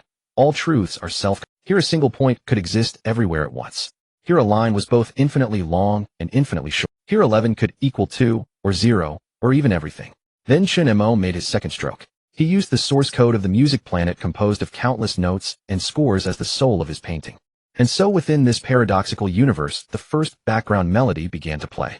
It was an indescribable chaos sonata. Its melody sometimes took the form of a sacred hymn representing order, and at other times a maddening roar representing chaos. These two utterly opposing movements intertwined in an incomparably harmonious way, becoming the eternal BGM of this universe. The third stroke. He used the source code of the illusory dream civilization as the flesh and blood of the painting. Thus the universe gave birth to countless dimensions that were nested, interdependent, and indistinguishable from reality. In one dimension life was born from death. In another time flowed from the future to the past. Chen Mo was utterly immersed in this unprecedented, magnificent creation. He was like the most focused and most insane artist. He treated the source codes of the billions of failures abandoned by the sower in the Akashic corridor as his paint for inspiration. He picked them up one by one. Then using his own Tao of chaos which fused order and chaos as his soul, he integrated them all into this painting named reality in the most inconceivable and illogical manner. Gradually the blankness was no longer blank. It transformed into a painting that defied all logic yet existed with undeniable reality. Within the painting there were burning glaciers. There were frozen rivers. There were resplendent flowers of life blooming from the very concept of death. There was a paradoxical star that both frantically emitted light and heat and frantically devoured everything. This was a universe filled with paradoxes. An absolutely free universe. A universe so profound that even its own creator could not define it. Finally, when Chen Mo had integrated the last civilization's source code into the painting, he set down his brush. A satisfied smile like that of an artist who had just completed his masterpiece spread across his face. He murmured softly. Then he reached out and gently closed his hand towards this vast hyperreal painting. Boom! The entire painting, this newly born paradox universe teeming with infinite contradictions and infinite possibilities, began to collapse inwards under Chen Mo's will. All rules, all dimensions, all wonders, all converged towards the single point at the very center. In the end, everything condensed into a singularity the size of a fist. Its entire surface displayed an indefinable gray, as if it were the embodiment of chaos itself. The singularity floated silently in Chen Mo's palm. It was in a constant state of creation, and it was the final gift Chen Mo had prepared for the sower. It was also the ultimate epitaph composed by these billions of failed civilizations. The very moment this core singularity of the eschatological paradox universe was created, a sudden change. The entire Akashic corridor, this inner world made of pure data, had all its data streams freeze completely in that instant. A will that did not belong here, one that transcended all civilizations and all rules, cold and filled with supreme majesty and extreme wrath. Like an invisible mountain vast enough to crush the entire universe, it descended heavily upon this garbage dump that had been forgotten for countless eons. It was the sower. It had been alerted. It had sensed it. It sensed that within its garden, in its most insignificant trash heap, a monster had been born, one capable of fundamentally overthrowing all its definitions from the very root. Error. An incomprehensible error must immediately format. The cold, furious will transformed into the most merciless judgment. The countless civilization tombstones throughout the Akashic corridor began to tremble, violently collapse, and dissipate under this will. It intended to erase this garbage dump along with the garbage inside it, and Chen Mo, the creator of the ultimate garbage, completely from existence. Facing this true divine punishment enough to drive any deity to despair, Chen Mo's face showed not a trace of fear. He simply raised his right hand, which held the gray singularity slowly. Then addressing the supreme Sours while descending upon him, he said softly, "Your definitions are too many. Now, it's my turn to give you a definition." Confronting the furious will of the sower that could format everything, Chen Mo slowly opened his palm. In the center of his palm, the gray singularity constructed from the source code of countless civilizations and his own path of chaos began to slowly unfold outward. It was not an explosion. It was a form of coverage that was grander and more unreasonable than an explosion. A brand new universe centered around Chen Mo, and starting from the Akasha corridor, began to brazenly descend into this reality. A universe where life and death could coexist. A universe where light and darkness could transform into one another. A paradoxical universe filled with contradictions, and thus filled with infinite possibilities. The cold formatting will of the sower generated a violent wave of chaos the moment it encountered this paradoxical universe. It could not comprehend. In its definition, existence and non-existence were absolutely opposed. In its definition, truth was singular and indisputable. Yet now before it, Chen Mo had created a reality entirely composed of paradoxes and uncertainty. This fundamentally shook the foundation of the Sour's existence. If 11 can be unequal to 2, then what significance do all the answers defined by the sower hold? Error. Error. The furious will of the sower transformed into the most terrifying rule storm, frantically attempting to utterly tear apart Chen Mo's paradoxical universe. But it was futile. Its garden, the universe defined by it, had begun to show extensive bugs under the coverage of Chen Mo's new universe. In the real world, on Blue Star, someone witnessed a wilted flower bloom again in a state of death. Someone in the depths of despair saw the light of hope appear out of nowhere. The absolute of the sower was slowly being dismantled by Chen Mo's possibilities. "You are wrong." Chen Mo's voice resonated between the two universes. "You are neither a gardener nor you are merely a pitiful programmer filled with a desire for control and obsession. You fear bugs, fear the unknown, fear that the program you created with your own hands might possess a future, thus you have eliminated them." Chen Mo's gaze seemed to penetrate time and space, seeing the countless civilizations asleep in the Akasha corridor. But today, those existences you regard as bugs will become the formatting of your brand new. Chen Mo slowly raised his hand, directed at the still raging and unwilling will of the sower, at its crumbling, defined universe, issuing the final and only definition. "I, in the name of paradox, in the name of infinite possibilities, in the name of these countless failures, define you and everything you have defined. All are false." Boom. The moment the words false were defined, the entire world seemed to be pressed by the delete key. The furious will of the sower abruptly ceased. It, like a program that had been completely negated from its fundamental logic, transformed into a meaningless stream of data dissipating into Chen Mo's paradoxical universe after a violent silent flicker. And its garden, which it had defined for countless epochs, began to transform into a transparent, illusory phantom under the sunlight. Ultimately, it vanished completely. The universe did not perish. It merely returned to its most primitive, original, chaotic state. No longer was there a lofty gardener. No longer was there a preordained fate. What remained was only infinite possibilities and true freedom. Uncertain how long it had passed. On Blue Star in the Dragon Kingdom, in the bustling recycling station, Chen Mo's figure slowly coalesced from a gentle white light. He had returned. He glanced at the familiar yet brand new blue sky outside the window. Then he looked at his teammates who had fallen asleep due to the loss of connection with him. A hint of relief appeared on his face. He walked to the synthesizer and casually tossed in a few of the most ordinary materials. Ding. Synthesis successful. Obtained item: a cup of ice cold, authentic, ordinary happiness water. He picked up the fizzy drink and walked to the laboratory door, leaning against the door frame, gently taking a sip. The sun warmly shone down on him. Behind him, Qingying and Wang Meng slowly awakened from their slumber. They looked at Chen Mo's back, somewhat bewildered. Chen. Wang Meng's uncertain voice sounded. "Did we finish?" Chen Mo did not turn around. He merely raised the cup of happiness water in his hand, gently gesturing toward the unprecedentedly clear and free starry sky. Then smiling, he replied, "No. It has truly just begun." End of text.